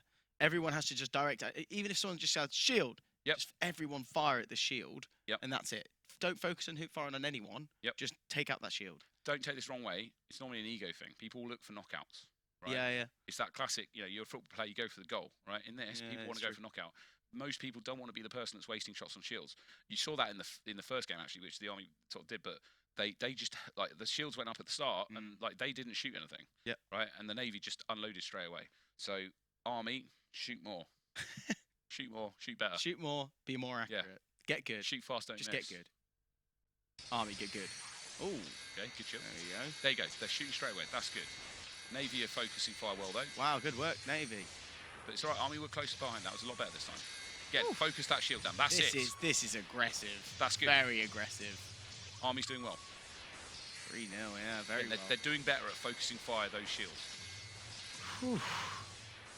And again, to be fair, good movement as well. I'm getting tired just watching them. You didn't look, see how fast they go. Navy are doing some really good sidestepping. Unfortunately, she's not paying off. Well, There you go. Good focus on those shields. Nice. Like I said to you earlier, Army, good at aggression. Keep it up. I think the Navy have gone for a very small orb size, which isn't working for them. I don't know, they've got a few bits flying out. Navy coming back, though. But, let's say, the Army are winning the shield battle this time. Yeah, where are the shields? Where are the shields, Navy? You did so well with the shields. So, not only are they knocking shields down, they're actually knocking out the guy who's trying to put the shields up. He managed it that time. Here you go. Army at this point, guys, just go around that shield. Don't even bother. You've won. If you keep going around the side like you are, you're going to win it. Yeah, 10 seconds, 6 points to get back. Because the Navy aren't even getting their shooters behind it. Wow, wow. The Army have clutched the donuts from my graph. So that was we took the lead as the Army, right? Yeah. They had the confidence, and the Navy, like, again, you've got the points there at the end, the Army scoring some points at the end. And the Navy, basically, they didn't quite tilt, but their plan fell apart. Yeah.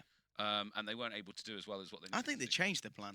I think they went not as many shields, not as much movement. You definitely saw it there. The shield play was so much better in the second game, sorry. I think it was because the Army were more aggressive on him. Right. So he didn't have a chance. Yeah, I mean, he had the same stat line as last time. To be fair, he only got knocked out twice, which, you should expect to get all those 5 shields up. I don't know exact count, but I think he only got two shields or 3 shields up. Right. Like, I definitely saw a bit towards the end where he still had shields left. Now, generally the reason for a shielder not using all their shields is because they're losing, and they get drawn into the idea that I need to knock people out to win. Fire. Right, so I'm going to fire more, but Don't do their job. It's a false economy. Yeah, you've got to do your job, go and put the shield up, let your team do that hard work for you. It's actually, being a shielder is really stressful because... I can imagine. Yeah, you put the shield up, right? You have no control about winning the game at that point, right? You can't just go, like Kangas, good example. If you put Kangas to put a shield up, he'd be spending the whole time going, oh, I want to shoot somebody, okay? Yeah.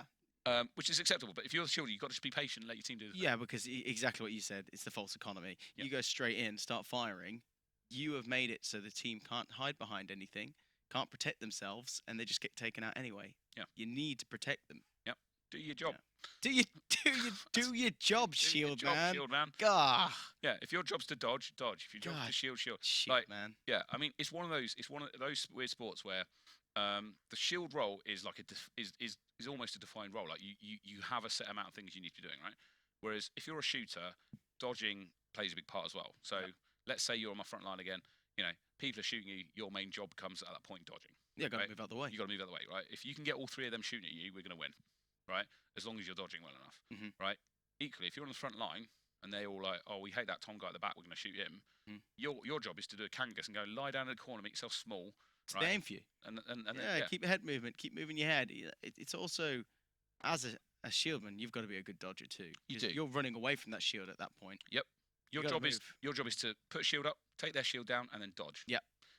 Mongooses call it the 6th shield because you've only got 5 shields max. But if you're dodging and drawing fire, you are the 6th shield. That's their nickname for it, and they're right. Wow. It's a really important part. As loose as a mongoose. Loose as a mongoose. They've got all the straps, mate. They've got all the terminology. The terminology. Made up their own lingo. I like it. But it works. I like it. So if we were going to look at the stats from the last game, who actually had the shield play? You've just seen me put that up. Okay, that's interesting. So the Royal Navy did do a 5 shield strap, but as I say, I don't think he managed to put all his shields up. But the Army, they actually only had a 3 shield strap. Right. And then the guy who was on their team that was doing the shielding, he had 4 charge, which meant that he was actually they were trying to get through the shield strategy quick to keep the pressure on the other team, which is what we saw there. But to be fair to their shielder, he also got 4 knockouts. Again, his build was speed 1, scale 2, charge 4. So again, he's just putting a load of shots down range. Again, it's what I like about when we get teams who don't play a lot in the tournament scene playing each other, because they come up with stuff that we wouldn't necessarily think of. Yeah, they're just and it actually whole works. new strategies. Yeah, I mean, it works. Like if you go and watch Japanese sport, like Hado, the meta over there is just a bit different than what we do.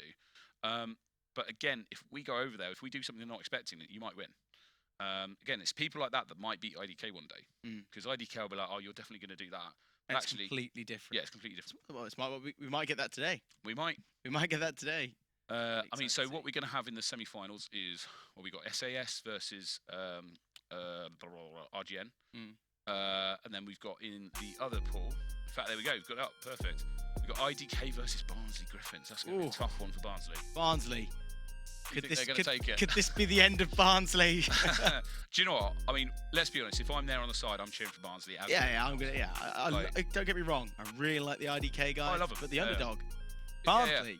Mate, if Come on. Barnsley turn up for their first Yeah. one and beat the UK champions, I'll be like over Yeah, the but moon. you're also trying to get back in their good books because Well, yeah, because you know. I disrespect them. I mean, let's put it this way: if Barnsley beat IDK, I will take the donuts that you now owe me, and I will give them to Barnsley College. wonderful. I've said that now. I'll have to drive up to Barnsley. How close is it to where we are? Not far. Yeah, not far. But no, Barnsley. Basically, they actually stand a reasonable chance. Okay, so For that reason you said earlier, yeah. yeah, teams that have done okay against IDK in the past, people like University, right? They've got good accuracy, right? Which means they can put Milo and Paris under pressure, right?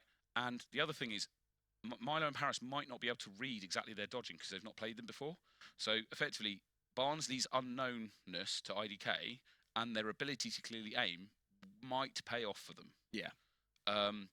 If they're going to win, it's going to come down. Then the problem they're going to have is if they take speed 2 or 1, or 2 specifically, that's going to be hard to knock somebody out. They can't. Because Not against IDK. not against IDK. You've got to have at least 3. Yeah, at least 3. You've got to have if not more. orb 3 and also speed 3. Yeah. It's got to be. So someone like Milo, someone like Paris, someone like Shmai, someone like Kangas, all these guys who are used to frontline dodging and like really, up and down all that stuff. Those are the people you need a higher speed for. And actually, if you go to Japan and you look at the meta there, they have higher speeds generally, and the reason is a lot of dodging is good over there. So you need a higher speed in order to hit those people. Oh, very much so. Yeah. All right, here we go. So we got IDK versus Barnsley. IDK just absolutely just shooting, getting the warm up, and it goes back to what I said. Well, it goes back to what I said. If Barnsley start dodging right now, they're going to get read on them. Yeah. So just stand still. Yeah, just let them do what they want. Don't give them any info. Yeah, just be like. Yeah. That's literally what IDK are doing. Just be loose as a mongoose. Yeah, they're shooting at them to go. Yeah, very much so. What you got? Yeah, keep hitting me. Don't tell them. What you got? Again, you can see Barnsley there. They've clearly been briefed. Don't do anything. Yeah, they're they're literally firing nothing. And Yeah. Okay. Like occasionally cool. you got one shot guy coming out the right, but all he's doing is he's trying to read now their moves. The shield. Yeah. So he's also trying to read the. I think it's probably Milo at the front. He's trying to read Milo's moves, so he's just like, okay, how good is he at dodging? I actually think he had a higher speed coming out as well. I'm not 100%. But I also think it's kind of like an intimidation factor as well. Yeah. All right, here we go. Oh, this is going to be exciting. Come on, Barnsley. Woo. Here we go.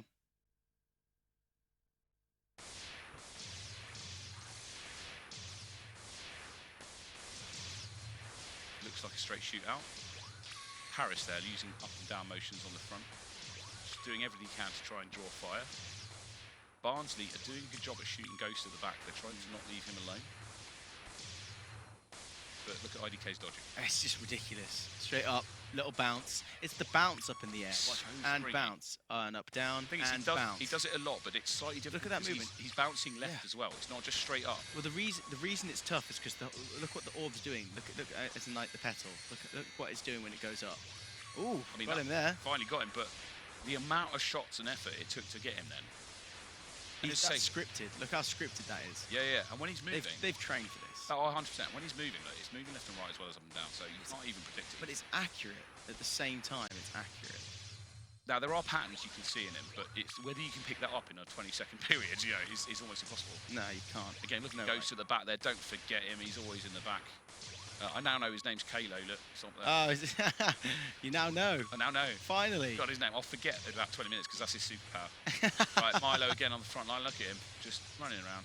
I mean, Paris and Milo are absolutely spot on. Yeah. Like, just Wow. then, you got Milo lying on the floor in front of Paris, and Ooh. I mean, 6 shots, knockouts from Milo. Kalo's got 3. Paris has got 8. And Wow. Paris has got 8 while standing on the front line for the entire game in about a Bouncing, 2-meter jumping, area, going to the jumping up and floor. down. That's insane. 50% accuracy. That's mad. Wow. Like historically, I say Milo's the best player. Mm. Milo is better than Paris, right? But Paris has just proved he's not rubbish. He's not. He's a force to be reckoned with. Yeah. I mean, again, I want to see a 1v1 between Milo and Paris. I want to see that. I bet they do it. They all do. the time. I bet they do all the time, and we don't get to see it. No. So I want to see it. Brighton. If you go try and find Brighton games, there's very few of them online. Okay. Oh really? Yeah. Coventry. We film and broadcast loads of stuff from there. So when they go up against mongooses, all that sort of stuff. Like, I mean, to give you an example, I know for a fact that Shamai in SAS Ninjas has watched almost every game that he can find of Flying Mongooses and Universe A, and he's got a spreadsheet or a list of all the stat builds they've done to try and work out exactly what he thinks they're going to do ahead of time. Wow. You can't do that for someone that there's no video on. Yeah. So, that's probably why then. Oh, intentionally, yeah. So rule of thumb. Yep. Stop getting video recorded. Yeah. Stop giving it all away. No, so like, to be fair, like, they do run tournaments down in Brighton. So I've gone down there and played them, stuff like that. But again, it's that thing. You've got to be willing to travel, play them on their home turf, watch their games. They run training sessions. You can go and play with them. So there is ways to get that information. But IDK, very, very good. Play. It's just it was the speed. It's the accuracy whilst moving. It's mad. It's just the whole loop pattern, jumping up in the air. No one was still the whole time. Yep. No one was still. It was continuous movement, up, down. It was like he was running a J line. Yeah. It was going up, down, up, down, up. It is similar to how Japanese players move. Yeah. So I know IDK do a lot of research. So they break, because they're aiming to beat like Japanese teams. Okay.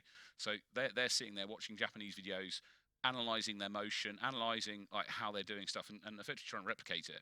And it works. Like, their dodging is really, really good. Again, it's very easy for us watching here and going, okay, I can kind of see a little bit of a repeat when you're playing against you're not seeing like, that. You're getting shot at. It's not that easy. IDK are one of those teams. Like, if I play most teams one time, I'm really good at picking up the strategies, who's weak, where the weaknesses are, all that sort of good stuff. And I'll come back and I'll maximise the performance of my team. IDK, every time I play them, I come off and I'm like, I ain't got a clue. Yeah, I don't know we don't know what they did because it's completely different to what they did before. Yeah, I can go rewatch a video and I'll maybe work it out, right? No. I'd say the ghost guy at the back, right? I was watching it. I remembered to try and watch him and I forgot about him again. Like, I'm telling you, don't forget about that guy. I wasn't watching him either. No, but he's doing stuff. But he's doing stuff. I don't know what it is. Right? Milo was disappearing at the back. I know we couldn't quite see him because that camera angle. But my point is that at those points where they're not being obvious on the front line, they're still knocking you out, right? Yeah. You can't forget about them.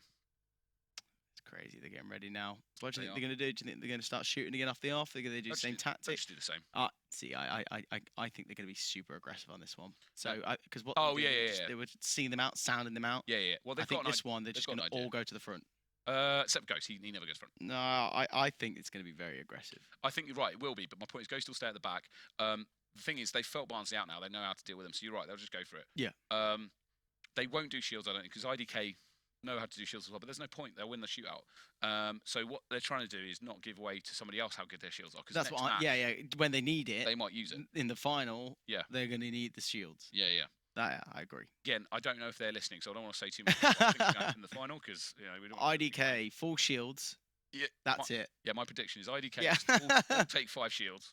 Yeah, 5 shields. They pull the RAF strat. Yeah, and they win and roll. Yeah, and then they do some rigs. That's it, exactly. I didn't see any rigs coming out of the RAF. I'm upset.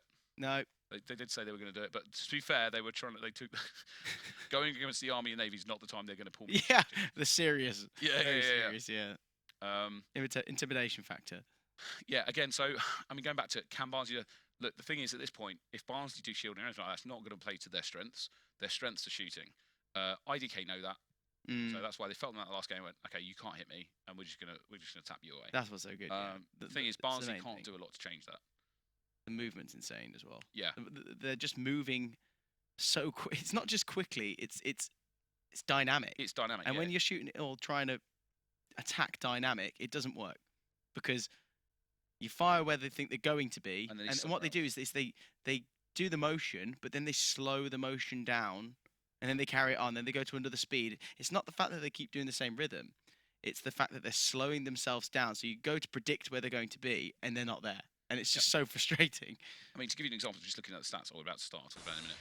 Okay, he's back in his position. Paris is chill. Yeah, he's doing it again. See that J line? They're trying to 2v1. That J line. They're trying to 2v1 him, and it's whether they can get his pattern, which he can't, because he just changed it. He's just but now he's going to do it again. Here we go. Wait for it. And little hop down. They need to split fire up and down. See, it's one the person jump. shooting low, one person shooting high. Again, look at Milo. He's like, all right, you two are going to bully my brother. I'm going to come to the front and bully you. Like, it's like that. If you ever see those two arguing, don't get in the middle of it. Look, see how Milo doesn't have to move. Yep. No, Again, no one's. He's put a shield up, right? And he's done that not to actually protect himself. It's just to make people not want to shoot him. Yes. Because they're looking for knockouts. Yeah. Not actually. Yeah. Lovely shield there. Wow. Ghost coming in. We saw him do a thing. He came to the front. Look at this. Look at this. Oh, one. Okay. I mean, again, look at their Milo just sidestepping. Even with the carpet, he's just knee sliding across it. He's transition of legs, swapping. Look at this. Look at that. Now, usually this isn't a carpet floor. Half the time when they're doing that slide, they would slide another. Like really far. Yeah. Like a meter, yeah. Yeah, another meter from where they're sliding. Like, you're on your knees, right, and you're still dodging shots that are coming out. That's a nightmare. Yeah. It's really good. I mean, look at this. Paris is backed up a bit. He's like, okay, fine. Shooting against this is horrible as well. Though, as I can tell you from experience, it's not great. Paris is upset because he got he got knocked out. Yeah, he was trying not to get knocked out. Yeah, I saw that. The last one. Let's see, and he rolled backwards because he was the last one to get knocked out. I love how he's so upset. It's like you win 22 to 3, and you're like, oh my god, I can't believe I just got knocked out. 1 point. I mean, look at that, 61% accuracy coming out of Paris. Milo with 12 knockouts. Wow. And again, that's because Barnsley went, okay, that Paris guy's a problem. We need to deal with it. Yeah. Brilliant. Milo just steps in. Steps to the left-hand side, sat there with a shield. 12-0 from Milo. Wow. When I said to people he's the best in the UK, I'm not kidding. He's great. Like, him and Paris are a powerhouse. And Ghost, or, whatever his name is, I've forgotten even, it's been on the screen for all day. Kalo. It's his magical superpower, I'm telling you. Right? He's no slouch either. And it's good teamwork. So you saw there was a point where Kalo just came forward and threw a shield up. Like, it's a level 1 shield, it's not going to save you, but a level 1 shield just in front of Paris to let Paris just keep doing his thing. And he does. And again, Milo, I said that shield that he put up at that point was to not to actually protect himself. He was to go, oh, don't shoot me, mate, I've got a shield. And Barnsley did. Because no one else had shields. Yeah. And Barnsley were like, we can't attack the shield because it will take too much time. Yeah. Let's go for the people without shields. But Milo was just sat there, crouched down, going, all right, this is exactly what I wanted. Yep. None of you are going for me. I'm going to pick you off. Easy. So when we first played them, when they came over, Milo literally used to wear a red shirt and the rest of his team wore a black shirt. For a reason. And it was to draw. He used to just go, look at me, right, I'm going to run around the front, and you just got drawn into this little kid. Like a bull. Hit. Yeah. Straight to the red. And then Paris started, like, teaming up with him, and you're like, well, now I've got 2 things I can't shoot. And that's why Ghost is so good at being in the background, because you don't ever see him. Yeah, he just sits and fires. God, I love him, but I hate him. One day they'll be defeated. Hopefully today. Hopefully they'll go through against. What we coming up? It's RGM versus SAS. Mm-hmm. Wow. Do you know what? RGM were playing well earlier. Yeah. Angus is on form, but if it's a tough one. I think SAS should have he's trying to. I'm not betting not donuts. be biased. I'm not being biased, but I'm not betting donuts in this one. Let's put it that way. Ooh. I'm not 100%. No donuts. Not on this one. You sure? Double or nothing. Also, I don't want to die of an heart attack from all the donuts. What happened? Well, we were going to get him back for the next tournament, but he didn't make it. He'd eaten too many donuts. He had too many donuts. Yeah. SAS is Ninjas versus RGN. I think. Okay. I think SAS have got this. What tactics? Shield. Yeah. I think they're going to use shield. I think SAS have got this. Honestly, I think after seeing them play, Shemai's movement and the fact that Sarah's gotten so much more accurate. Yeah. I mean, we're not mentioning Ash, right? But Ash is a really good player. Well, the reason we don't mention Ash is because Ash is like Ghost. Yeah. He's just like Ghost. He sits at the back and he just fires. His fire rate's high. If he makes it to the front, right? So Ash historically, right? Him and Shemai would go on the front line and leave Sarah at the back. Yeah. Right. They've modified it because realistically they had big problems. The big problems they used to have was they couldn't cope with people doing shields tactics to them. Right. They had big egos and they always knock people out. Right? Ash was the one that eventually went, I'm going to check my ego, and I'm willing to do stuff if needed to do it. So he's now basically the more technician role, shield, all that sort of stuff if they need it. So fair cop to Ash, you deserve, if you win against people with shields and stuff like that, it's because of Ash, right? That being said, Sarah absolutely up to game. She's now terrifying. That's the official word for it. That is now the official word. Official Sarah is terrifying. Yeah. Which I don't think she'd like, because she doesn't like to be terrifying. I don't know. I think she'll appreciate what I mean. And then obviously, you got Shemai, who is just really good at dodging.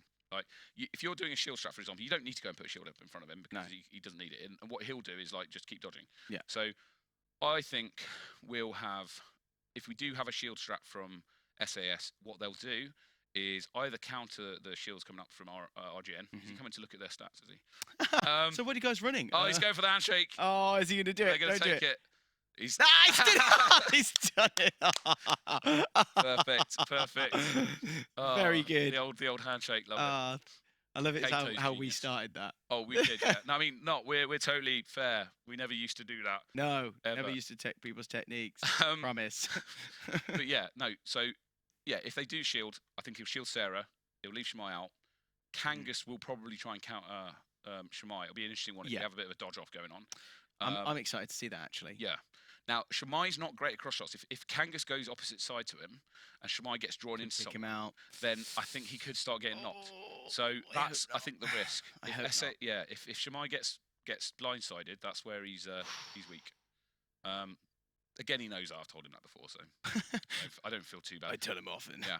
That being said, he's also better at it. So if IDK are listening to it, it's not a weakness. It's fine. Stop listening. Don't do that. Yeah. But no, this is going to be an interesting one. Ooh, right. I'm not 100%, but I think SAS should have it. Yeah. Do you think we're gonna get into it? Oh yeah, 100%.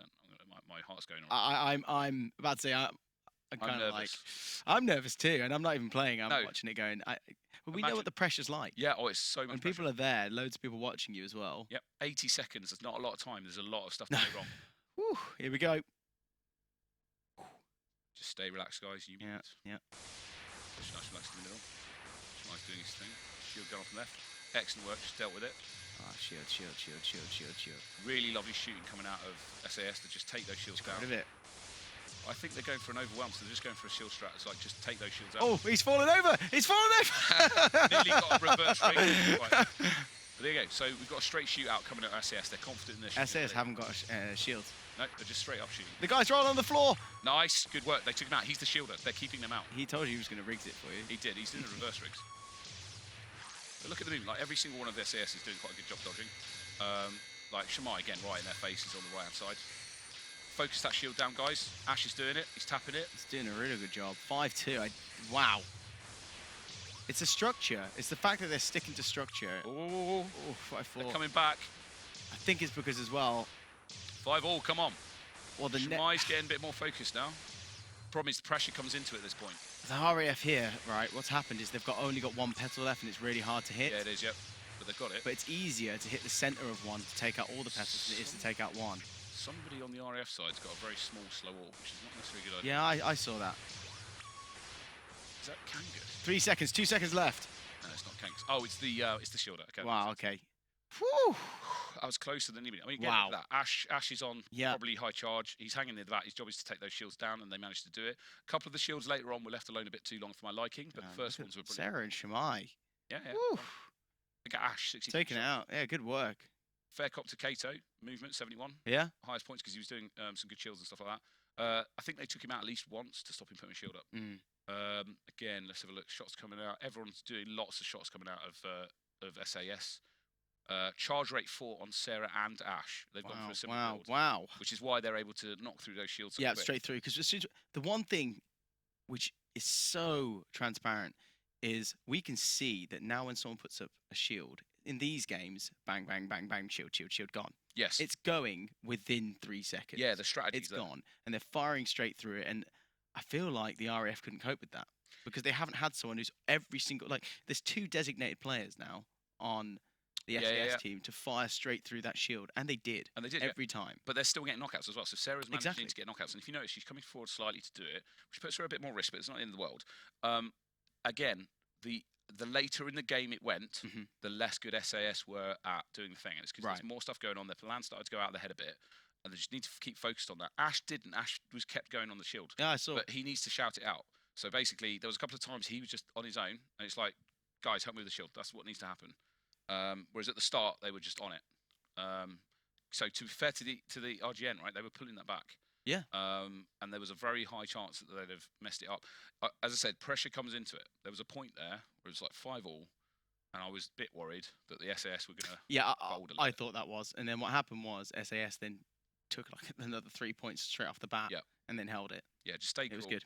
It was really good. They stayed cool, exactly that. They were going, this is the game plan. They got a bit rocked in the middle, but not completely. near the end, and then they went, okay, Yeah, back on it. Let's get back to the game plan. Let's start fighting, and they did, and if, it worked. If RGN had got a knockout at that point and taken the lead, I legit think SAS would have lost. Yeah, because their head wouldn't have Because been their head would have gone. Yeah, I like agree. instead, they survived just long enough, like a few seconds, and went, "Oh, it's all right. We can manage." which is good. Yeah, yeah. Whew, pressure's on. Yeah, I love how he went yeah, and did sure. the handshake. Oh, it's brilliant. Yeah, I'm Pro so glad he players. did it. The thing is, Ash would have shaken his hand because there's two things. One, Ash might have had a false set. Yeah. So set his stuff false, or he could just changed it, or he just didn't mind. Like he didn't mind. Yeah, it just was like, you can have a look. Yeah, yeah. It won't do anything. Yep. Yeah. But fair cop. Good work. Yeah, because back in like when we used to play, everyone used to have the same stats. Yeah, yeah. It was very similar. Like, everyone had the same things going ahead. It wasn't like, oh, you ran 3-3-1, I ran 1-3-3-2. Yeah. It wasn't like that. Yep. We used to all run like 3-3-1 at the time. Yeah, yeah. This is what the Japanese did. Our team just ran 3-3-3. Yeah, this is what the Japanese did. Yeah, yeah. But it came down to dodging was less good. People didn't have the dodge meta down. So fundamentally, Dodge meta. the dodge meta. I mean, you've seen Paris has it. Milo, Yeah, he does. Yeah. right? Very much. They have those movements because they train those movements. It's almost like a martial art. Like if you watch what they're doing with their feet and stuff like that, Yeah, if that's they keep going. that's not a natural Practice, thing. No. That's a planned, Mhm. as you say, routine that they've been practicing. And it works. And it shows. Yeah. Yeah, very much so. Yeah. Yeah, I think they just watch a lot of movements that work well. I think martial arts is a very good one Yeah. to compare it to. Again, Shmai does a lot of training on that as well, which is why you know when you see him, he's doing quite a big motion, but it's quite planned out. Right, Yeah. you go. I think they're going to do the same. I think they're going to focus on Sarah. They do. They might. Shmai doing a spin. Okay, so this guy on the front right, they need to take him out. Ash needs to throw some shots at him. There you go. Whew. Shmai's not being as aggressive as No, normally. he's not, going no. for it. He's trying to draw fire there, but they're ignoring him. Nice shield coming in. That's better He timing. needs to take RGN. that shield out. Come on, Ash, take it down. Sarah needs to take it down. That's it. Shmai, interestingly, isn't necessarily taking advantage of not being shot at. No. That's it. There he is. He's taking advantage. Yeah, he needs to push it to the front more though. Yeah, if he gets on that front. Yeah, they're really picking on Sarah at the moment. That's right. She's coming back though. Yeah. That's a Oh, good I shield. thought that- Lovely shield from Kato. Really good positioning as well. The other thing Kato's doing is he's hanging on the front line when the shields aren't up and taking all the shots. There you go. Shmai's coming in aggressive now, but it's a bit late. It is Needs to late. be like Yeah, that earlier. 17 seconds left. Sarah's getting aggressive though as well. It's not good. Kato doing a dive. Come on, Shmai. Ooh. Sarah can do it if she gets him knocked out. Yes. Yeah. Got to go for the back. Got to go for the back. Imagine. Go on. Oh, Oh, wow. goes to show what RGN can do though. Completely changed. They played Completely that changed. amazingly, and Kato, absolute credit to Kato with his shield work. He only got knocked out a couple of times, right? And he was on the front line for a large. Well, he was moving his head movement. Mr. Blue Eyes. I told you, you can't leave. Underrated. He's underrated. He's a good player. Yeah. He's the player that I would recommend to knock out because he can tilt, right? Mhm. And in that he didn't. Just stay cool. I mean, six knockouts, perfect. Kangas, their star players hang at the back getting 4-3. Yeah. What's that about? Like, do you know what I mean? What is that about? I don't know. And the thing is, in this next game, I think it's because sort of Shmai's trying to shoot him a bit. Yeah. But in this next game, again, they're getting drawn into their 1v1s, right? But the RGN seem to not be drawn into the 1v1 as much. No. So what you saw was Sarah and Ash were mainly focused on the guy on the left. Yeah, I saw. But Mr. Blue Eyes, he was dealing Cross shots. Yeah. Yeah, but as you said before, like Shmai needs to push to the front. They weren't shooting him. Yeah, cross. They weren't shooting him. Go to the front, shoot across, Yep. take out the people on the left-hand side who were targeting Sarah. and Ash. Yeah. That's what they need to do. Yep. So Shmai needs to go more aggressive, straight up at the front, notice when they're not shooting him, and just go, right, I need to look after my teammate. Do you know what I think is going to happen in this next game? I think SS is going to lose. And do you know what I think they're going to do? I think Ash is going to try and shield Sarah this next game. And I think if RGN are smart, they will just knock those shields down. I'm a little concerned that's what's going to happen. Right, okay. Because SES were like, okay, that didn't work. Why didn't it work? Why didn't it work? Let's They were have a targeting chat. Sarah. Let's try and protect Sarah with the Oh, shield. I hope not. And then if that happens and RGN They'll see manage to straight take through those it. shields down, Yeah, they'll just shoot they'll straight just through keep doing it. And they'll do what they did last game, which is keep Shmai busy, but not actually. And Shmai, if they do that, Shmai needs to go full aggressive on the front corner. He's good enough that he can dodge. Just go for it. I mean, worst case, it doesn't pan out. But that was cool. And RGN staying cool under pressure there, absolutely is what they're good at. we've been in tournaments like this before where they've done exactly the same thing. It's the mindset. They lose a game and they're like, all right, let's change it up. We'll do it again. Yeah, we'll change it up. Yeah. We'll smash straight into it. Yep. And it's the mindset you need to have. Oh, 100%. Not jaded. Yep. Not upset about anything. Yep. Cool, calm, collected. As cool as a Mongoose. no. Cucumber. Cucumber. Right. Okay. Cool. Loose as a mongoose. That's loose as a cucumber. mongoose. Sorry. That's cool as a mongoose. Cool yeah? as a mongoose. Cool. Dear. That one's staying. That's the new tagline for Hado. Stays cool. So he's cool as a mongoose. It's loose as a giraffe. Right. Ash is standing slightly further forward. I think he's going to shield. Do what he said. Is that the play? He's going to throw a shield on the right hand side, then go back. The other thing that they could consider. I right, think that's going to happen. I think it is. The other thing they can consider is Ash can shoot, right? Yeah. He can also dodge. He's been hanging back, right? Mm. And he could actually push the front right corner and leave Sarah at the back line. And that could do well, right? Could it? Yeah, because if they go after Sarah, then they've got Shamai and Ash. There's a lot further distance to shoot. Yep.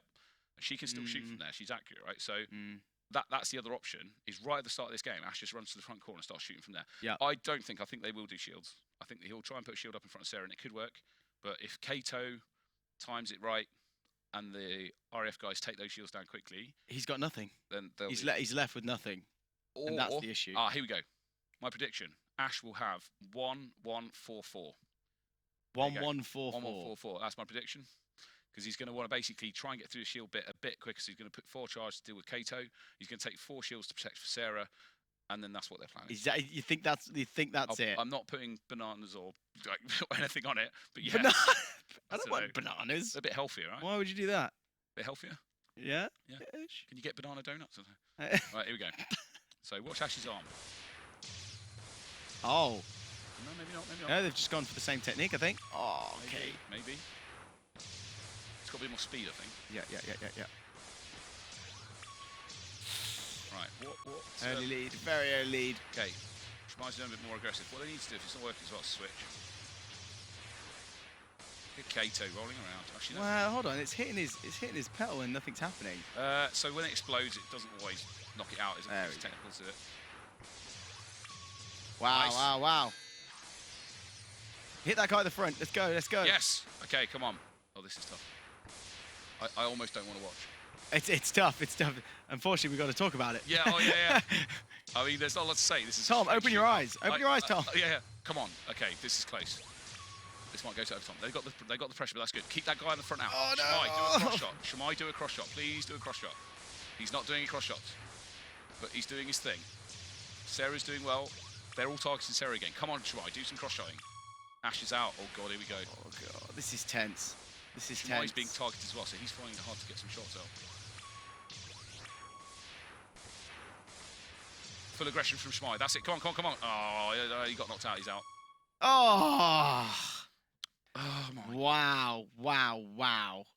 RGN, man. 10-11. RGN. Whew. I would not have predicted that at all. No. Fair call. That was amazing. It was unbelievable. Wow. I would not have expected that. Right. Especially from the first round. RGN are a very experienced old school team. Yeah. They'll be really happy about that. Yeah, I can imagine. And again, Mr. Blue Eyes, right? Don't forget him. Kato, 6 knockouts. Kangas, who we know is one of their best players, was the least good player in that game. What is going on? What is going on? It's completely different to the other games we've watched. Well, so again, the key thing is stress, right? Yeah. If you saw that basically SAS were under a lot of pressure, had lots of shots coming at them, okay, and none of them could actually fire back because of the amount was going on. Sarah was definitely getting like bullied effectively. Yeah. Shamai, they were just keeping him moving, which meant that he couldn't get his shots off. And he needed to do cross shots. He needed to cross shot more. What you basically ended up with was kind of a 1v1 on Shamai's side and a 2v2 on the opposite side. And you don't want that if you're losing. Like, if that didn't work in the previous game, what you should have done is completely change it. Try something different. Yeah. That being said, both teams are good. Yeah. Right.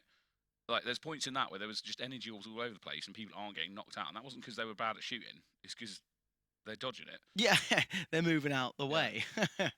I'm out of breath now. That was I literally was stressed. He was over like this. I was over like this going, come on, you can do it. But yeah, no, absolutely brilliant. RGN, well played. Right. I mean, that basically means we're going to have an RGN, I believe, versus IDK in the final. And we're going to have a third place playoff, Barnsley versus SAS. I mean, SAS are going to take that. Hopefully. If they don't, I'll be very surprised. Surprise or upset? They might have given up by this point. They're probably a bit worn out after that one. Yeah, I can imagine. I mean, the other thing is, it's not only is it draining physically, it's very stressful and emotionally draining. Your adrenaline is up the whole game. Oh, yeah. Okay. As soon as the game starts, you're literally like an adrenaline dump, and then you get to the end of it, and you're like, oh, I'm done.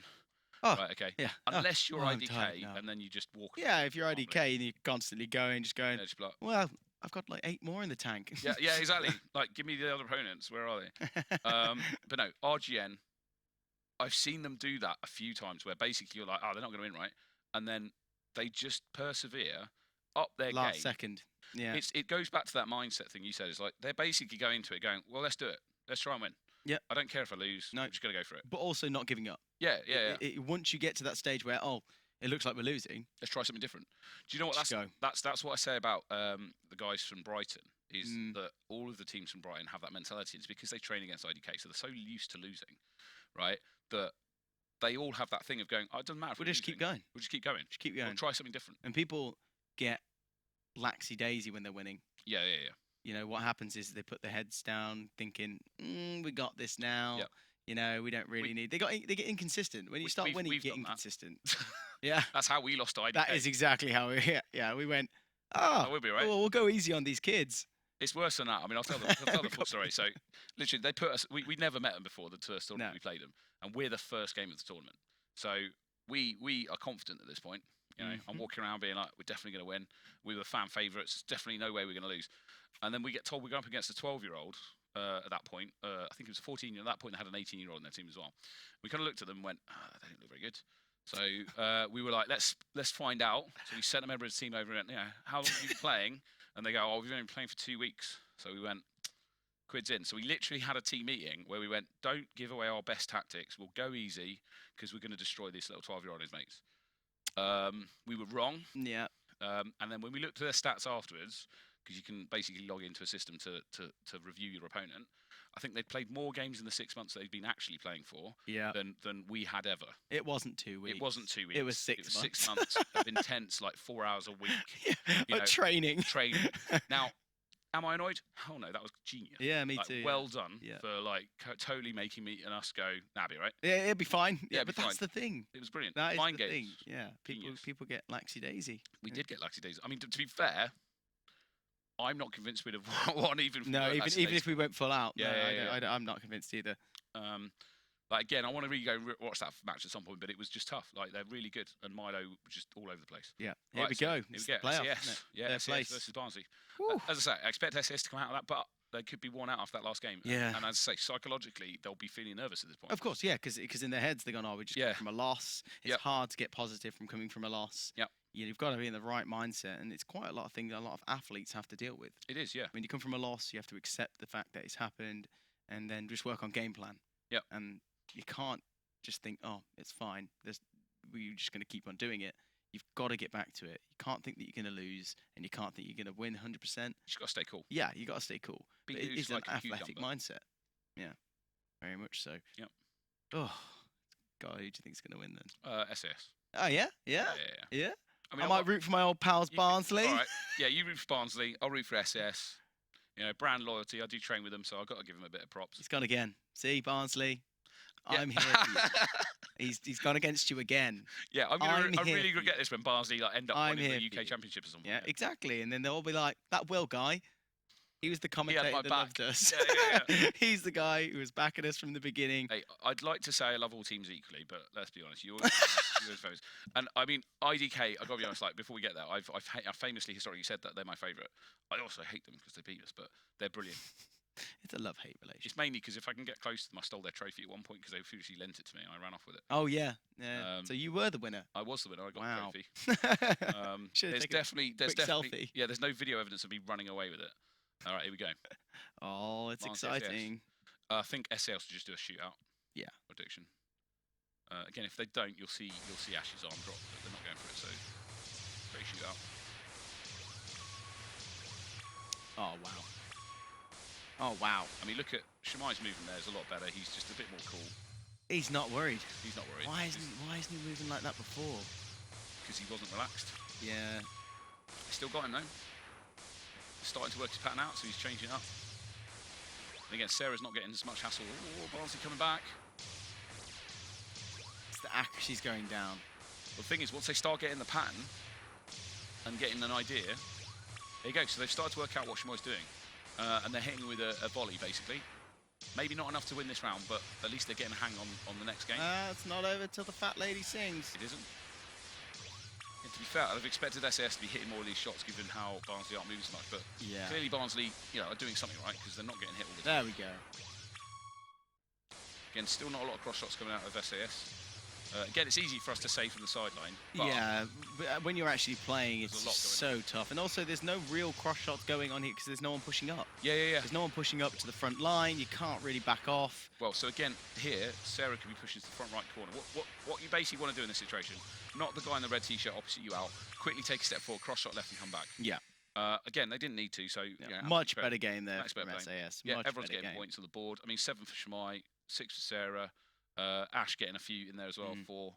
Again, the other guys all scoring a couple of points as well, though. So again, it's always nice to see everyone scoring. It is. Yeah. Yeah, because it means that everyone's getting involved. Yeah. There's no real weak players. Yeah, exactly. People are getting points on the board. There's nothing worse than when you come out of it and you're the person who hasn't scored any points but got the most knocked out. Yep. Because you feel real downhearted. Yep. You think that Sometimes, you could even change your strategy. Yeah, but sometimes you're actually still the best player if that happens. Yeah. Like, you can literally be the person who scored the least, got knocked out the most, but still be the person who won drew the the game. most amount of people to make other people get them. Yeah. Yeah, I mean, if we've discussed metrics and stuff before in the game, and one of the metrics I'd love to be able to record, and we're trying to work out one day, is how many shots were fired at me and how many missed, right? So how many shots did come at me? And work on dodging, isn't it? Yeah, because then if I can turn around and go, well, hang on, this guy had 50 shots fired at him, but only got knocked out once. You're my star player as far as I'm concerned. Yeah, I agree. Right? I agree, because it means the fact that you have not been hit by those, Yeah. and people are aiming for you, so you've distracted them for a long period of time. That's brilliant. 50 shots that could have knocked out. Yeah, could have hit other people. Yeah. But again, I think SAS will stay up cool. Shimai needs to stay chill like he just did. That being said, Barnsley started to get a bit of a pattern on him, so he tried to change it up. Yeah, cross shots, more of them. Barnsley, to be fair, again, one of the teams that I said that historically in some of the games earlier were very good, like switching who they shoot at. Yeah. And again, I think they're getting a bit drawn into a straight shootout as well, which is probably not a good idea. You want to do cross shots, so if you're on the right, shoot the guy on the left. What are SAS doing to make them do that, or is it all in their head? I think it's a bit in the head. I mean, part of it is right. Shimai stepping forward, right? So you go, oh, I want to shoot him, but he's so good at dodging. Yeah. That Barnsley aren't falling into that trap. Right. Okay. They're trying to not just get drawn into his dodging skill, basically. There you go. Sarah threw some shots across her that shot. Yeah, and she got him. Yeah, and that's what you want to do. Like, basically, just be aware of everything that's in front of you. Again, to be fair to her, she's pushing forward again. Nice. Shimai doing his thing on the left. He's being a bit slower because he's trying to basically... Okay, now they're doing cross shots. I think they've told Sarah to, as soon as they get them to one petal, move to the left person and Shimai will take Yeah, they're right. switching up a bit. So that's what's happening. It looks like Sarah's attacking the guy on the right side, taking him to Shimai one just did petal. the same thing. As soon as it goes to one petal, that's when, okay, now, here we go. Yeah, whoever it going is at for the it. side that told them to do what we said, good job. Because that is exactly it. Do cross shots. I mean, yeah, they're not winning loads, but they're definitely... But it's working. It's confidence. Like, they're clearly winning at this point. And Barnsley are finding it tough to deal with it. That shield's not going to last long. No. Ash will take it down. Yeah, there we go. Look at that. Not even 2 seconds. Yeah. I mean, it was only a 1-point shield, but funnily, Ash, as soon as he saw that, went, no. No, he's like, I'm getting rid of this. Yeah. Again, that back position where Ash is lets you see a lot of what's going on, so that's why he's doing that. 14-5, much different Shimai game. moving a lot less because he doesn't need to. He's like, No, he sat there going, well, no one's I'll aiming move for as me, much- no I'll one's move doing as much anything, as I'm just going to keep shooting, taking off the shot. yeah, Ash there It's coming up the front. Yeah, Ash wants to get, Showboating. he's getting involved. Ash is like, I need to start taking some points Well, here. Look at his dodging, right? That's Yeah, it's he's really good. capable of dodging really well. Yeah, it was full circles. It 9 knockouts from Ash was there. great. Like, he's a really good player in his own right.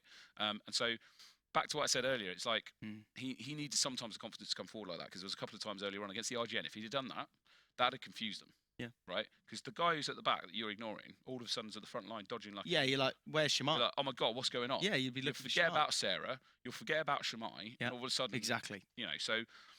But that's the switching whole up- thing. What yeah. would Shimai do in that? Oh, he'd start Cross shooting shot, people. cross shot, Yeah. cross shot. Easy. Yep. But again, good job, Barnsley. Like, given That's fantastic. yeah, okay. I mean, again, you get knockouts on these guys, and these guys are good at dodging. Like, you know, to knock Shemai out, and you know, so at the end, of Ash is good.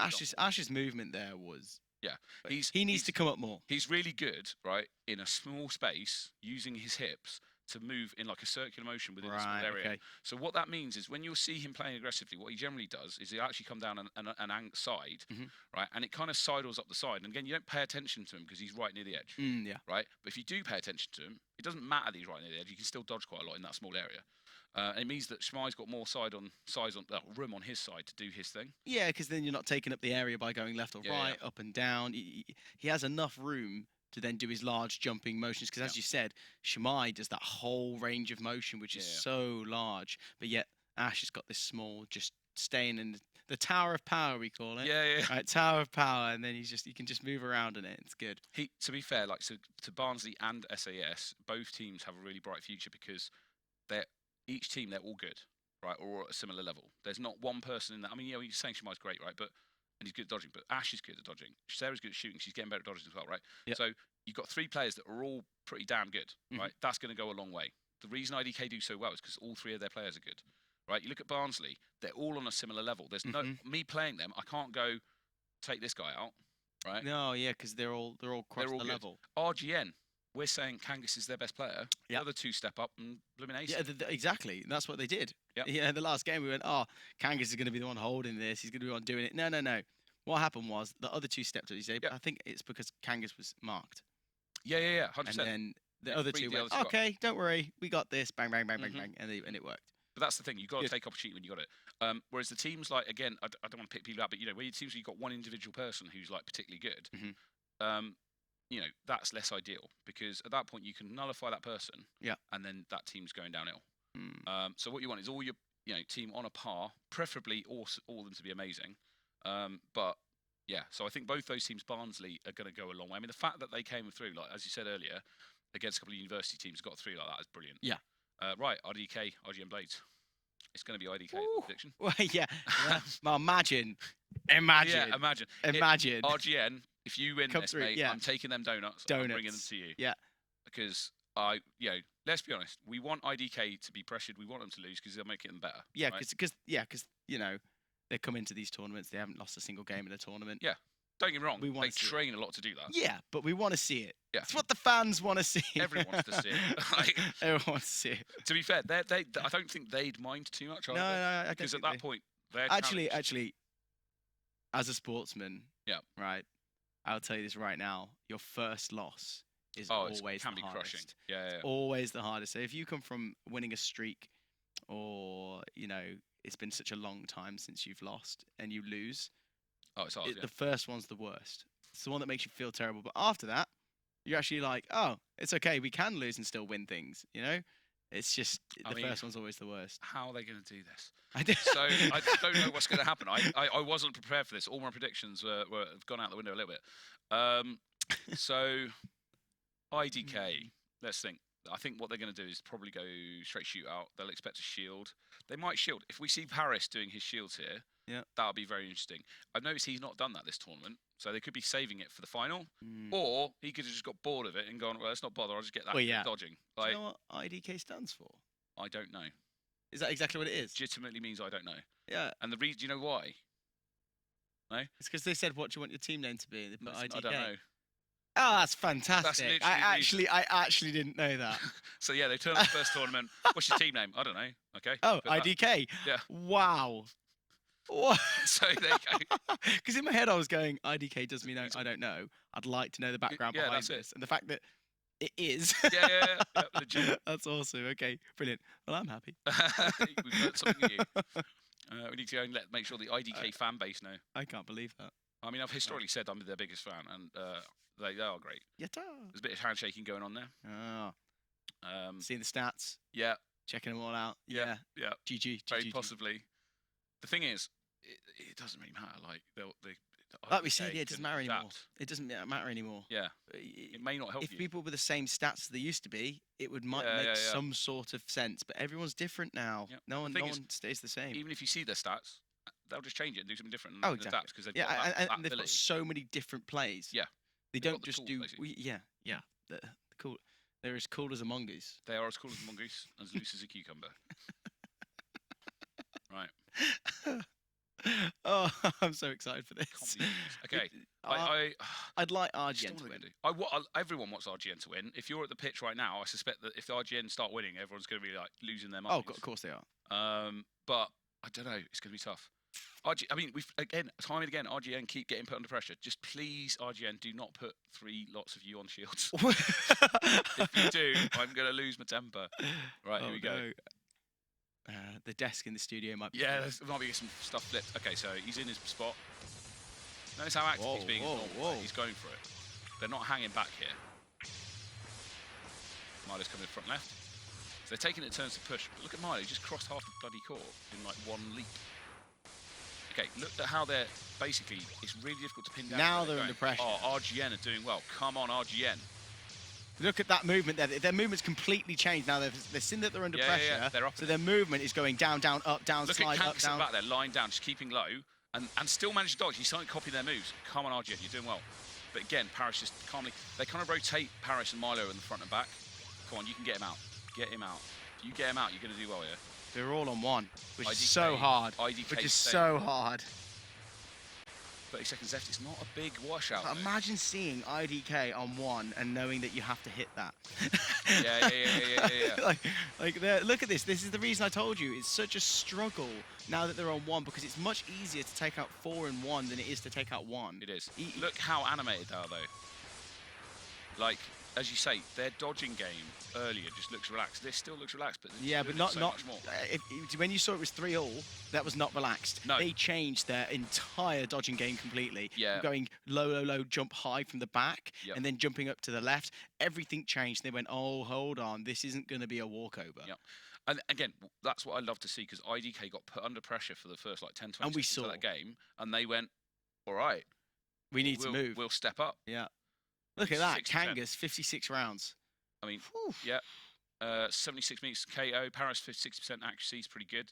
Again, like Paris is playing really well. Yeah. Like, he's consistent. He's very consistent. So the thing, if you watch that, what happened was Paris and Milo basically started rotating off the front. I don't know how they're communicating it, but they might be saying stuff. But basically, Paris will go up there first, do his dodging stuff. At the point where he needs maybe a breather, he needs legs to rest, he'll rotate out. Milo will flip into the other side, right? And it puts it very difficult on the opposite team to start getting a pattern. Because if I start working Paris out and then he disappears after 10 seconds, it genuinely surprise me if they've timed it.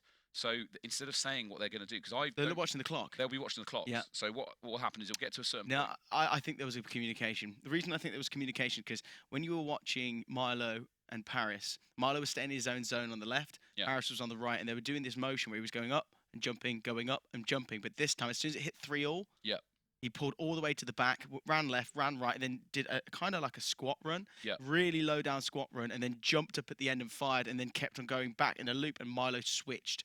And I think that's because they became under pressure, and that was the one thing they hadn't been doing all games, because Milo was staying where he was, and so was Paris. But this one, they switched, which hasn't been done. But again, it's that one thing is when you're the opposition, it's really difficult to tell what they're doing. Oh, God, yeah. Right? Yeah, you can't see this. The fact they got the eye on Paris at the start and went, we got the hang of it, and IDK went, all right, we'll pull another tool out of our box. Yeah.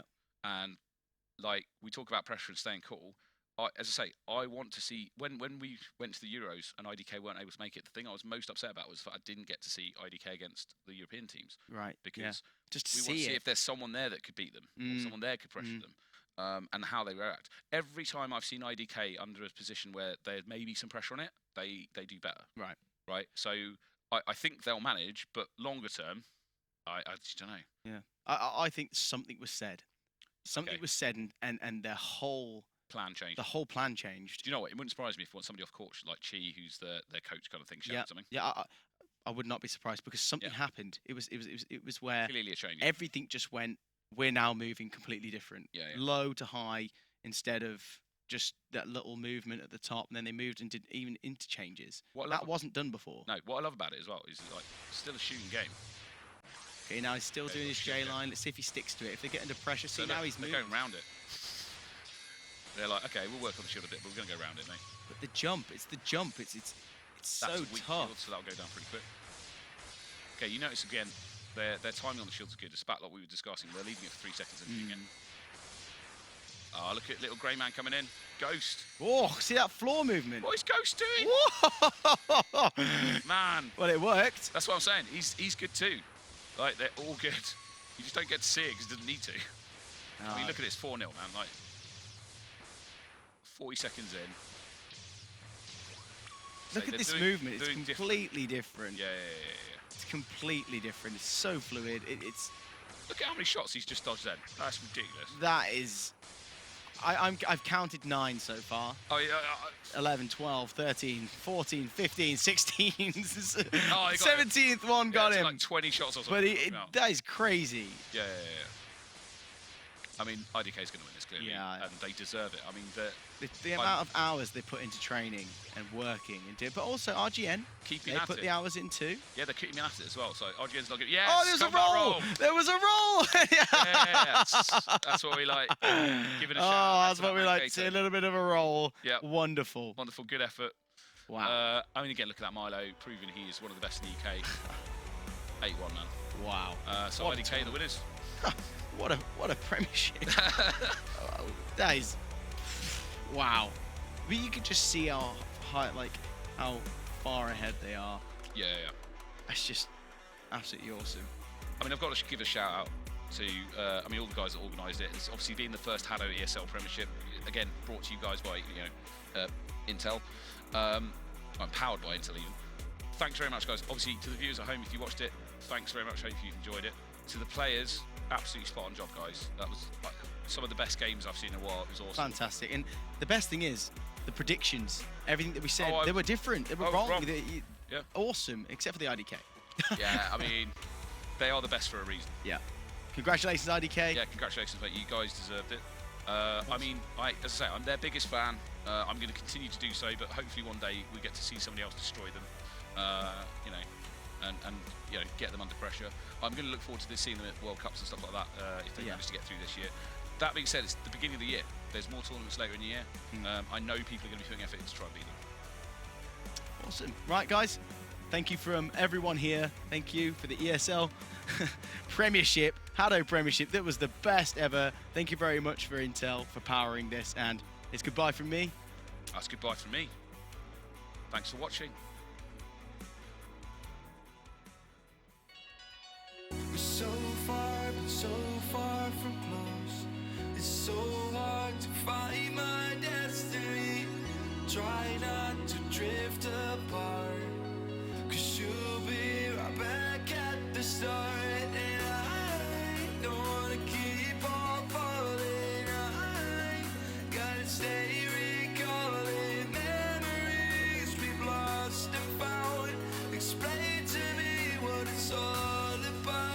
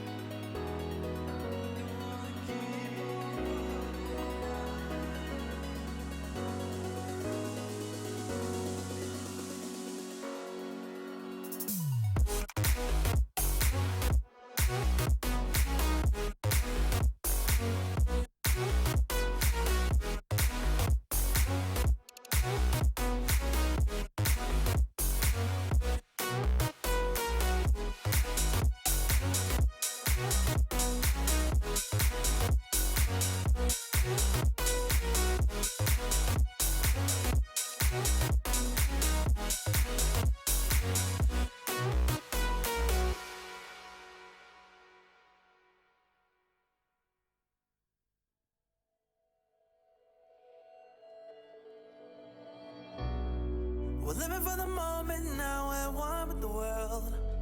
I can't lose this feeling I get. My heart's in the right place, and so is my soul, yeah. I won't take no excuses for it. Love it, need it, live it. I feel like something's missing when I do not have it. I feel it in my bones, gotta find my space. These emotions on my face, taking a toll, I gotta pay it forward. I'll give it all.